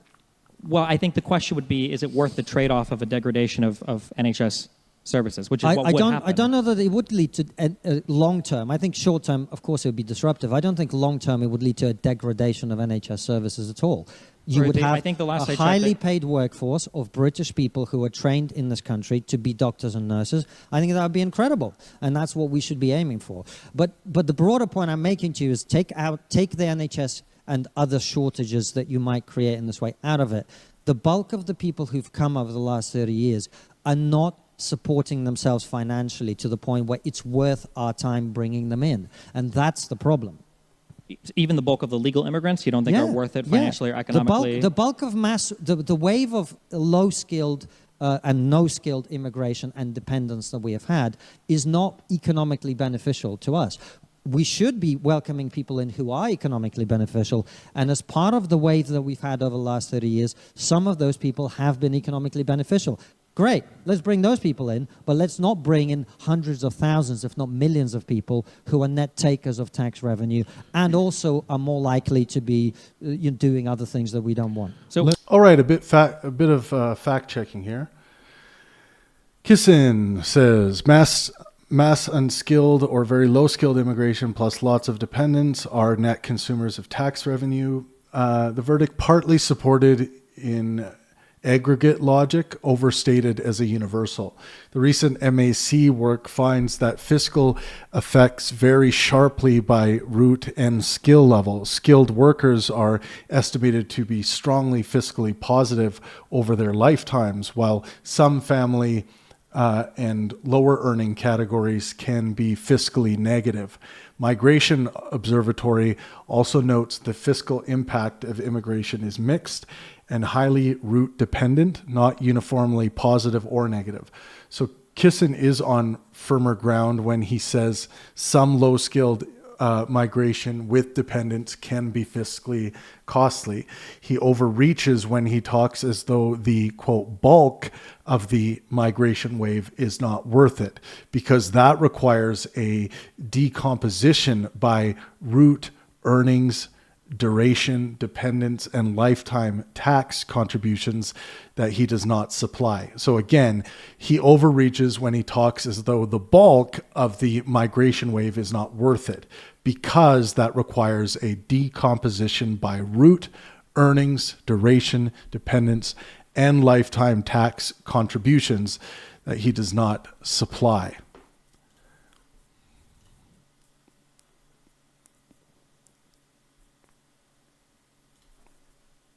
Let's do well, real final, quick. Yeah, final thoughts. just a quick question. What do you think then is the incentive of a conservative government to bring in more immigrants, if not to desperately fill jobs that they feel the economy is going to be lacking? We talked about it earlier, didn't we? Well, yeah, but when I checked to pretend the economy is growing when it's not. That's the incentive. But if they're net takers of everything, wouldn't this would increase your debt and your deficits? No, it would what hurt happens? Well, no, what happens? The way they think about it is like this. Let's say By the way, everyone, this analysis is kind of like the play-by-play from start to finish. I'm not applying my own normative opinions, my own prescriptions with regard to policy here, as you probably have noticed if you've been paying attention. I'm more focused on the dialectic and analyzing that and fact-checking. But there will be a full fact-checking video that's very clear and concise, that's being worked on right now. All three parts in one video, so people will easily be able to access it. And it's very quick and to the point. Much better for the YouTube algorithm, which, we do have to consider what is going to allow for the greatest amount of reach, especially when it comes to this section, fact checking, which is not popular to begin with. that you're a family, you've got a wife, 2 kids, right? And you have a total household income of £100,000, okay? And your wife says, we need to grow our household income. Let's bring my parents in. Let's bring the in-laws in. They earn 20,000 a year collectively together. So you bring in, now your household income is 120,000, except you now have to divide it among 6 people instead of 4 people. That's what they've done. They are the wife that says, let's bring the in-laws in so we can pretend our household income is growing. I understand the analogy, but I feel like it would be more you have a household of 4 people, and then there's also some kind of work that needs to be done. Maybe you need grandma to knit, and you need grandpa to mow the grass or something. And if you can't afford to do it, you have to hire out somebody else to do it. Yeah, but you can't pretend you're getting richer. You're getting poorer because you now have to feed 2 more people. Yeah, but if you didn't bring those people in, the cost for everything would be so much higher that at the end of the day... It wouldn't. It wouldn't. Okay. This is a mean question, but just to push, because it's frustrating because, but in every single part of the world where this is tried, it is the case that bringing in even low-skilled immigration bolsters every part of your economy. With some All right, let's fact check that claim by Destiny here. So Destiny just said, in every single part of the world where this is tried, bringing in even low-skilled immigration bolsters every part of your economy. The verdict here is this is false as stated, much too absolute. That is an overstatement. The economic literature does not show that low-skilled immigration, quote, bolsters every part of an economy in every place it is tried. Effects vary across wages, fiscal balance, housing, public services, employer profits, sectoral labor shortages, and short-run versus long-run horizons. Some effects are positive, some are mixed, and distribution matters. This is a classic case where Destiny's confidence outruns the evidence. Exceptions, especially in Europe and the UK, where you have weird rules around like asylum seekers not being allowed to work for a year for whatever reason, which I think is a whole other issue to bring up. But this idea that if we just cut off immigrants, all of our native people can just work these jobs and it'll be fine. Like I hear this rhetoric from so many people all over the world, and this has never worked anywhere ever. Well, if bringing in 8 million people as we've done boosts your economic growth, and why aren't we growing? Well, I think Brexit hurt quite a bit. Number one, I think number two. We're doing better than other European countries, which, by the way, have also done mass immigration. The reason our economy isn't growing... I'm pointing it out. Your goal wouldn't be to other European countries. Your goal would be compared to where the United Kingdom could be otherwise. And I know that for all of your issues with EU immigrants from Eastern Europe or whatever, you've basically replaced all of those now with a high amount of just Indian and Pakistani immigrants, which earlier seemed like the ones you had the biggest problems with. So it seems like in terms of immigration or getting the types of labor that you would want to this country, that was pretty significantly impacted. Brexit didn't do on immigration what people wanted it to do. Yeah. It's one of the reasons I didn't vote for it, just remember. Sure. Yeah. Okay, should we move on? All right, yeah. Let's move on to the next topic. Is Trump's approach to political issues dictatorial or reflective of democratic consensus? All right, now we're on to Trump. Thank you for being with me this whole time, everyone. Make sure you smash that like button. Who can stay up late with us to finish off this full-scale analysis? Yeah, I think, almost definitionally, Donald Trump views himself as a guy who should be able to operate the entire executive branch just through the White House. There's a number of examples of this. I mean, we can run through any of these. I'm not entirely sure what your position would be on this. I'd be surprised if it was anything different, but yeah, you can tell me. Or I can define more things or whatever if that would make you comfortable first, I guess. Well, yeah, maybe you can define dictatorial for us, actually. Sure. So when I think of dictator, I think of single man type rule, where there's a single person who feels like they have more legitimacy, well, I would say than the other branches of government, but he would be the government essentially. So I would say examples of this are the way that Donald Trump treats his Supreme Court. I would say that the way that he's... Stephen, I'm sorry to interrupt. Just define, I just couldn't quite hear it. So Sure. It's a single person who feels he has more legitimacy? More can enact power through his will alone, basically. His will alone? Yeah. So he doesn't have to follow the law? He feels like he's above the law. He's above the law. He feels or he's acting like, somebody in the audience might feel like they're above the law, but it doesn't make them a dictator, right? No, but it would make them dictatorial. If someone in the audience thinks they're above the law, that would mean they're dictatorial. Yeah, it would be a dictatorial personality. They might not be a dictator because they don't have the power to be a dictator. Okay. And if someone is, say, the president, and they can be voted out, and they will be voted out, would they still be considered dictatorial? Yeah, they could be dictatorial. Yeah, of course. Even if they can be voted out? Yes. Really? Yeah. To me, a dictator is someone who just basically retains power, including by force. If you can be voted out, how can you be a dictator? Well, I mean, you have some people who will change their voting systems in order to be elected over and over again. Like Vladimir Putin, fair. Sure. Or so Putin Evo Morales. is a dictator. Yeah. Sure, yeah. But if you can be voted out in a free and fair election, then can you still be a dictator? You could. I mean, you could nominate the next person in line to be the next king or president.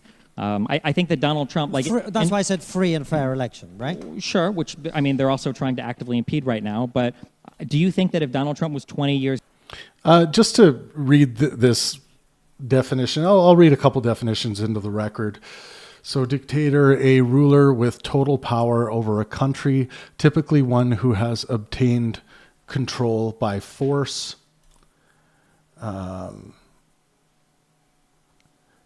A second definition, a person who behaves in an autocratic way.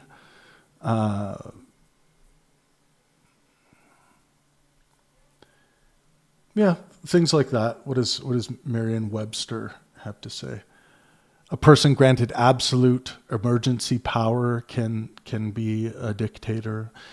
One holding complete autocratic control. We kind of went through that.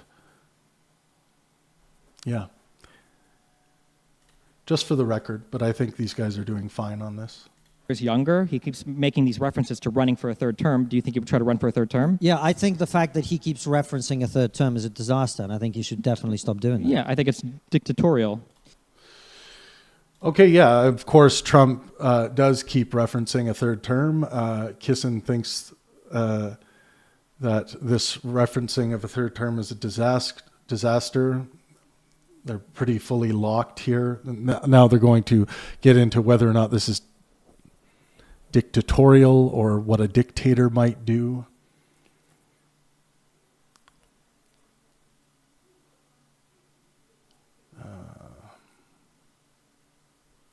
Trying to do whatever is. Oh, okay. Perfect. Yeah, I agree. Okay. Yeah. Yeah. So I say he's a pretty dictatorial guy. Yeah. I think, well, I think that, see, here's the issue with that, right? Is Trump talks a lot of shit and he likes to piss people off.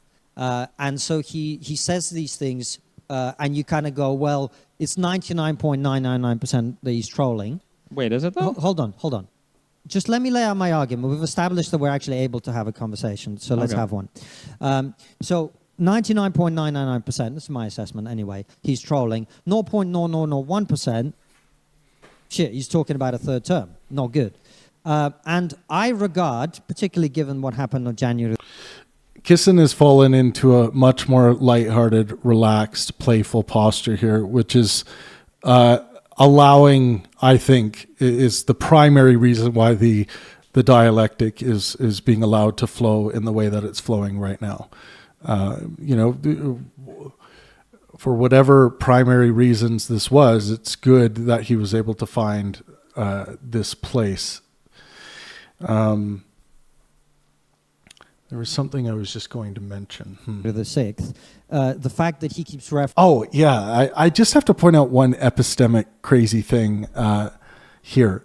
This whole 99.999% sure that Donald Trump is trolling.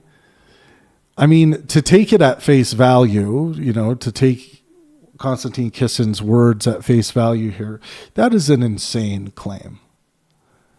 I haven't weighed in much epistemically throughout this, but that is an insane claim.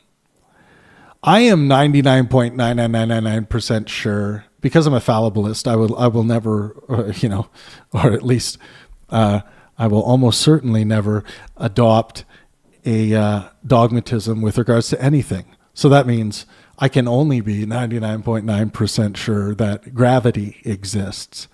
I am only 99.9% sure that I am sitting here having an experience right now. I'm only 99.9% sure that the logical absolutes cannot be demonstrated to be contradictory. So I'm, this is a bogus epistemic claim. That you're 99.9% sure that this, this bona fide liar in Donald Trump is just trolling this time. Yeah, that's a pretty crazy epistemic stance. Referencing a third term is a problem, and is something that indicates that the risk of him trying to do whatever it is he might do when that happens. Someone has asked, Pangburn, do you think, I think you're referring to Kisin, has a prejudice against a certain group's culture, which is why he won't address the specifics? I mean, I haven't seen any evidence of that, and I would caution people against getting into conspiratorial line drawing when it comes to well, if you take the entire picture and all these different things and this line and this line and these things and you connect it, then you see that Konstantin Kisin is a racist or something like that. That's low resolution epistemology, very low resolution. I sometimes say dog shit epistemology. Yeah, that would be dog shit epistemology. So yes, things like that have to be demonstrated to me. That doesn't mean you need all the evidence in the world that could ever exist, but I would need to hear the argument and the demonstration, and if it was valid and sound, then I would believe it. Emperor Trump the Merciful. I don't think, someone says, I don't think that the right has generally been able to shrug off his gaffes. The right, maybe just jokes, or he shoots from the hip, and it seems like the candidates on the left. Yeah, I mean, I would go for more specificity packs. It's just overgeneralization there. Is non-zero, which to me would be absolutely dictatorial. However, I do lean on the idea that it's probably just trolling. In terms of everything else, then he says it's probably just trolling. 99.9% sure of something is not just like, yeah, gravity probably exists. No, gravity exists. Whatever you want to call the phenomena that causes my microphone to fall if I knock it off the table, right? The thing holding planets in place, gravity as a force carrier, hopefully find the graviton. These things, 99% sure. he's doing domestically, what I see is the American system of checks and balances working as intended. He is doing things, some of them are illegal. The legal system pushes back against that. The Supreme Court, in which 3 of his own appointees sit on, and 3 of the other 6 are Republican-appointed judges, regularly and repeatedly deny him the opportunity to do things that he wants to do. That, I think, is how the system is supposed to work, isn't it? So, no, but I would also say that for the first part, I don't know where 99.999% of Trump's statements are trolling. I don't know where that comes from. I feel like that specific statement about third term, I suspect, is 99.9% trolling. That's but you what said earlier if he was young. So also another thing, if you want to get into higher resolution epistemic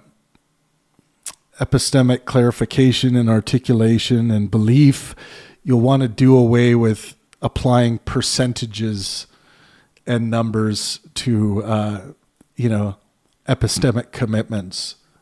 It's a fool's errand, because then I come along and be like, okay, well, could it be 98%, and what would be the difference internally for you between 98% and 99%, or 95% and 99%? It's just it's silly. It's meaningless when you actually apply some philosophical rigor. Enough, he would run for a third term. No, I didn't say that. I thought you said you feel like it would. No, I didn't say that. Do you think that if he was 20 years younger, do you think he would try to run for a third term? What I was saying was, I agree that him talking about a third term is a worrying thing that he should stop doing. That's what I agree with. Okay.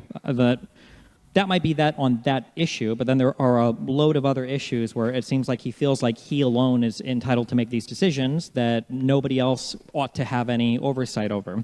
So, for instance, this idea that the president has usurped from the Congress the ability to do tariffs and worldwide economic policy, that's a pretty uniquely Trump thing that you can... All right, let's fact check that one from Destiny. Trump has usurped from the Congress the ability to set sweeping tariffs. This is substantially true. The Supreme Court ruled in February 2026 that Trump lacked authority under IEEPA to impose the sweeping global tariffs he had announced, and the court reaffirmed that Congress holds the tariff power. So Destiny's core point here is correct. Trump attempted to exercise a broad trade power the courts later said he did not have. Can levy tariffs across every other country in the world. The Supreme Court has finally checked him a bit on that power. Now he says he's going to go elsewhere and try to do the exact same thing. So it seems like we're just going to have a back and forth on this, maybe until he's out of office. But sorry to interrupt, but just I think this is worth double clicking on. That's why I said that is the system working as intended. So American democracy is robust and strong because when the president tries to do things he's not allowed to do by law, the legal system prevents him from doing that, right?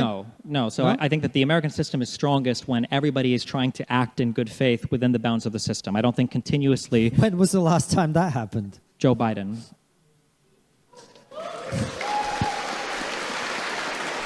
I mean, if you want, we can run a whole host of issues. We hear from our beautiful audience there. That's nice.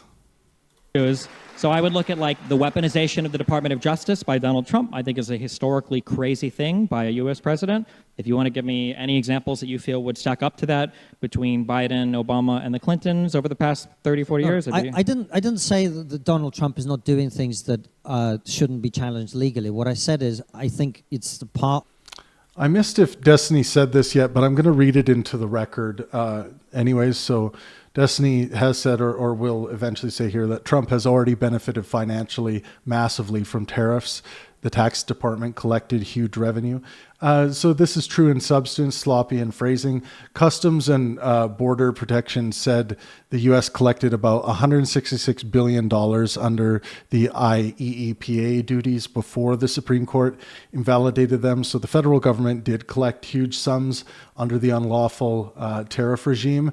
Destiny is directionally right, though the quote-unquote tax department is imprecise. The money was collected through customs duties, not some generic tax department mechanism. So a little quibbling with the usage of language there. Of the American system, that all these different branches compete for power in the way that has been prescribed in your founding documents. And that is an ongoing process that has been going on for 250 years. There's definitely criticisms that you could make about Trump. I think there's plenty of criticisms that people could make about previous presidents of both Democratic and Republican. What I'm saying is, whatever you may think about Donald Trump, I don't think American democracy is a threat, because the system is working as intended. And if he was truly dictatorial, the signal for me of a president being dictatorial is when they override the checks and balances that exist and begin to effectively break the system. I don't think that's happening. But he's been doing that, right? On the contrary, what's happening is every time he goes too far, the system that is in place holds him accountable and prevents him from doing what he would otherwise like to do. Well, so prevents is the wrong word to use because oftentimes they have to check after the fact. So he's already done that's how the system thing. works, right? This is beautiful, beautiful, good faith, helpful dialectic here. It's beautiful. There are a lot of triggered YouTube commenters and YouTube content creators out there, hyper triggered about like, oh, that whole debate is unwatchable. Oh my God, I can't do it. And there are some beautiful moments, dialectical moments, sharing of ideas, war of ideas happening before our very eyes. Yeah, I just wanted to state that. Ideally, you don't have a guy who's trying to break the rules over and over and over again and then getting checked and coming back. But and then the system works in that way with every president that you've ever had, but right? When you have they do something, then they get sued, then they have to change the policy that they've attempted Generally, to no. do. Generally, you consult with the people within your executive branch to see if you feel like you have the legal authority to do said thing. If they feel like you have the legal authority to do said thing, then you try to do said thing. If the courts check you, you accept the court's answer, you move on. But Donald Trump, more than any president in my lifetime, tries to circumvent the other branches, not utilize even his Republican majority Congress, chastise and attack his Supreme Court when they don't give him the specific rulings that he wants. And then when he's ruled against, he constantly openly flirts with the idea of either defying the Supreme Court or going around it using any other number of things that they know will also be ruled as unconstitutional. But the problem is the damage is already done. He follows what the Supreme Court says, right? I don't think it works that way. It would be like saying, like, if somebody doesn't want you to beat you up and they stop beating you up 10 minutes into you asking, I'm saying, well, they eventually listened, right? Well, I mean, the damage is already done. Well, the damage is not already done in that they can't pursue the policy that they were pursuing prior to that Well, the damage is point, already right? done, though, right? So, for instance, for tariffs, he's collected some $200+ million of tariffs. He's irreparably harmed our trade relationship with basically every other country, including the United Kingdoms, on the planet. We've got people, DACA kids, we just recently found out, I think yesterday, have been deported from the country who were never supposed to be. You've got 2 American citizens that were murdered by questionable, at best, deployments of ICE. You've got the president illegally deployed the National Guard and military to states like California. Like, the damage was already done on that. The court eventually says, hey, you weren't allowed to do that. And Donald Trump goes, oh, cool, I'll find another way to get around this in the future. I don't think, especially an executive, which is the scariest thing, because the executive is the guy who's supposed to enforce the laws, him continually skirting or going over these guidelines over and over and over and over and over again in so many historically unique ways, and then saying, well, eventually the court said, hey, that thing that you did 2 years ago that you've already politically and financially benefited from, you weren't allowed to do that. I don't think that's a good system. I feel like it's a dictatorial guy. Well,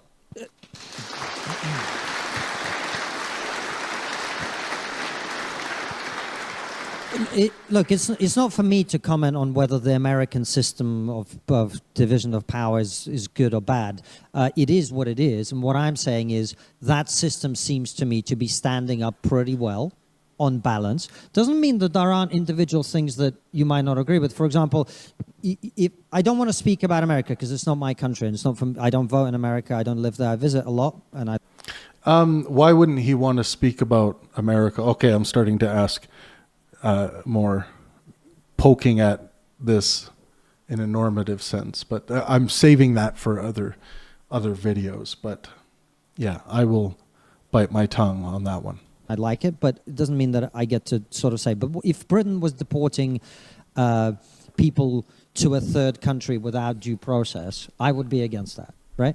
So you can deduce from that how I feel about the United States doing that. I would be totally against that. However, there is a system of checks and balances in the US, which is when the president does something which is, or anyone does something which is found to be illegal, you have to go through the courts. And the question for me is, has America become a dictatorship, which is what I think the important question is, right? Somebody can have all the tendencies they want. The question is America in a position where its leader is able to do whatever he wants and ignore the law? I don't believe that's happening. And is America in a position where its leader will not democratically allow the next freely elected person to take power? Is America in a position where that's not going to happen? I don't think that's the case either. I think power will be handed over peacefully and democratically. And I think the President of the United States is not unrestricted by the law in terms of what he's able to do. So to me, that's a reassuring thing. Do you think a dictator thing is only bad at the very microsecond it becomes a dictator? Or do you think that all of the steps leading up to it are maybe cause for concern? Make sure you guys smash that like button. Really appreciate it. It lets you know when I'll be live next. We'll be covering a lot of interesting things in the next little while here. Because when we say that there will be free and fair elections, I'm fairly certain that that's the case, but you have the president right now weaponizing his Department of Justice to attack states to look for evidence of fraud in the 2020 election, a case that he's lost in front of courts and to the public and to his own prior administration over and over and over again. Or you've got the president of the United States who's already benefited financially, massively, that the tax department has from collecting revenue from tariffs, which was a thing he knew he never should have done, but he did it, and he's continuing to do it in other ways, and the court will probably rule against him there. Insofar as being... That was the bit I already provided the fact check for right there. So I won't repeat it because it's in the record. Able to break the laws or whatever, you have a president who has now been granted immunity from committing all crimes as a result of a bizarro Supreme Court ruling. So Okay. So Destiny just claimed Trump has now been granted immunity from committing all crimes. So this is false as stated. This is one of Destiny's weakest factual claims in this section. The Supreme Court did not grant Trump blanket immunity for all crimes. In Trump v. United States, the court held that a former president has absolute immunity for acts within core constitutional powers and at least presumptive immunity for other official acts, but not for unofficial conduct. That is a sweeping and controversial protection, but it is not immunity from all crimes. A more accurate formulation would be the court created broad criminal immunity protections for official presidential acts, which materially strengthened Trump's legal shield. In a way, that's a uniquely new thing that Donald Trump has been granted, the ability that once he commits a crime, it can never be questioned or talked about because he's the president of the United States. So, I mean, in some ways, he literally is committing crimes that, or he can commit crimes that he can't be ever held accountable for because of new precedents have been created to protect him as the president of the United States. Sorry, what were your questions? You made, I think, 3 questions. So basically, I think that the idea that he's not a dictator yet, because we might have the next free and fair election, when it seems like every part of his administration is through multiple vectors trying to attack free and fair elections, to say, well, as long as the courts, eventually course correct that it's not a dictatorial thing, I just think it's a very naive reading of how democracies can fail. Well, I don't. Sorry. In terms of just say that last bit again. I think that a guy who is in bad faith attacking all of your democratic norms as the executive is a uniquely scary thing. In the U.S., we call it a constitutional crisis. That's a uniquely scary thing, and Donald Trump has shown a penchant for a willingness to do this over and over and over again. And just because he's not at the point where I am a dictator, angling himself and doing everything he can to get to that point, I think that interim period is worth criticizing.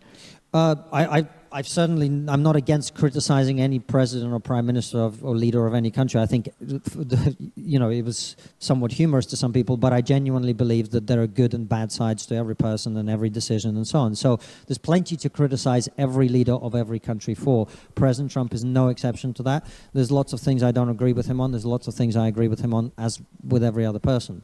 But to me, words are important because they have certain definitions.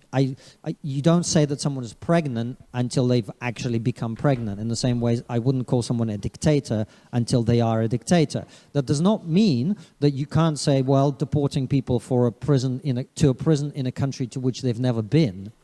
A higher resolution way of explaining words. Words do not have intrinsic meaning.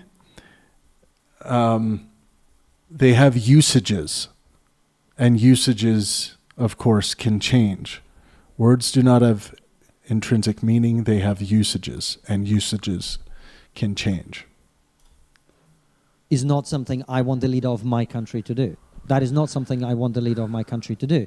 And that is something that I would want the judicial system of my country to challenge the leader on doing and prevent them from doing in the future. That's my view on it. Do you think that Donald Trump is uniquely dictatorial in his search for power in the United States? And then if your answer to that is no, in what ways are Joe Biden or Barack Obama or Bill Clinton, in what ways did they test the power of the executive in the ways that Donald Trump has? Maybe using the example of the weaponization of the Department of Justice. Truthfully, I just don't know enough about all the history of the American presidents to be able to make a good comparison between all of them.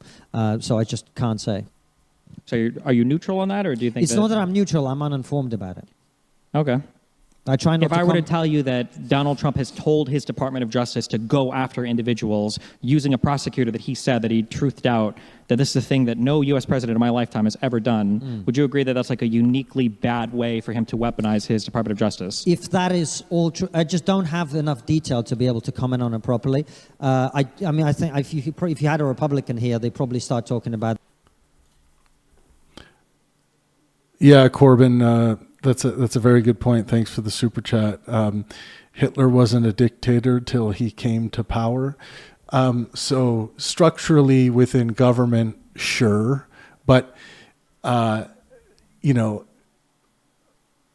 course his character was that it was dictatorial.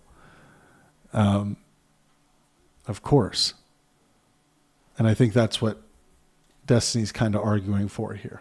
The fact that the Democrats tried to put Trump in prison, and their view of that would be that is equivalent, right? Sure. There's a fact of the matter, though. I don't know enough about it to say which one. By the way, I've talked about this a lot, but I think Donald Trump is the first democratic dictator, perhaps in history. And it's a very interesting thing to observe and study.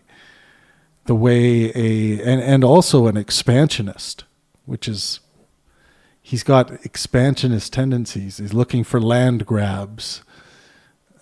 He's looking for oil grabs. He's looking to grab things, reaching out into the rest of the world. So how would a expansionist democratic dictator operate? Well, I think it looks very similar to what we are seeing with Donald Trump.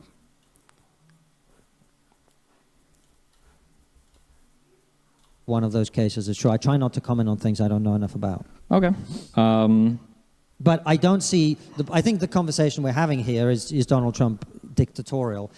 It's not my impression that he is, and more importantly, How can it be your impression that he's not if you don't have any concept of historically what presidential actions have been in the United States? You're totally right.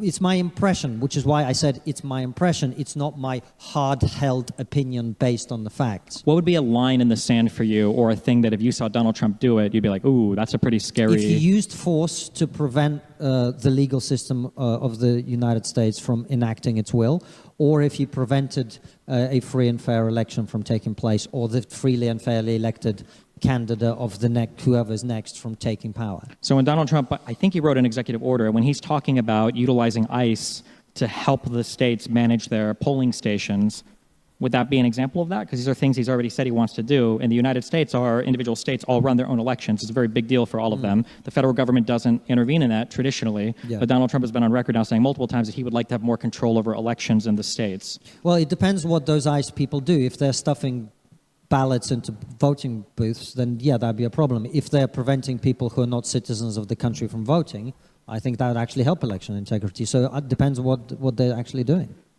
So I mean, it's not like Donald Trump is going to say we're going here to prevent people from voting, right? I'm not saying it's about what he'd say. I think it's about what he'd do. So if the ICE agents are there to prevent non-citizens from voting, I think that helps election integrity. They don't even have a mechanism by which If the ICE agents are there to prevent people from voting who should be voting, or if they're stuffing ballots into voting booths, then that's a different conversation. If a state explicitly says, we don't want ICE here, we don't want the federal government intervening in our state elections, and Donald Trump says, I'm going to do it anyway for election security, Yeah. would you agree that that would be highly problematic and somewhat dictatorial? Well, it depends on what the reason is for the state to do that. If the state is doing that to ensure that non-citizens vote, then no. If the state says that for other reasons, then yes. Well, they're never going to, even if they were doing it to ensure non-citizens vote, they're never going to say that, right? Right. And then if Donald Trump is doing it for election security, he's never going to say... But if that was the rationale for them doing it, then I think you'd want somebody to prevent non-citizens from voting, wouldn't you? Yeah, but it would be up to the state to enforce that, number one. What and if number the state refuses to enforce that because it's in their electoral interest to do that? I mean, it would be up to the people of that state to vote, to have their state do something different in terms of the accountability. That's just how our system works. Okay. But I mean, like, given that I know that Donald Trump has tried to interfere with elections in the past, why would I even trust his administration to do anything related to election integrity, utilizing federal officers, even if he said that that was his intention? I feel like just seeing him send those agents to any state just in and of itself would be enough to say this is a dictatorial action. Well, no, your suspicion does not make it dictatorial. But yes, I agree with you. January the 6th was not a good look, and it created a lot of doubts in a lot of people's minds about his intentions when it comes to accepting the results of elections. Democracy depends on losers' consent, and when people lose, they should accept it. But you can also see it from the perspective of someone who might say, well, if you've got a situation where there seems to be, you tell me if this is wrong, but there seems to be some kind of, inexplicable desire to have people vote without ID, or to have people vote who may or may not be citizens, that would also make you question election integrity. And I think people are totally entitled to question it and then act accordingly. So they are, but the process is to vote on your state. Then if you want to have a different requirement for identification at the time you go to vote, you need ID to vote in the United States, just not when you go to the ballot to vote, but to register to vote and everything, you have to show an ID. Which I think it was like that even in the UK up until I think a few years ago. I think you didn't have to show a voter ID. You still don't. Oh, you still don't? So it's a problem, and that's something we need to fix as well. Yeah, so I'm saying that but in the United States, it would be up to an individual state to fix what they want. The president coming in and deciding that he wants it to change, and then given his whole history with election conduct, it doesn't seem like it's... All right, another fact check here. Kisin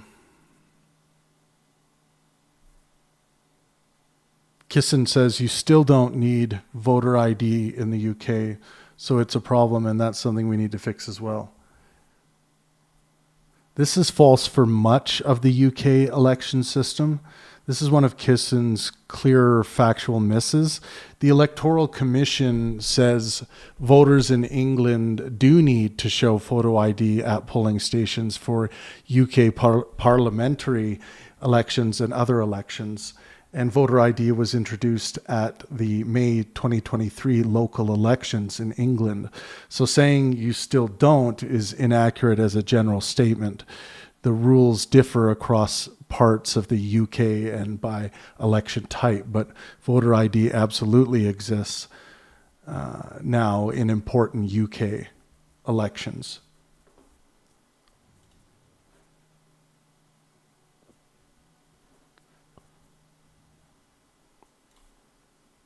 It's coming from a place of good faith. That would be a thing it does right now worry me as a U.S. citizen. You've seen him invade Georgia right now with his FBI to seize voter information from 2020. And you've seen he's got an entire cabinet. His whole cabinet has refused to even concede that he lost the 2020 election, which is kind of insane given that we were supposed to be a bastion of democracy and everything, the leader of the free world in terms of liberalism and democracy. So, yeah, I don't know why I would ever be okay with the president overstepping his boundary with federal officers to go into states and enforce stuff and not see that as anything but dictatorial. Well, as I say, I think you have a legal system that will ensure that the law is ultimately followed, and that's what differs it from a dictatorial system like the one that I lived in for some time, first in the Soviet Union and then in Russia, where you actually have a situation where you cannot remove a person who's in power from power. And so I just insist on defining words in the way that I think is accurate, which is a dictator is someone who cannot be removed from power and who's deliberately using force to violate the law. That, to me, is what a dictator is. Okay, let's look at that. The claim from Kisin was a dictator is someone who cannot be removed from power and who's deliberately using force to violate the law. This is too narrow as a definition. This is more of a conceptual than factual point, so bear with me, but it matters for the debate. Many authoritarian or dictatorial systems still stage elections, manipulate law rather than openly abolish it, and erode democracy incrementally. So Kisin's definition is too strict to capture many real world autocratic patterns. Destiny's broader dictatorial tendencies language fits better with modern democratic backsliding literature, even if he sometimes uses it loosely. Someone can have dictatorial tendencies. I mean, I might have dictatorial tendencies about parenting, whatever. That doesn't make me a dictator. Right? No, but if you were the president of the United States, I would be really scared about your dictatorial tendencies. No, and I the fact agree. that Donald Trump has already embarked on so many horrendous actions that have been contrary to every president prior to him. But as I say, I think he is constrained, rightly, like all previous presidents, by the system of checks and balances that you have. The executive will always strain to exceed its authority, and there will be other branches of government whose job it is to restrain them and to use their power for their own agenda. That's just how I understand it what you're works. saying, but I mean, with President Trump, it has been unique. It has been a unique stretch in almost every single realm regarding executive authority. So, But he is following the law No, once he's the not. judgment. Which laws is he not following? Once the Supreme Court says this is a thing you're not allowed to do, he still carries on doing that thing? No, but if they say that Well, it's not a that's thing what that I'm he's saying. allowed to do, then he broke the law up to that point. Okay, but the moment, but if I don't know, if I'm doing something and I don't know whether I'm allowed to do it or not, Yeah, right? what would And happen to you? And someone comes in and says, you're not allowed to do this, and I stop doing it, isn't that me, in fact, the system working as intended? No, because what would happen to you if you did that?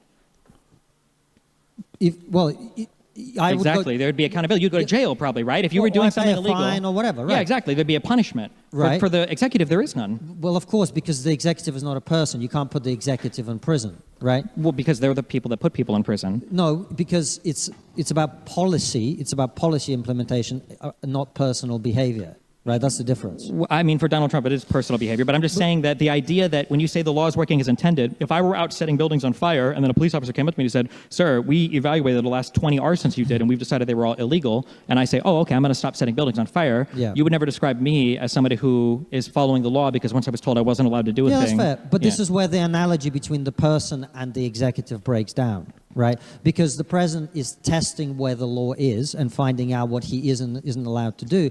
And the Supreme Court's job is to adjudicate on whether what he's doing is compliant with the law or not. I think there are like worlds. he knows that you're not supposed to set a building on fire and then goes and sets it on fire. He is questioning the way that the system should work. He implements a policy. The Supreme Court says you're not supposed to do this. He stops doing it. I think That's there's the a system world working where as that intended. can be the case, and I think Right. there are times where a president has tested where they feel, when Biden tried to do mass student loan forgiveness, there was a student education bill that gave the president pretty broad powers to forgive student loans based on like disaster stuff, and he thought for COVID he could. And I think that there is an argument on both sides where it's like, well, that would be way too much for Congress to grant without like more specific legislation, or I think he actually was allowed that power. I think you could have a reasonable disagreement there in terms of what the president could do.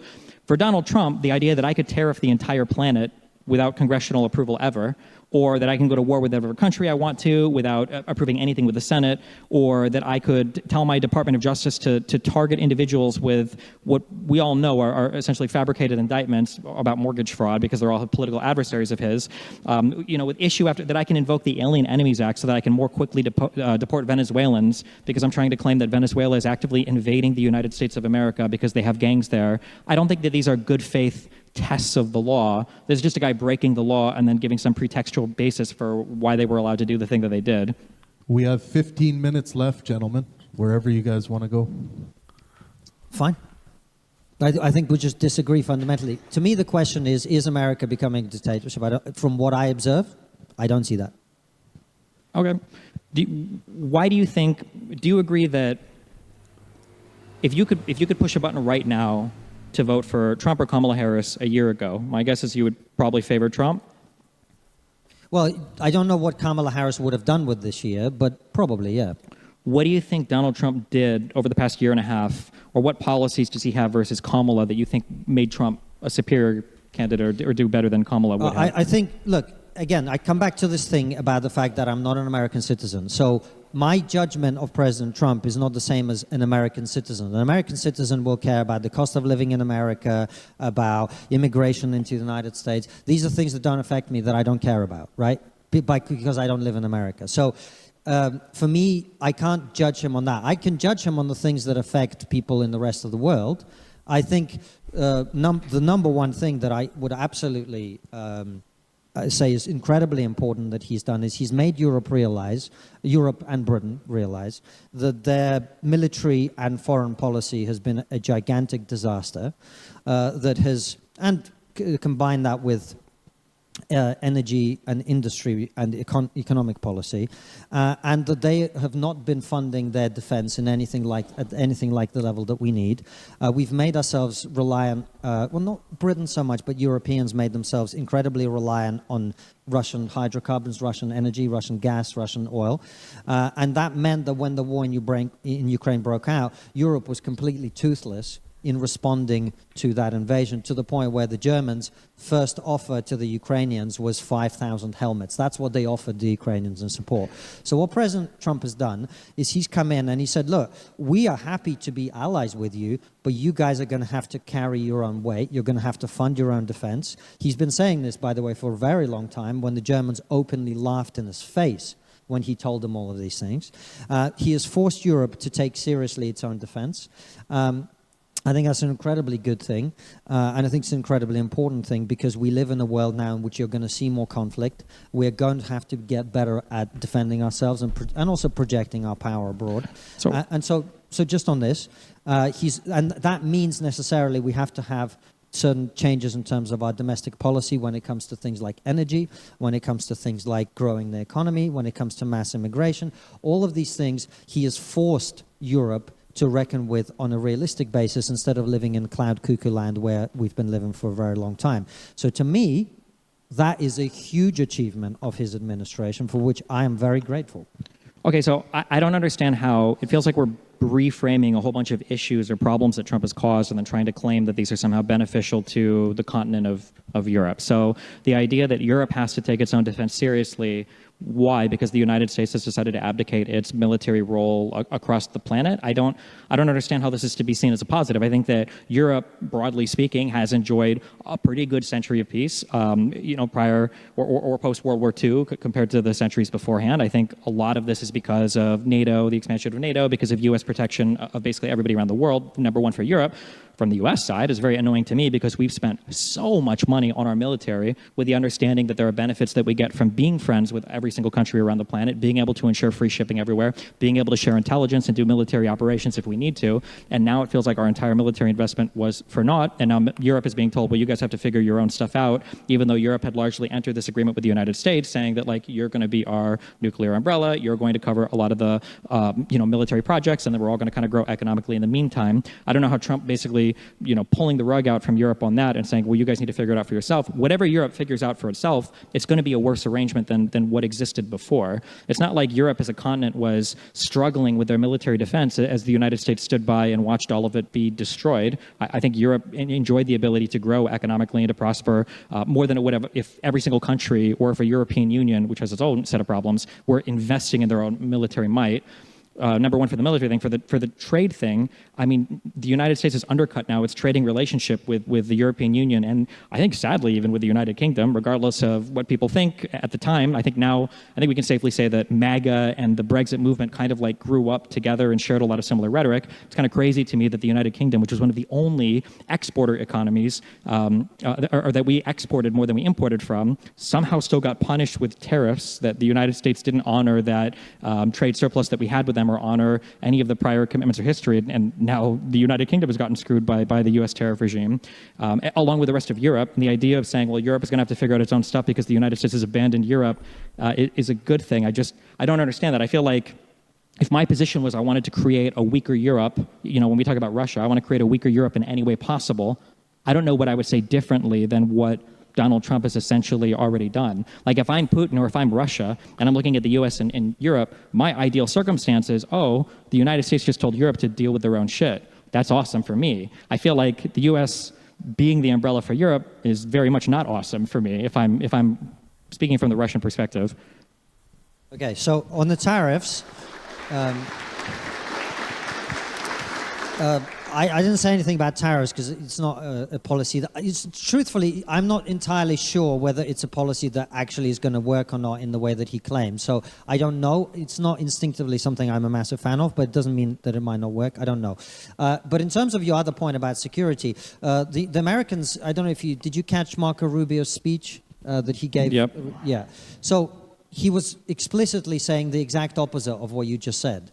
He was not saying we are withdrawing our support from Europe. What he was saying is we want to be allies and friends with Europe, but we cannot do it on the basis that we protect you. It has to be on the basis that we work together to protect each other. That's what an alliance is. It's when people work together for a common purpose.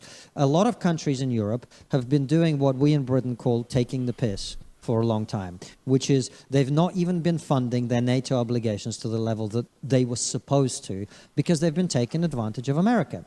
Now, the problem with taking advantage of America is I don't want Britain and Europe to be America's poodle. I want Britain, the country of which I am a citizen, to be independently powerful and influential. If you want to be independently powerful and influential, you have to have a strong economy, and you have to have a strong military, and you have a strong industrial base. So the fact that the Americans are challenging Europeans to do more is not the same. They're having mostly a normative exchange here, so that's why I've been quiet. It's nice to listen to. The next fact-checking moment I have is when the Charlottesville "did Trump defend neo-Nazis" issue comes up. As America withdrawing its support or its nuclear umbrella. We, by the way, in Britain and in France, have nuclear weapons, and we hope that they still work, given the way we've been funding them, but we think we have nuclear weapons that work, and so we don't need to be relying on the American nuclear umbrella. What we should be relying on is our own strength and our own economies, and then, of course, partnership with other countries, including the United States. I'm not hearing anything out of the United States which is about abandoning its relationship with Europe. It's about encouraging Europe to also be strong and to be competent. I mean, we are at a point in Britain where we basically cannot make our own virgin steel, which means we can't make the things you make out of steel. We don't have a powerful industry to be able to make anything that's militarily useful at the scale that we need to. We would run out of ammunition. I don't remember the exact numbers. I'd have to look it up, but it's like within 2 weeks or something of a full war. And the decline in British manufacturing has been catastrophic. It's the same in all of the rest of Europe. Encouraging Europe and Britain to abandon that suicidal course, I think, is incredibly powerful and beneficial for this country and for Europe, and that's why I'm glad he's done that. In addition to that, I mean, we can look at you asked me what I support of the things that he's done. I think President Trump, if you look at his first term and now, he is someone who's taken a totally different approach to the Middle East. The Abraham Accords were a great step forward. I think with Jared Kushner negotiating in the Middle East, and also the hardline policy that he's taken on Iran, dealing with their plans for nuclear enrichment, these are all very positive developments because, of course, if Iran was allowed to develop nuclear weapons, the first thing that would happen is the Saudis would try and get them as well. It would destabilize the entire region. So for that reason, his foreign policy has been really, really strong, in my opinion, which is why I'm a big fan of it. Sure. So there's one other thing I want to hit on before we finish. I guess as a quick thing, whatever Europe builds militarily absent the United States is going to be worse than the United States taking care of Europe militarily. And I think the United States gains a great deal of influence as a result of this. It was only under Donald Trump. Of course, that's what I'm saying is I don't want us to be a lapdog to America. I want us to be independently strong. That's fine, but I don't want to be mean about this, okay? But if we're realistic about the United Kingdom, or we're realistic about Europe, and we're realistic about where everybody's obsessive investments have been over the past century, right? The United States has invested heavily in a lot of military stuff. Whatever the UK and Europe will look like as a military thing, it's going to be significantly worse than if the United States is essentially doing the heavy lifting. That's precisely what I'd like to end. But that won't end. That's impossible for that to end. That will never end. Because we blow things up and we fuck shit up. That's what we do in the United States. We've invested trillions of dollars year after year after year after year after year in this technology. And the idea that the UK, which is also struggling, or even all of Europe, which might be struggling in other areas, is going to magically catch up to the United States in that. No, we're not going to catch up. But we are going to be strong enough relative to the size of our country. And maybe, but at such an unnecessary cost. Like right now, what is the pressure? You talk about running... Who are you to decide what military Britain should have? The defenders of Britain. What do you mean? Like if nobody is going to invade a country... Who elected you to decide whether Britain should have a military or not? When want European this countries... to be able to defend itself. This is a very nice moment of... good faith, helpful, passionate exchange. I really like this. To have a strong economy, to have a strong industrial base, to have jobs for British people, that's what I'd like. And I don't take kindly to an American coming over here and telling us we're going to be shit at blowing things up. This country has a great history of blowing things up. Thank you very much. Yeah, that's fine. But the reality is whatever country you're trying to enact or design is going to be worse off in a world where the United States doesn't... You can say no, but that's the reality of the case. Is it will be. If we are more powerful, we will get more of what we want for our country. That's how power works. I'm just curious, what is the projected timeline for that? Because none of that has worked out since you didn't become more powerful from Brexit. I don't see the more power coming in from What does Brexit have to do with this? This idea that isolating yourselves, and I don't necessarily mean just the UK, but that further isolation and entrenchment into your own autarky-like fantasies are... No. I'm not in favor of isolation. Europe has not been doing what it needs to work collectively together to be stronger, right?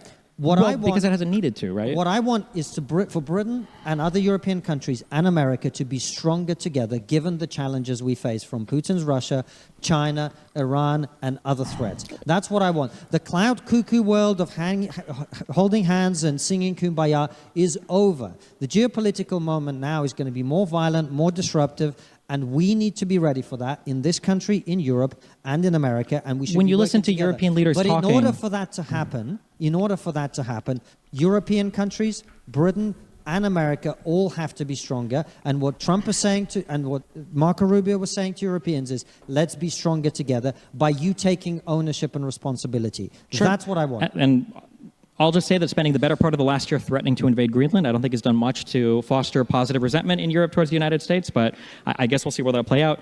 Just one more thing. I see this rewritten a lot in the media, and I see you talk about it, and a lot of other people talk about it. Why is it that so many people are obsessed with pretending that when Donald Trump said that there were good people on both sides of that Charlottesville protest, why are people pretending that it was anything other than saying that the people in like the far-right neo-Nazi march had like good people in it? I don't understand where this like historical rewriting comes from. Have you seen the clip? Yes, I've seen all the speeches. So you've seen that he says, I'm not talking about the KKK and neo-nationalists who should be condemned totally. I'm talking about some of the people who were there to protest about the statues. You've Yeah, seen but that doesn't make sense because it was a KKK neo-Nazi march. Well, what he's saying is that there were two groups there. But there weren't. Hold on. What he's saying, just let me finish the argument and then we can talk about it, is that there were people who were there to protest about the statues being removed, and there were also people there who were neo-Nazis. That is what he's saying. So But it's not true. What do you mean it's not true? It was a unite the right, far-right, neo-Nazi KKK. And there were also some people there to protest about the statues. There was no people who were there to protest about There the might have statues. been one or two. Okay, let's get some fact checking in here. Charlottesville, did Trump defend neo-Nazis? Verdict: Kisin is right on the narrow quotation issue. Destiny is stronger on the broader context. Trump did explicitly say he was not talking about neo-Nazis and white nationalists and said they should be condemned totally. Factcheck.org has long noted that Trump did condemn white supremacists in various statements, including the Charlottesville context. So Kisin is right that the cleanest version of the Trump explicitly called neo-Nazi good people claim is not supported by the transcript. But Destiny's broader contextual point also has force here.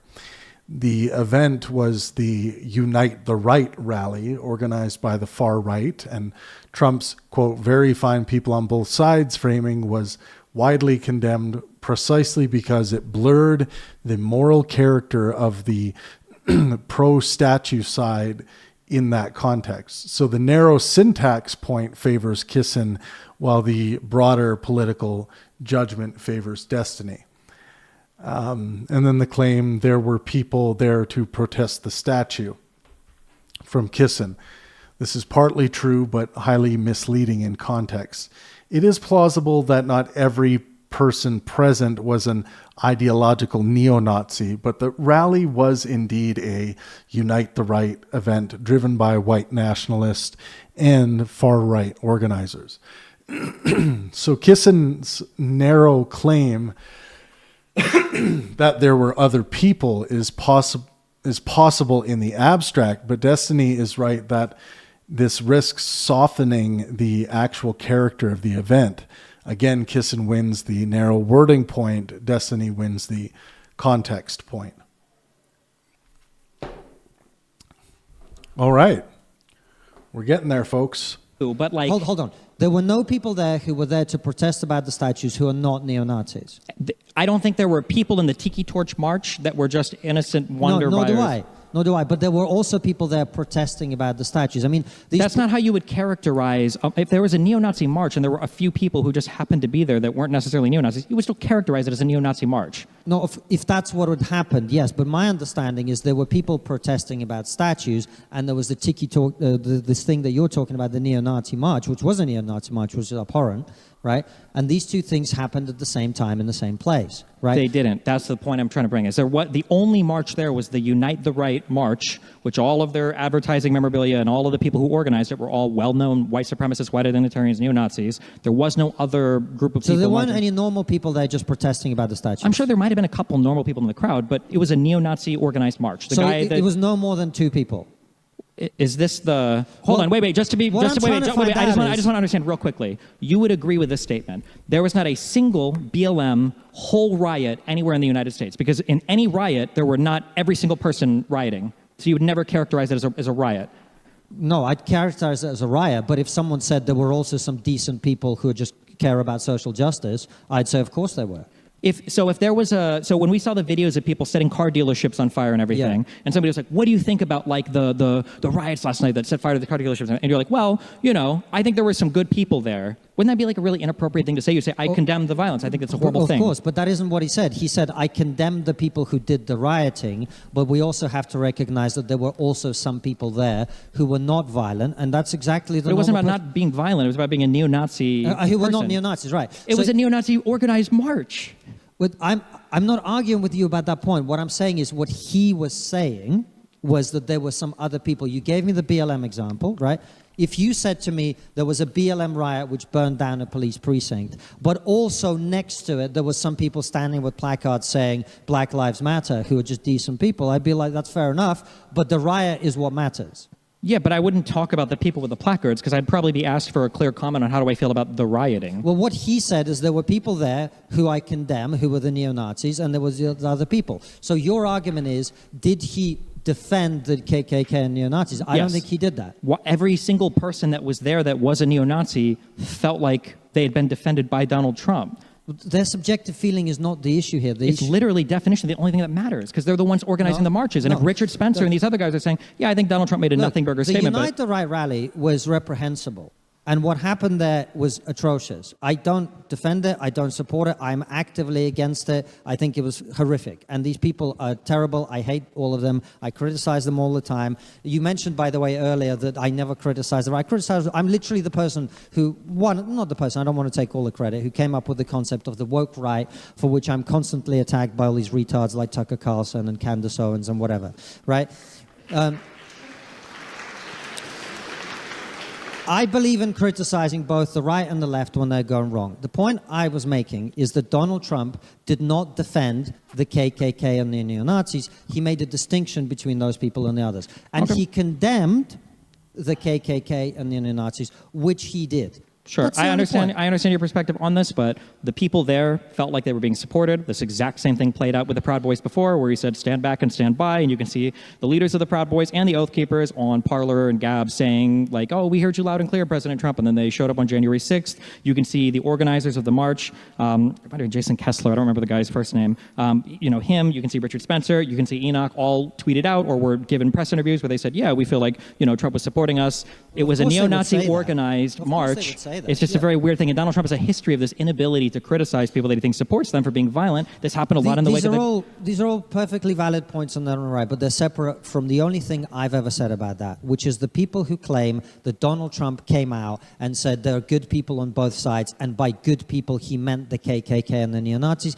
I don't think that's true. I don't think that matches the evidence of what he said. Sure, although to be clear, nobody made that claim in particular. They said that he said that there were good people on both sides, where one side was an organized neo-Nazi alt-right march. No, I think he made the distinction very, very clearly. And people do this all the time. Misunderstood they him? take the words out of context to present that somebody said something they didn't say. They're not but apparently every person understood him to mean that he was supporting the neo-Nazis. The neo-Nazis felt that way, and the left-leaning people are going to pretend that Trump supported them because it benefits them. That does not mean that if you read what he said or watch it in context, that is what he was saying. If he would have just said unequivocally, I deny. He said, I condemned the cake. We got 5 minutes left, folks. This has been a nice long stretch. The dialectic has been very good, flowing, helpful, passionate. I love it. We got some fact checks in there. Again, like I mentioned before, the official fact check video that will include all 3 sections will be dropped probably within the next few days. I would say 3 or 4 days. But it's a very comprehensive breakdown of all the fact checking. But yeah, thank you for being with me. We got 5 minutes left here. Make sure you do drop a like on this stream. It really helps for future streams. KK and the neo-Nazis who are there, totally, but there were also there people protesting about the statues. Which there weren't. That is what he said. Sure, but there weren't those people. That's what he said. Okay. And so when people try and present him as not having condemned them, that's just factually incorrect. And I care about the truth, and I care about the facts. Okay. Those are the facts. I think the truth is really important, and I think using weird syntactical, out-of-context arguments to try to pretend that one thing was said when every single person understood a different thing, when you're asked to disavow a group of neo-Nazis that are marching, ostensibly supporting you as well, well, and your go-to immediately is, well, I think there were, good people on both sides of that, and then you ham up all of these people that were supposedly just defending the tear down of a statue. And he went on to describe, there were a lot of people there who were just trying to save a statue. That's not true. That whole march was organized by alt-right people. If you listen to Trump's statement, you come away thinking, oh, I guess maybe there were multiple marches or multiple protests, or there was a decent protest in the morning, and then the neo-Nazis came later. But that's not true. There was a singular alt-right neo-Nazi march that was organized. That's the only one he could have been referring to when he said there are good people on both sides. And what a pointless statement to make of saying, well, some people there might have been good people. That's true of the Nazi regime. That's true of literally everything in all of human history. Why even bother saying that unless you're just trying to obfuscate when you're being asked to take accountability for a group of people that you refuse to disavow? This argument we should finish with some final thoughts, guys. We are getting out of time here. All right, well, final thoughts from me is that I'm glad we managed to actually have a conversation. It's been a lot more enjoyable than the first part of it, because I think when people talk, even if they don't agree, I think that's good. I think that it's helpful to understand that putting people in tribes and then ascribing the worst opinions that you wish they had so you can argue with them is not the way to actually conduct public debate. I think those of you who don't agree with me might have seen that I don't hold some of the opinions that you hope I hold in order that you could disagree with them, and that a lot of my opinions are actually quite reasonable and rational and based on the logic and facts of what I see. Doesn't mean you're going to suddenly start agreeing with them, but at least they make sense and there's a coherent worldview. So I'm very grateful for all of you coming out, and thank you very much for being here.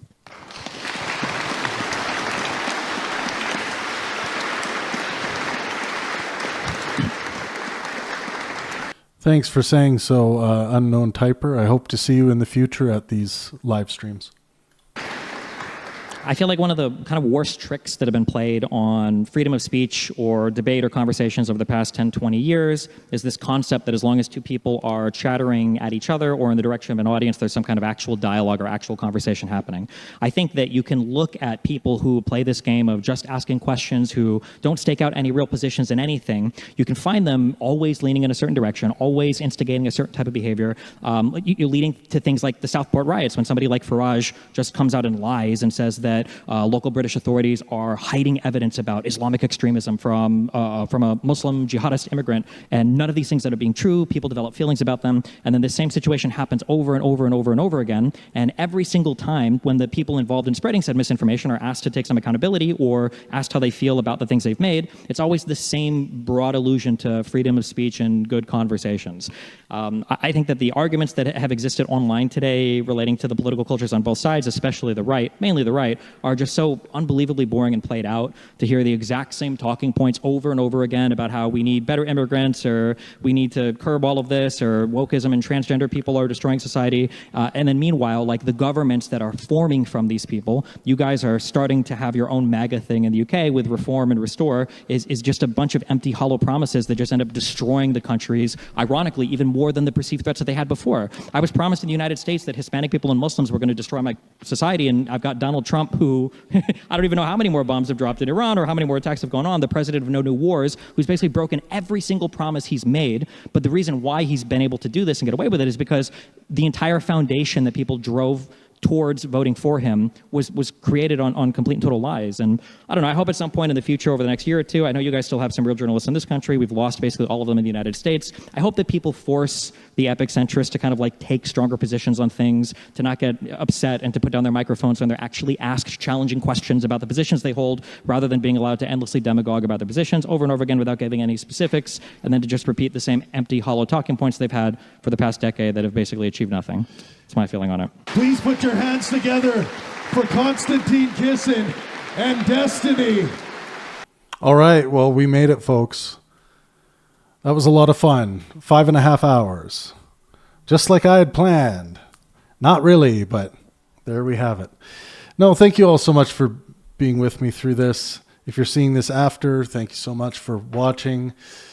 Please drop a like on the stream. Make sure you subscribe, and I hope you join me for future live streams. We're going to be doing a lot more here at Pangburn, and I enjoy it. I enjoy hanging out with the audience and doing analysis like this. So thank you all so much. Make sure you're out there maximizing well-being for yourself and those around you, And as always, let art and science inspire.